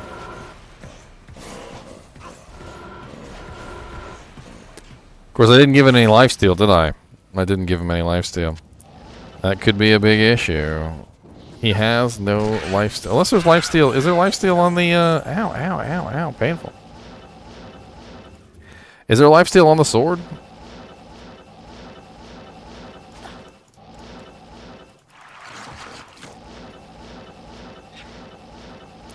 Because COH has lifesteal.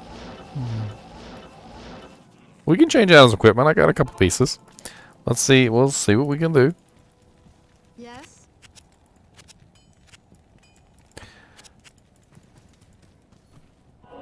So I got COH here. I don't know. Has he got any lifesteal? He does not. So yeah, let's switch over to COH.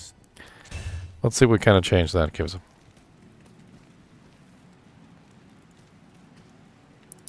Alright, we got the leg. Did we get the leg right? We got the leg. Okay, good. We got the leg. Welcome back, my...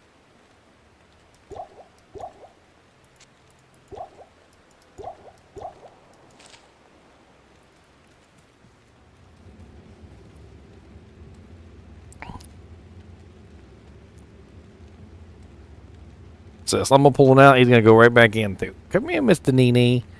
Everybody wants to see you, sir. They said, "What are you doing in the shirt?" It's locked. Oh God! Teleport right into the middle of a bunch of cows. Exactly how you die. Congratulations.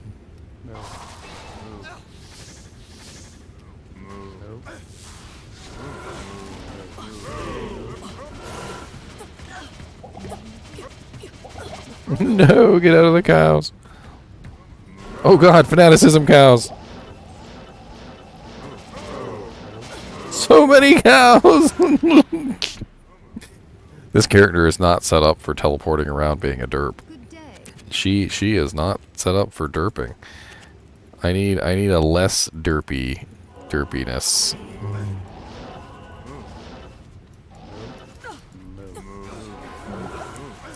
Leave me out of this. Oh God, I teleported right in the middle of a bunch of cows, didn't I? Mr. NiNi, you want to go back in here? Come on. Come on. See, I told you he wanted to go back in there. He didn't want to be outside. He didn't want to be out. No, it's players 8, Morbius. It's players 8.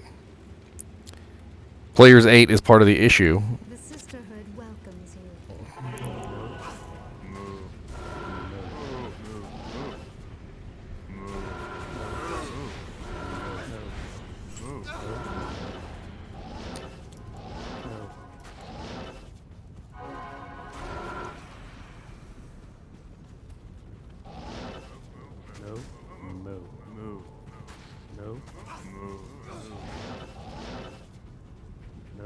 Must retrieve corpses. I literally right-clicked. Why did it walk? I hit right-click to teleport, and it literally started walking toward the body.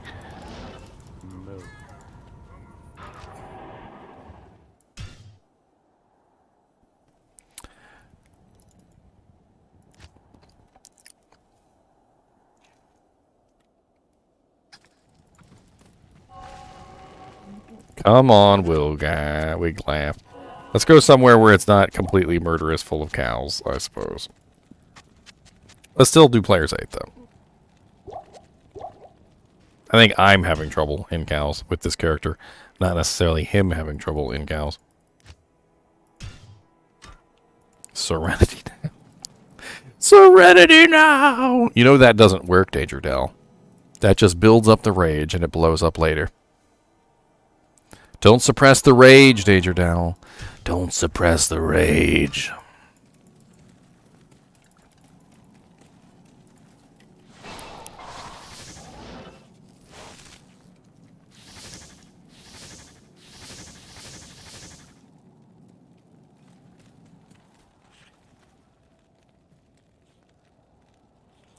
Ow! What are you biting in there? Stop it!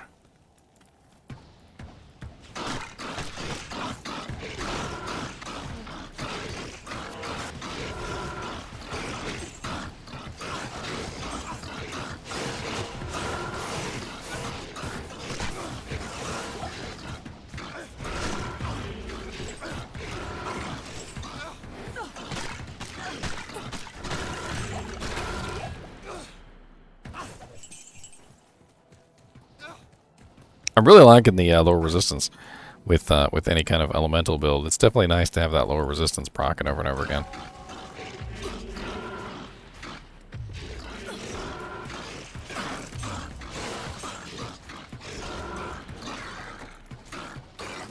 Let's set him up for more physical damage. Let's see how he does with physical damage. I wanna test out his max fizz. So we don't need G-Face, really, but I think it might still be the best option here.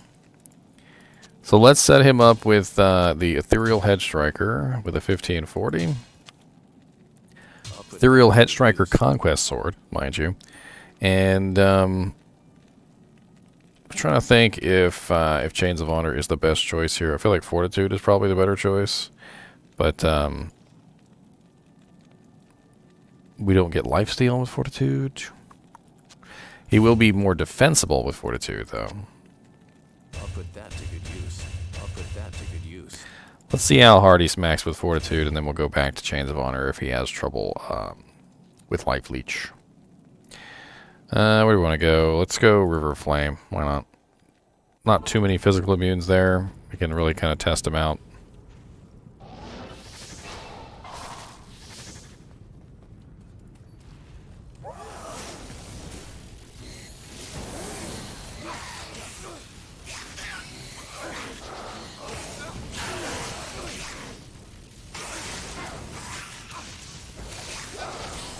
He's like a little golem. I almost feel like he would work really good with an amp damage necromancer. These grotesques seem to be really physical resistant because he's not doing very much damage to them.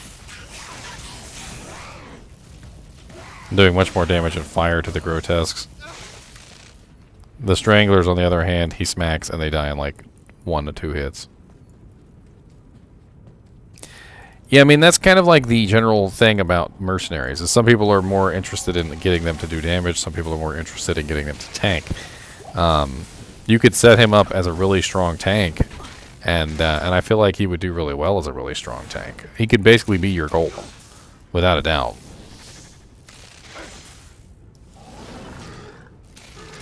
And as a sorceress, you can really kind of focus him on your targets that you'd like him to attack.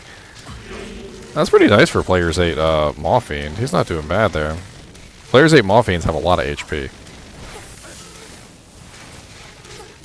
He keeps switching targets, though. Like, he literally will switch over, like, 3 or 4 times in the middle of a fight. He's over there just, like, fighting one monster 1 second, another monster another second.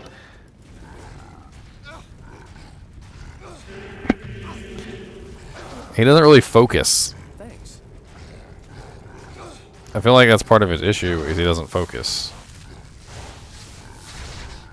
He literally will pick like every single target to fight. He's attacking one monster and then he's attacking the next, and he's spreading out his damage really far. You notice how like half the monsters in here are missing like a quarter to like 3/4 of their HP. Like he's spreading it out too far. And maybe it's a problem with his AI. I'm not really sure. He keeps attacking one monster. Maybe it's the knockback. That's what it is. It's the knockback. He's knocking back the monster. The monster's leaving his range, and he's picking another target. So he's knocking back the monster. He's picking another target. He's knocking back the monster. He's picking another target. He's knocking back the monster. He's picking another target. That's what he's doing, and that makes sense. That actually makes a lot of sense. Which means he's never going to be an extremely good single target damage character. Let's swap him over to Chains of Honor for the lifesteal, because he did have a little bit of trouble there.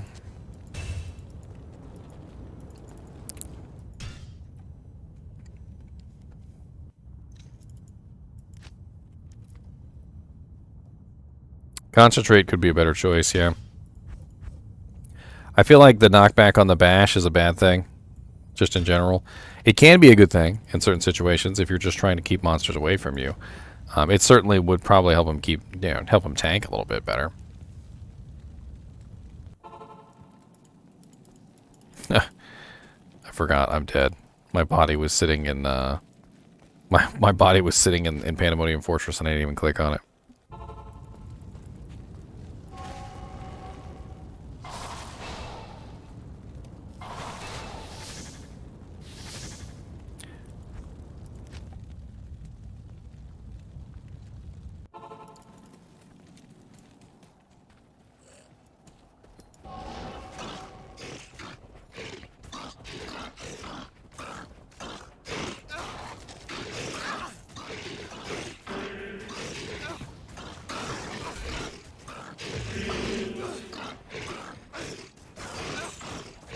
I mean, this is Players 8, and he's certainly not having any issues killing anything. I mean, when he hits a target and he focuses it down, the monster dies. There's many situations where he's surrounded, I'm noticing, where the monsters are not capable of being knocked back, either because they're up against the wall or because they're, he's surrounded by so many monsters that there's another monster behind them. But you notice that whenever he knocks back a monster, he switches to a new target. So he immediately switches to a new target every single time he knocks back a monster. That's kind of a little bit of a downside there. I think the knockback is holding him back. I know that's kind of a cheesy way of saying it, but the knockback is holding him back. If they took bash away and they gave him concentrate instead, it would definitely help him out a ton.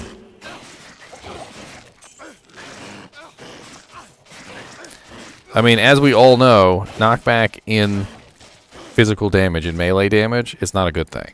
It ruins your DPS. What it does is it forces you to have to either A, chase down the monster, or B, switch to a new target. And that's what he's doing, is instead of chasing down the monster, he's switching to a new target. And it doesn't matter which one he did. If he chased down the monster or switched to a new target, it would both have a negative effect on his DPS. But if he chased down the targets, he would at least finish off whatever target he was attacking. But since he's switching to a new target, he's being forced to engage multiple targets at one time, which means he's spreading his damage out too far. He's really spreading his damage out across all the monsters in the battlefield, which is a little bit of a problem. If you were a necromancer and you were using him as a summon, like just like basically a beefy golem, I could definitely see that as being just fine because your damage is already spread out all over the place from all your skeletons. Maybe if you were specifically using him as a tank, it wouldn't really matter because the knockback would probably help him stay alive because every time he knocks a monster back, he's taking less damage. Against bosses, it's not going to have an effect. Let's go see how he does against a boss. So let's see if I can find Iswal real quick.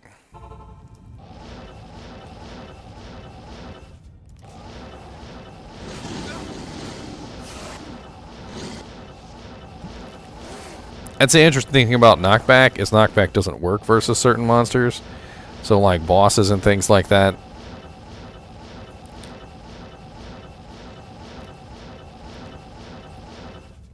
I mean, you could equip him with a Last Wish if you were a rich enough necromancer, and you'd have Might Aura.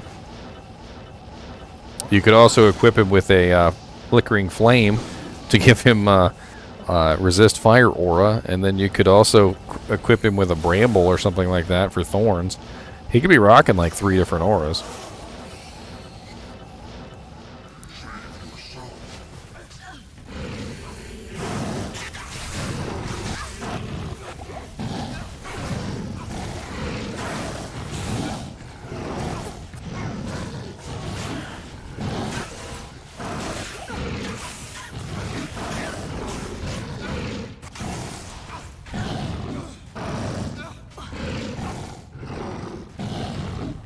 So notice now that he's got a monster that's not being knocked away, he won't switch targets. He's only attacking Iswal, and he won't switch off of Iswal. So I'm right. If the knockback is literally what's causing him to switch targets, and because of that, I think they need to take the bash away from him. He's doing pretty good on Players 8 Iswal. This is Players 8 Iswal, right? Yeah, that's Players 8 Iswal. He's taking him down pretty hard.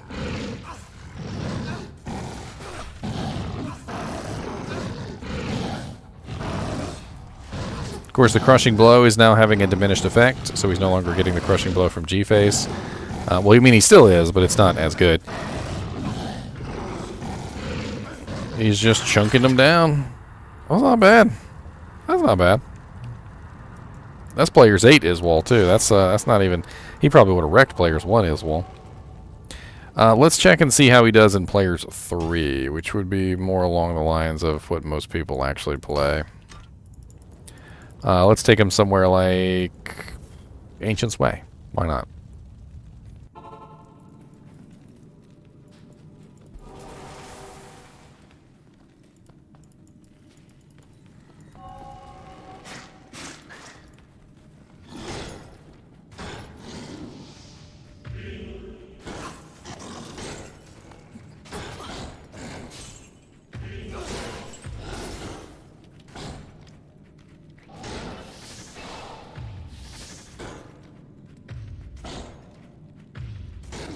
He uses that little stun thing a lot. The, was it the Battle Cry? He uses Battle Cry a lot. He certainly doesn't have any problems with Hell Lords.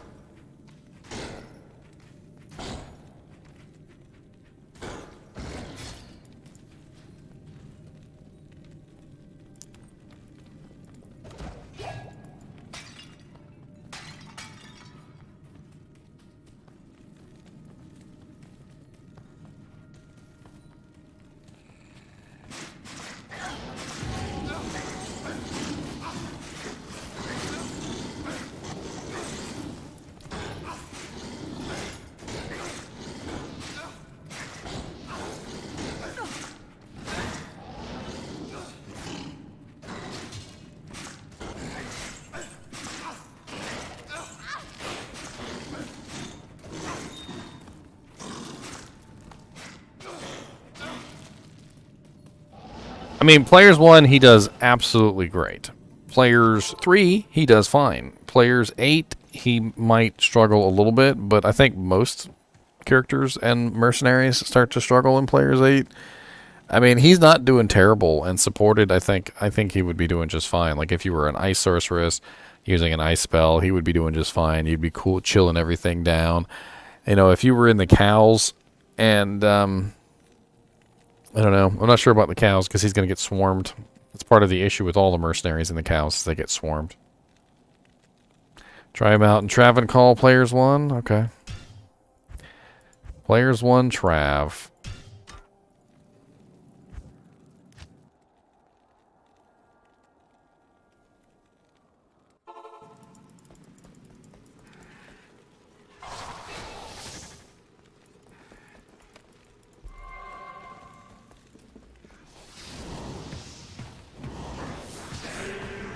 What are you digging for? Chinchilla's just digging in my shirt. Apparently he wants to go to somewhere. Like the moon.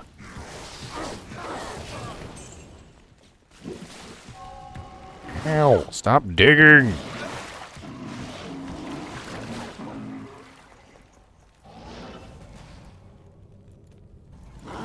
Okay, not exactly fair because he has amp on him already, which is not even from the council.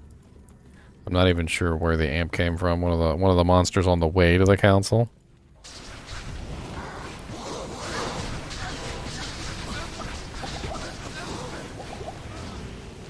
The Hydra's just immediately killed him. You need specialized equipment for the Travancore. It really is a terrible zone for mercenaries. He just immediately died. All those Hydra spams on top of him, plus the amplified damage. This is a little bit too much. Let me try it one more time now that the amplified damage boss is gone. I'm surprised you made it back.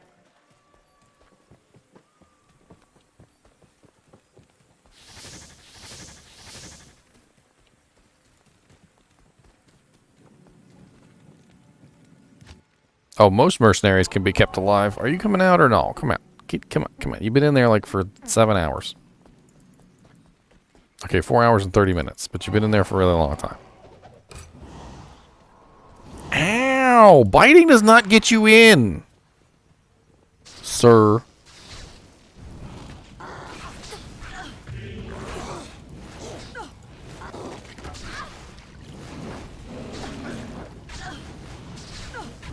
Ow.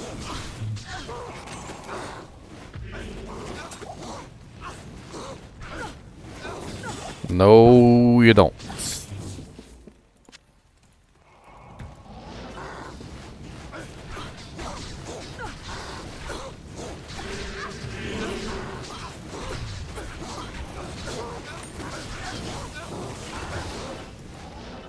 Thanks.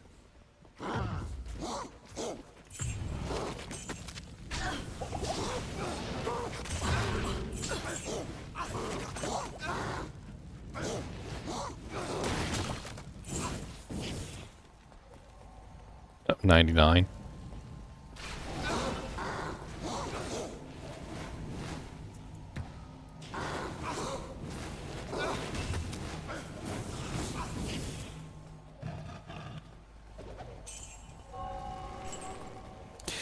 I think it's viable, especially if you built it correctly.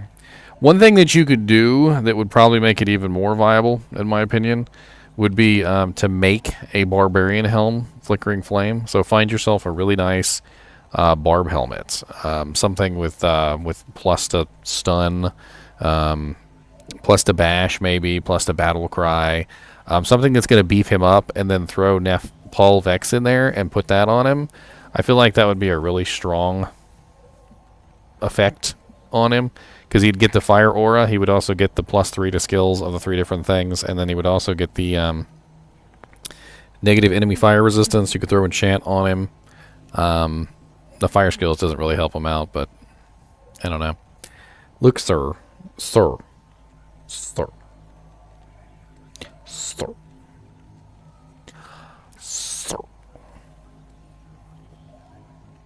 Little fluffo thing. Look at this little fluffo thing. Look at this. Look at this little thing.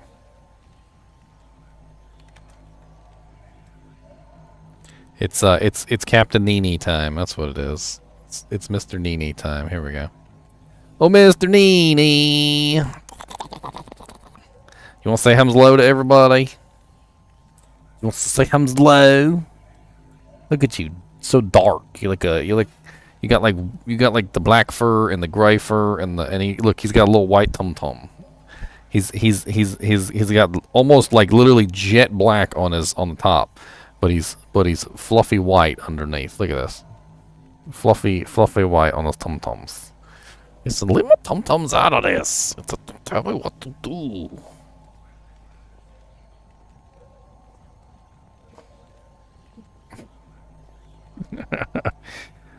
Okay. Ow! No! So whenever I let him in my shirt, I always wear 2 shirts. So this is important. If you ever have a chinchilla, I want you to remember this. 2 shirts, okay? One your inner shirt and then your outer shirt. Only let him in your outer shirt. Don't let him in your inner shirt, okay? You don't want the chinchilla on your bare skin.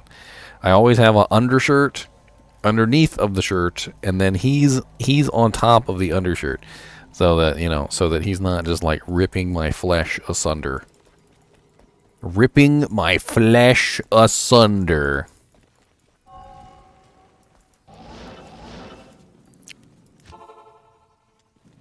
Not here.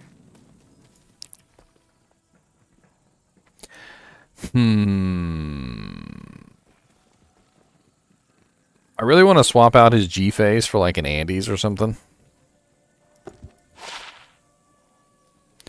I got an Andes sitting somewhere. Let's go grab it real quick, and I'll swap out G face for Andes. I have a rather large chest cavity too. When I was young, I should have gotten a surgery, so my chest cavity goes inward a little bit. It's called like pectus excavatum or some stupid shit. Pardon my French. And basically what it is the let's throw a 1540 in that too. Why not? I got those laying around everywhere. It kind of like goes inward, and so it probably does make a rather comfy place for him to sit. It probably does. He's probably like, ooh, comfy little spot for me to stay at. Ooh, yes.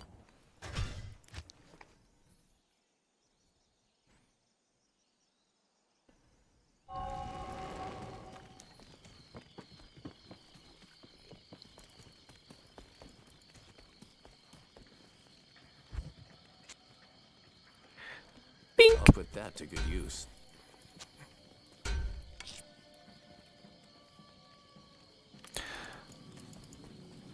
Hey, 1,000 messages today. Look at, we're chatting up a storm today. We're chatting up a storm everywhere we go. Gonna throw some words at your face like snow. A little bit of freestyle there for you. Coming at you really hard. Gonna hit you in the lard.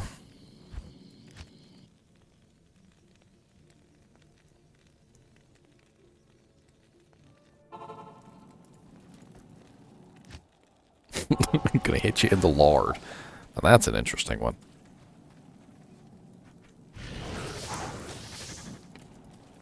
Alright, Wiglaf. Players 8, Eldritch. Oh god, he's got fanaticism. Can you do it?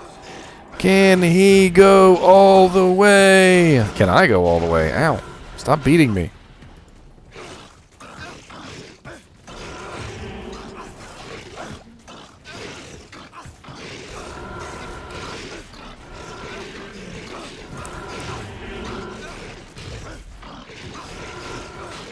No.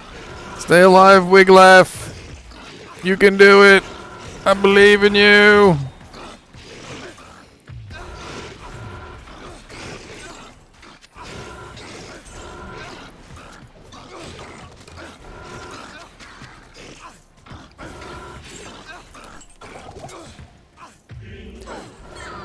Okay, that was really impressive.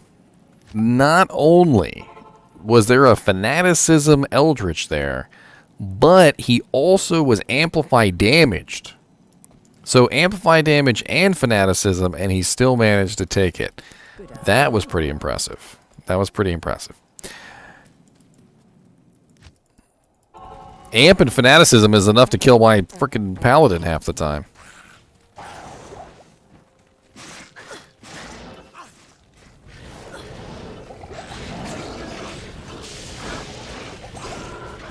Oh god, the poison. I'm literally slowly dying from poison. Stop poisoning me! Take out Shank! Shank snipe! Shank snipe! What? Shank teleport away! Shank snipe!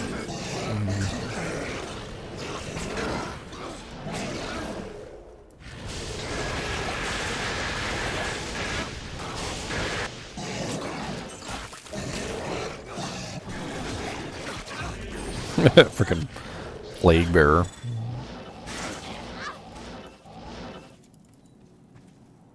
Call an ambulance, but not for me. Plague bearer. Might actually be useful now that they broke the rabies druid, the shapeshifter druids in general. Maybe.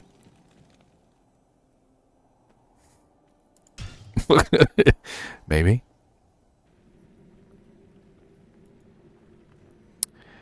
I'm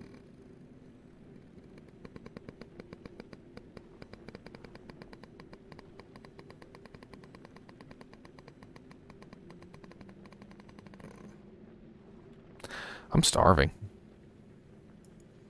I need food.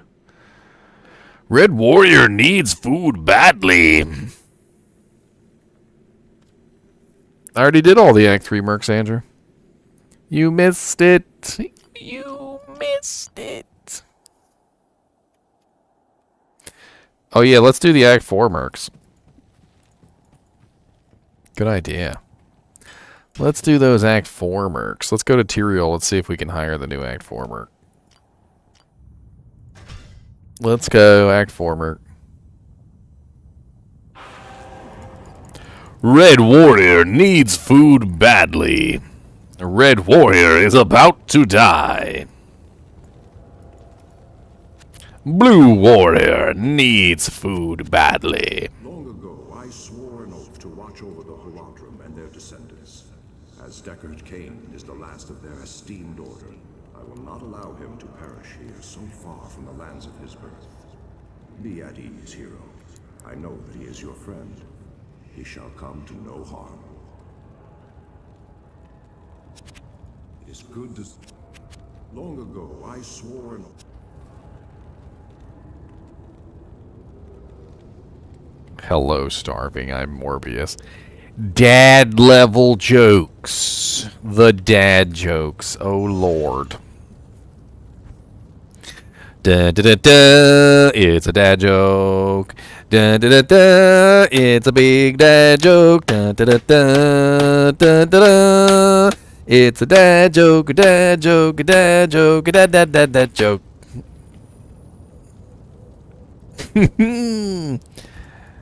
That was some high-level dad joke there. I know you're all impressed. Which merc is this? Freezing merc!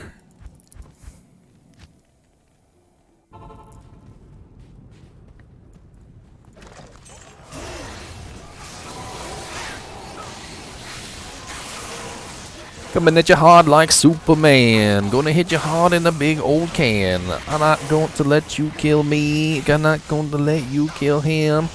We're gonna fight together like Conan and Red Sonja. Except he's a dude and I'm a dude. And it's totally not what you think.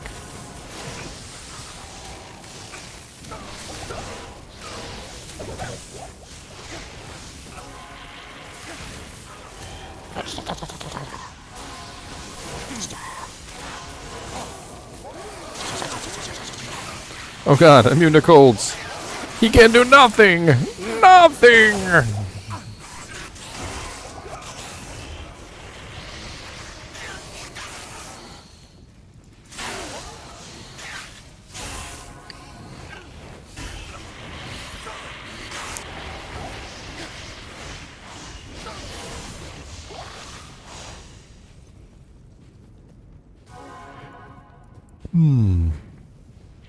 What if they added thunderstorm? Thunderstorm for the lightning merc. Let's go. T-storm boys. Greetings. What do you need? What do I need? That is the question.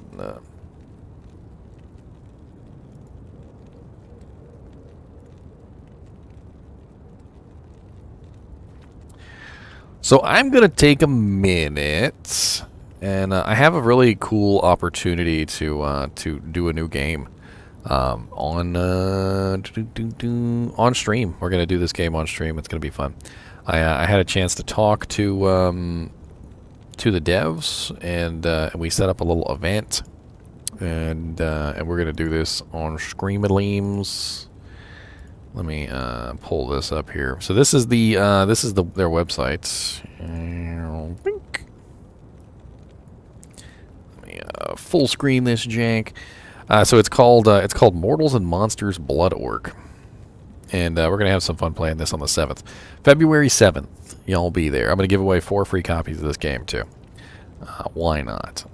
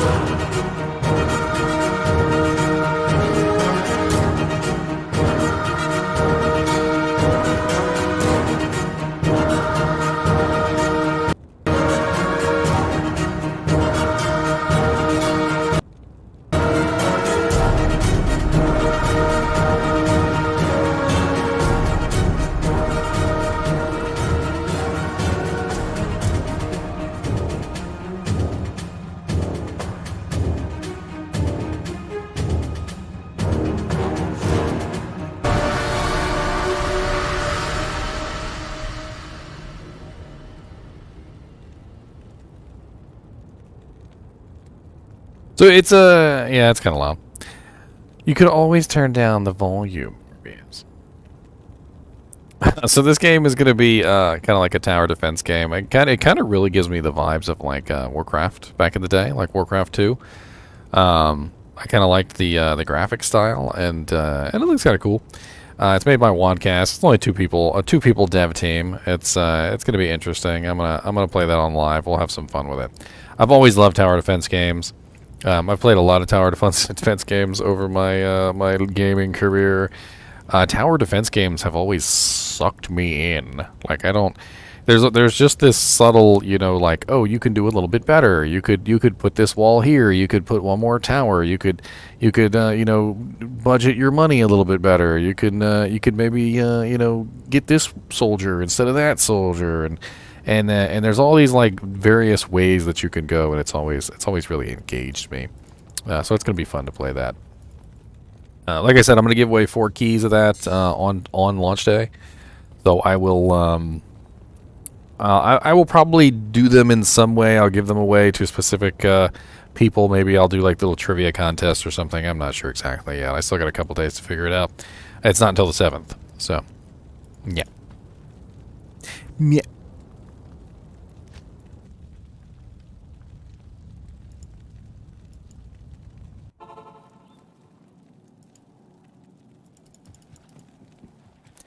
I think I'm done for the day. I don't really know what to do except for maybe to go do some magic finding or something. But to be honest with you, I kind of want to just relax a little bit. I do want to give you guys a heads up on upcoming videos. I've got quite a few videos coming up. For those of you who have stuck in here till the very end of the stream, the least I can do is give you guys an idea of what kind of videos are coming up. So, let's see here. Where's my scheduled videos? Viper Fork, Giant Skull, Arcanist Tricks, Hand of Brock, Gorefoot, Griswold's Legacy, Blade Buckle, Verdungo's Hardy Cord, and Cathin's Traps. Those are all coming up within the next couple days. I also have another horror game coming up on Saturday. It's called SCP-847, and it's kind of scary. It's a pretty spooky game about a bunch of mannequins. I swear mannequins are always scary as crap. I also have another Skyrim episode coming up on Sunday. That'll be up on Sunday, probably around like not really sure. I was thinking like 6, but I might change the time frame for those. I might release them a little bit earlier in the day. We'll see. Let's see. I see some people got to look at my Cathin set a little bit early. 15 views on my Cathin's Trap set. It's like some people are paying attention to the playlists. Sometimes they get added to the playlists, and you can look at them very briefly if you click on them through the playlists. But as soon as I actually set them up correctly, you can't look at them anymore. It's usually because I haven't finished editing them yet. So it's pretty funny that some of you guys are figuring out that you can sneak peeks. I see. Sneaking peekers. You peeking sneakers. Holy crap. Mortal King set video has 17,853 views on it already. You guys are amazing. 359 likes on that bad boy. Sweet. I didn't think anything was going to beat the Saigons. But it's getting close. Saigons is at 22,766 views so far.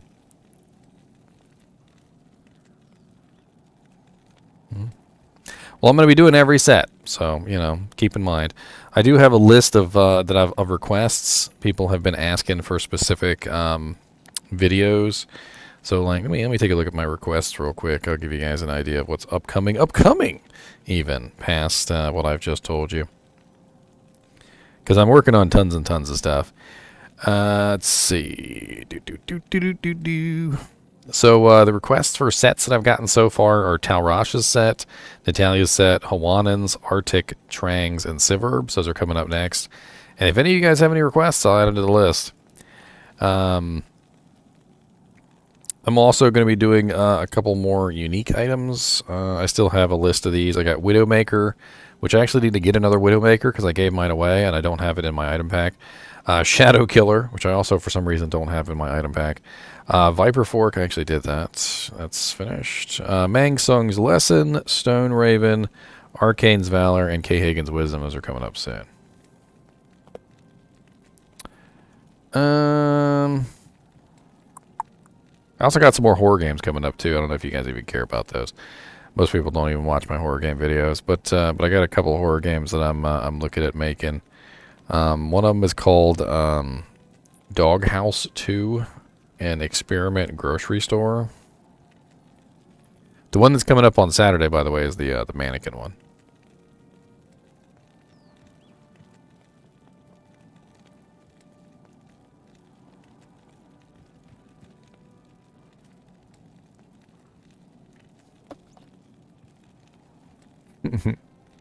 Still like Aratha's better.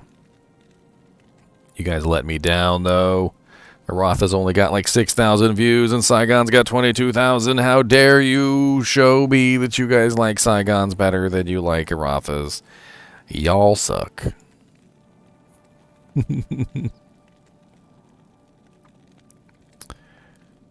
Y'all suck. All right, guys and gals, I'm going to call it a night. I'll probably be on tomorrow, and it really just depends on whether I'm making videos to post or whether I'm going to live stream. And I'm sorry that Mr. NiNi decided to be an alien chest monster today and not come out and say hello to everybody. Would you like to say goodbye to everybody, Mr. NiNi? Why don't you at least say goodbye? Say goodbye. Tell people say your mom's a hoe and I got all the raisins. No. Not gonna say nothing. You want to sit on my head?